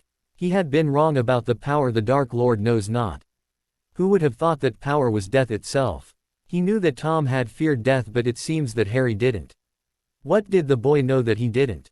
He left with too many questions and not enough answers. Dumbledore, we need to talk, came Amelia's stern voice, breaking into his thoughts. My office. Now. Albus Dumbledore sat in his office, dejected. The holidays were almost over and he hadn't had much to celebrate this season. He'd looked upon his own mortality and it frightened him. And now, it seemed, his worst fears of Harry was going dark had been realized. The boy had abandoned everything he, Albus Dumbledore, stood for. It was disheartening. He couldn't understand where he went wrong. He did, however, have several answers to a few of those questions that plagued him, but they only served to raise more questions. One answer, he now realized, was the sword that Harry claimed was more than a simple Japanese blade. It was a soul sword which had bonded to Harry. No wonder he couldn't get the thing away from him. He'd been unwittingly dealing Harry a mortal insult in trying to confiscate it, an act punishable by death in Japan, he was told. It now became apparent that Harry spent this past summer in Japan. That would explain the formal speech patterns and noble attitude he was showing. Some Japanese noble had obviously trained the boy. His behavior reflected as much. They were a very formal society. Why was Harry at the ministry, besides meeting with Amelia and the Unspeakables? What happened to all of the Horcruxes? Was Tom really gone? Remembering those horrible doors of hell gave him the shudders. Was it really necessary to send Tom and Greyback through them? Was that the fate awaiting him, as the Soul Reaper implied? Surely his greater good couldn't be wrong. Greater good. There is no such thing. I'm warning you right now, Albus, came Amelia's voice, breaking into his thoughts. She had spent an hour the day before reaming him out for all the misery he'd caused that young man. Albus had tried to defend his choices, but she had a counter to each and every one of his arguments. That young wizard is leaving us because of you. And the greater good you are always spouting. It's only a figment of your own warped and senile imagination. He no longer has any love for us, and especially not for you. You saw to it that he has no roots within our society, and now we are all paying for it. Leave him alone, or you'll be spending time in my holding cells. Your greater good be damned. She finally dismissed him as if he was a naughty child. Oh, and Albus, I'll be calling for a vote of no confidence at the next Wizengamot meeting. Be ready, she warned as he left her office. You might wish to, gracefully, retire before then. Albus glanced over at the ancient wand resting on his desk, her words still ringing in his ears. It was his original, the one he received when he was only 11. He'd lost the Elder Wand, and in such a childish maneuver. Albus knew Harry had the cloak prior to winning the wand. Thank Merlin he didn't have the stone as well. Albus, are you here? Came Minerva McGonagall's voice as she entered. We have a problem. Albus sighed deeply. Now what? Harry smiled as he exited the plane when it arrived in Japan. He made sure that the letters he wrote would be reaching the headmaster just about now. He never looked back as he walked out of the terminal. Home. He was finally home. There was nothing left in England that he cared to stay for, except maybe Luna. She was still on his mind as he stared up at the tall buildings beyond the air terminal. The promise they made to each other before he left meant he would see her again, just not in England. It would be years, if not decades, before he could bring himself to return to his native land. That didn't mean they would not find ways to meet. She was, after all, still underage and in school. And there was always the chance she might be coaxed to come over, in search of one of her mysterious creatures. Once she graduated, he would like to pursue a relationship with her, if she wished. Harry took a deep breath of freedom as he walked over to the dark limo waiting for him. The driver was holding a small sign that said, Potter. It wasn't long before his luggage was loaded and the limo pulled away from the terminal into the afternoon traffic. Harry leaned back into the leather seat. He felt a surge of happiness, which seemed a bit strange when he thought about it. He had, after all, spent only a month here last summer, and yet it already felt like home. A small smile curved his lips as he watched the city go by through the limo's tinted windows. Eventually the limo pulled up in front of a small high-rise, not far from the Kurosaki Clinic.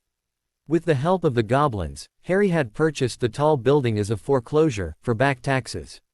He'd then claimed the 2-story penthouse with its roof garden and pool, plus the condo directly below it.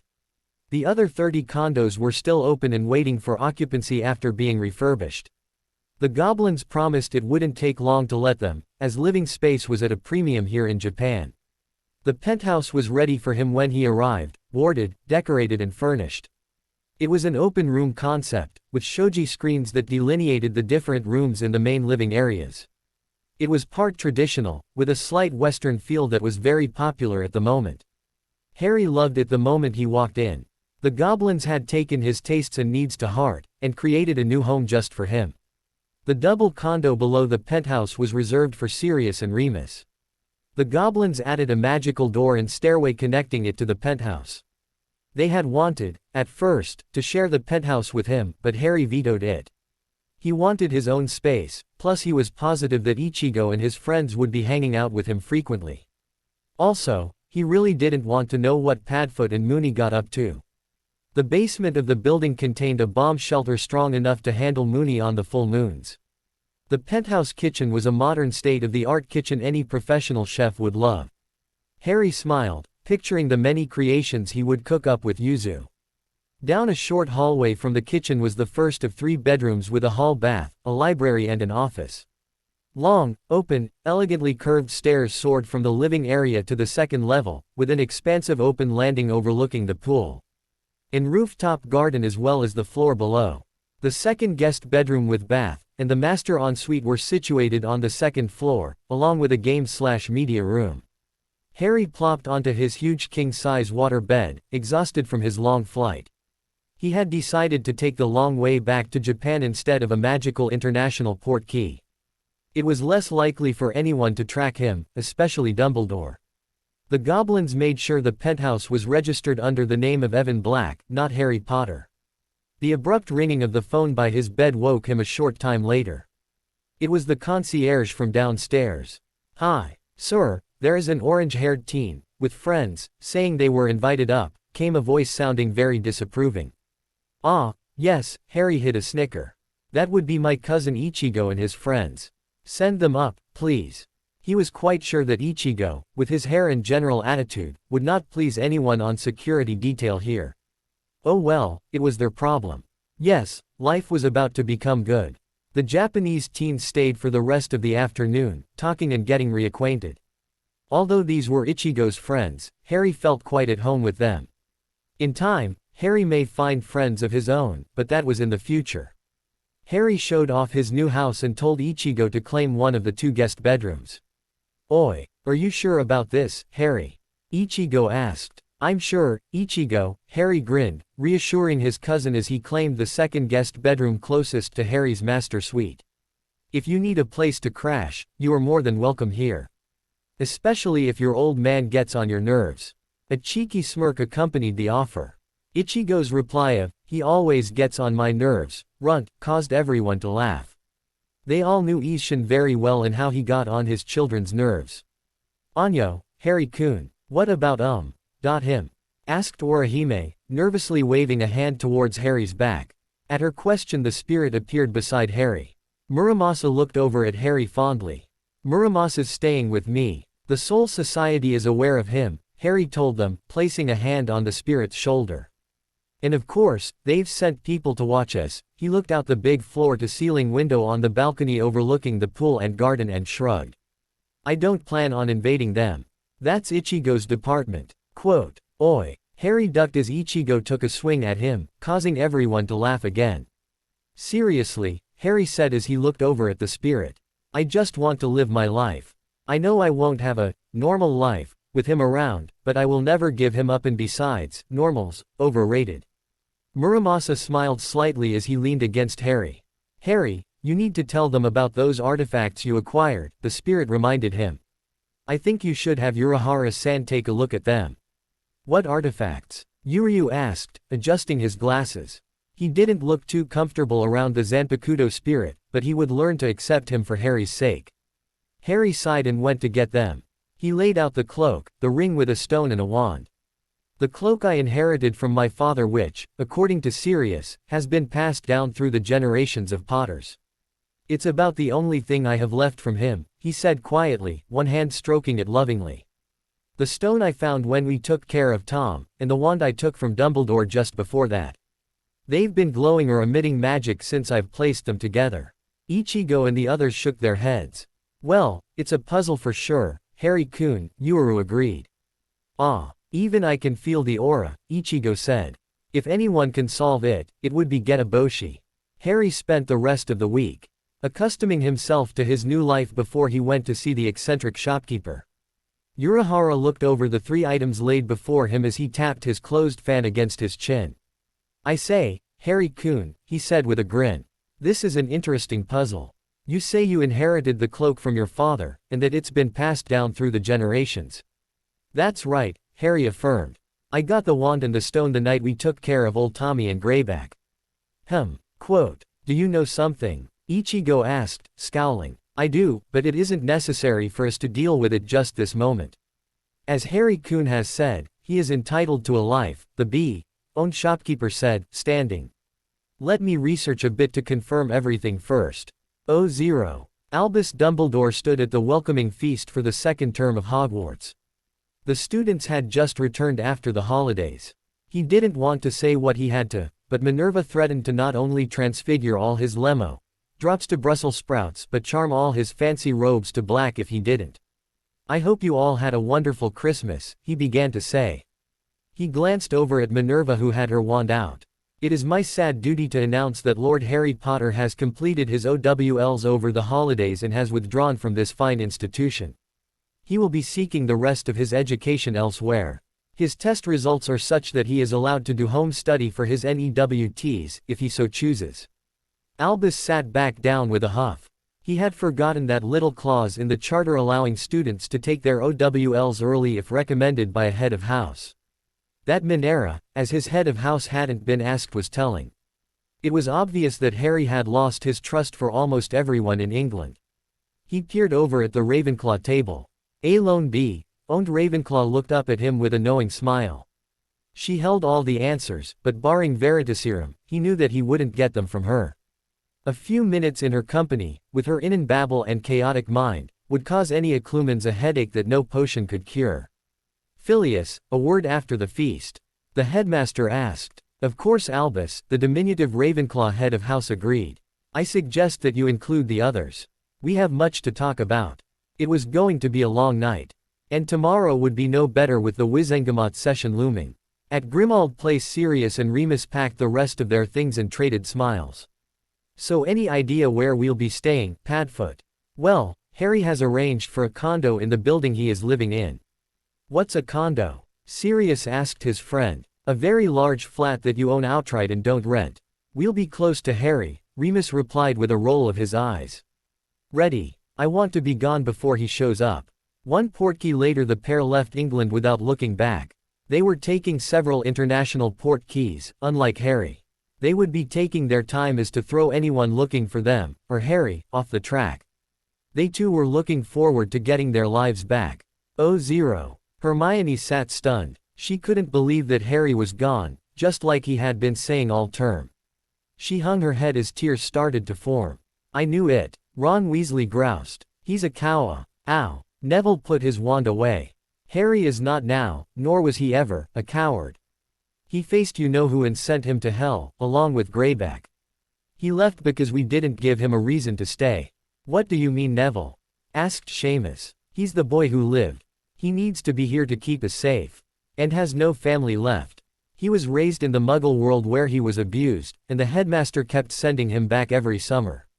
Why should he stay? According to Harry, the wizarding world took everything from him, but gave nothing back. What do you mean? Asked Lavender Brown. Well, don't you all still have your parents? Harry lost his when he was a baby.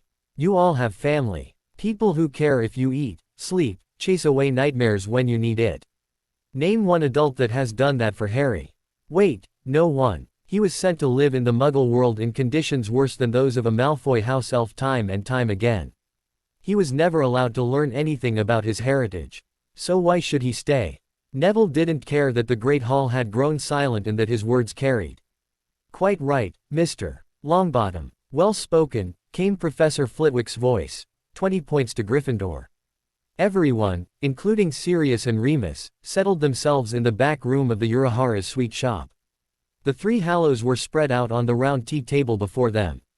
Urahara sat cross-legged on the floor with his head bowed, arms tucked into his sleeves. With his soft-spoken voice he explained that the Soul King once had 3 sons, each powerful in their own right. The sons had fought over who had the right to inherit the throne. So he sent all 3 of them to the human world, to test them. He wanted to see who was best suited to succeed him, he finished. So the story of the 3 brothers true? Sirius asked, glancing over at Remus. Hi, in a way, came the short answer. This is where the English version differs from actual fact. Since the 3 brothers were traveling the human world, they were mistaken for wizards. The Soul King gave each son a different gift, one each, suited to their abilities. The eldest received an unbeatable weapon, the second son wanted to be able to keep in touch with his wife back in the Soul Society, and the third wanted a cloak that would hide him. So my father's cloak is really the Soul King's cloak? Harry asked, after the story came to an end. Urahara nodded. Wait a moment, Ichigo interrupted. Then Harry is a descendant of the Soul King. So it would seem, Urahara agreed. I was able to verify it. Now that the 3 artifacts are in Harry's possessions, they will only work for him. But I'm still alive, Harry shouted. I don't want to die. Ma. And for now, you can live, Urahara assured him. The Soul King has been waiting a long time for his heir. He will wait a little longer. Wait, according to the story, the youngest brother died at a ripe old age and passed the cloak to his son, and so the cloak has been passed down through the generations, Sirius interjected. Shouldn't he be the heir to the throne and not Harry? Ah, but this is the first time all 3 artifacts have been reunited, as was the original plan. Remember, this was a test for his sons. Not even the Soul King knows what happened to them. He has been searching for them, or their descendants, through the ages. Well, I am going to live my life, Harry told everyone. And he'll just have to wait until I complete my education. Everyone swore to keep this news secret. If the Soul Society knew about this, they would demand Harry to return to the Seraite for his protection. In the end, Harry gave the goblins the Hallows for safekeeping in his vault and forgot about them, for the time being. He just wanted to live his life to the fullest for now. He'd worry about it all later. Oh, 0. It wasn't long after Harry started to live in Karukara town that he was drawn into being part of the Winter Wars with that fool Aizen. Thankfully, that rogue Soul Reaper never knew about Harry and had been surprised when Harry took the wind out of his bid for godhood. The wizard hadn't wanted to get involved, but when Aizen came to the town and started his crusade of world domination, he hadn't counted on Harry James Potter. When Urahara finally sealed the would-be Godling away, Harry stepped in and pulled the little gem from the man's chest. I think I'll place it somewhere it won't cause any more problems, he informed the head captain, vanishing the stone before their eyes. I know just the place for it. Harry would never fully trust the Soul Society. They were far too arrogant in his opinion. In too many ways they were clones of the wizarding world. Afterwards, when everyone went home and Ichigo recovered physically, that was when Harry was informed that Ichigo was going to slowly lose his spiritual pressure. Not saying a word about what a stupid Gryffindoric action his cousin's final strike was, Harry invited him to move in with him at the condo, permanently. Ichigo accepted. Once Ichigo was all settled in, and after a quick trip to the goblins, Harry ran his own tests on his cousin. "Blech. That tastes like Goat Face's day-old socks," Ichigo complained as Harry forced him to down several healing potions. "And how do you know what your dad's socks taste like?" Harry quipped, running the Elder Wand over his cousin. Ichigo's reply was to give Harry a rude gesture, causing the young wizard to laugh. "Don't tell anyone I gave you this. Not even Urahara and your father," Harry warned, holding out a rune-carved bracelet several days later. "I don't need your little friends interfering any more than they already are in my life. Besides, I get the feeling, and Muramasa agrees, there's something fishy with this whole substitute Soul Reaper business. They seemed pretty pleased that your spiritual pressure was neutralized." Ichigo scowled, but agreed with Harry. The Carrot Top also agreed to not use his spiritual abilities until Harry said he could. The bracelet that Harry had received from the goblins was to fool everyone into thinking that Ichigo was losing his spiritual pressure, including his friends and family.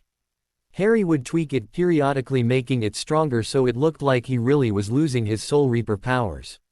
The hardest part for Ichigo was losing Rukia. She had been with him for a couple of years and he had come attached to the perky little Soul Reaper. Watching her fade from his eyes sent Ichigo into a bout of depression. Harry was hard-pressed not to curse the living daylights out of the Soul Society for the pain they were causing his cousin, even if Ichigo really wasn't losing his powers. He never cared for their holier-than-thou attitude. During that time, both Harry and Ichigo discovered the reason for being abandoned by the Soul Society. Some nut named Ginjo Kugo, who was a full-bringer. According to what Ichigo found out, a full-bringer was a human whose mother had been attacked by a hollow before she was pregnant. Ichigo's mother had been hollowfeed before he was born. It was when it happened that his father, Isshin, sacrificed his Shinigami powers to save her life. Thus explaining why Ichigo had so much power. Harry decided to do a final tweak to Ichigo's bracelet, allowing him to learn this new full-bringer technique. "Just don't tell anyone about the bracelet, Ichigo-kun," Harry warned. "I'm almost positive the Soul Society is watching to see how, or what, you will do." Ichigo gave a curt nod. "All I want to do is to protect my friends and family. That's all." In the final conflict with the renegade substitute Shinigami, Harry had to stop Rukia Kuchiki from impaling Ichigo with a souped-up katana that had been endowed with Soul Reaper powers from several captains. It was hoped with a fresh insurgence of Ryutsu, Ichigo would regain his powers. "Ichigo, take off the bracelet," Harry shouted as he grasped a surprised Rukia's wrist, stopping her from stabbing Ichigo. She scowled as she tried to pull away from the young wizard. "Right." Ichigo scowled as he broke the seal of the magical bracelet. The area was flooded with his spiritual pressure, as strong and powerful as ever. It was, in some ways, even more powerful than it was in his final fight with Aizen. The wave of power blasted everyone back, except for Harry, who knew it would happen. The strength of it allowed Ichigo to quickly leave his body. "I chose to protect," Ichigo announced to those that witnessed the battle. "I want power. I've always wanted power, to protect many people. That's why I'm gonna defeat you to protect everyone." In the end, those watching as Ichigo fought and killed Ginjo were stunned by Ichigo's determination to protect. Byakuya Kuchiki along with Rukia and Renji had remained during the fight when the other captains left after witnessing Ichigo's proclamation. Harry explained to the remaining Shinigami that he had been the one that had healed, and later sealed, Ichigo's power. "We knew that the Soul Society was keeping tabs on both of us. We just didn't trust them," Harry explained, giving a pointed look to Byakuya. He and the head of the Kuchiki clan became more than mentor and student over time.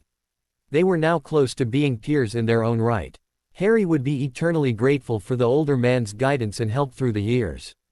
Besides, it was quite interesting that no one asked me if there was a way to heal Ichigo magically. Given who and what I am. "You mean having those?" Ichigo started to ask, only for Harry to give him a nod. "And this?" asked Renji, holding up the broken bracelet. "That's a magical cuff used in my world to bind a criminal's magic. With some help I just tweaked it so it would hide Ichigo's spiritual pressure from being noticed while it was restored," Harry explained. Ichigo came to stand beside Harry, but his eyes were on the petite girl standing in front of his cousin. She was looking back at Ichigo. Harry went on to explain how much it had hurt his cousin to pretend losing everything and how his so-called friends pulled away from him. Right, Ichigo? Harry asked. That's right. It's not like I ever felt superior to anyone else because I could see ghosts. And I never planned to take it up as a profession. Hell, I never even felt the need to use my ability to help others. All I ever wanted was the normal life I couldn't have. I've finally achieved what I always wanted, Ichigo confessed, with a shrug. Then all is well once more. The 6th squad captain asked. Ah, Ichigo agreed. It went as planned. Harry agreed to stay out of it as much as possible. He may be a wimp when it comes to fighting physically, but I've learned never to turn my back on him. Harry protested. Oi, I'd rather prank than fight. Ichigo snorted and grinned. And those uncles of his are even worse. They have all the vizards terrified and that ain't easy. And Muramasa's getting just as bad. Speaking of him, asked Rukia. Harry smiled and allowed Muramasa to appear. The remaining Shinigami tensed when the Zanpakutō spirit appeared. He knows I'm no fighter, Harry smirked. Besides, this was Ichigo's fight, why would I interfere? I have no ability against the full bringers. The spirit huffed and rolled his eyes. Are you well, Kurosaki Ichigo? Muramasa asked, showing some concern for the teenage Shinigami. I am pleased to see you finally stopped hiding your true abilities. Ah, arigato, Muramasa, Ichigo answered. Of course, Harry was once again bothered by the stealth squad for his part in that little dust-up. Ichigo and Harry passed whatever tests the Soul Society had used to verify both of their loyalties to the afterlife. Neither were too happy about it, but as long as they were left alone, they could live with it.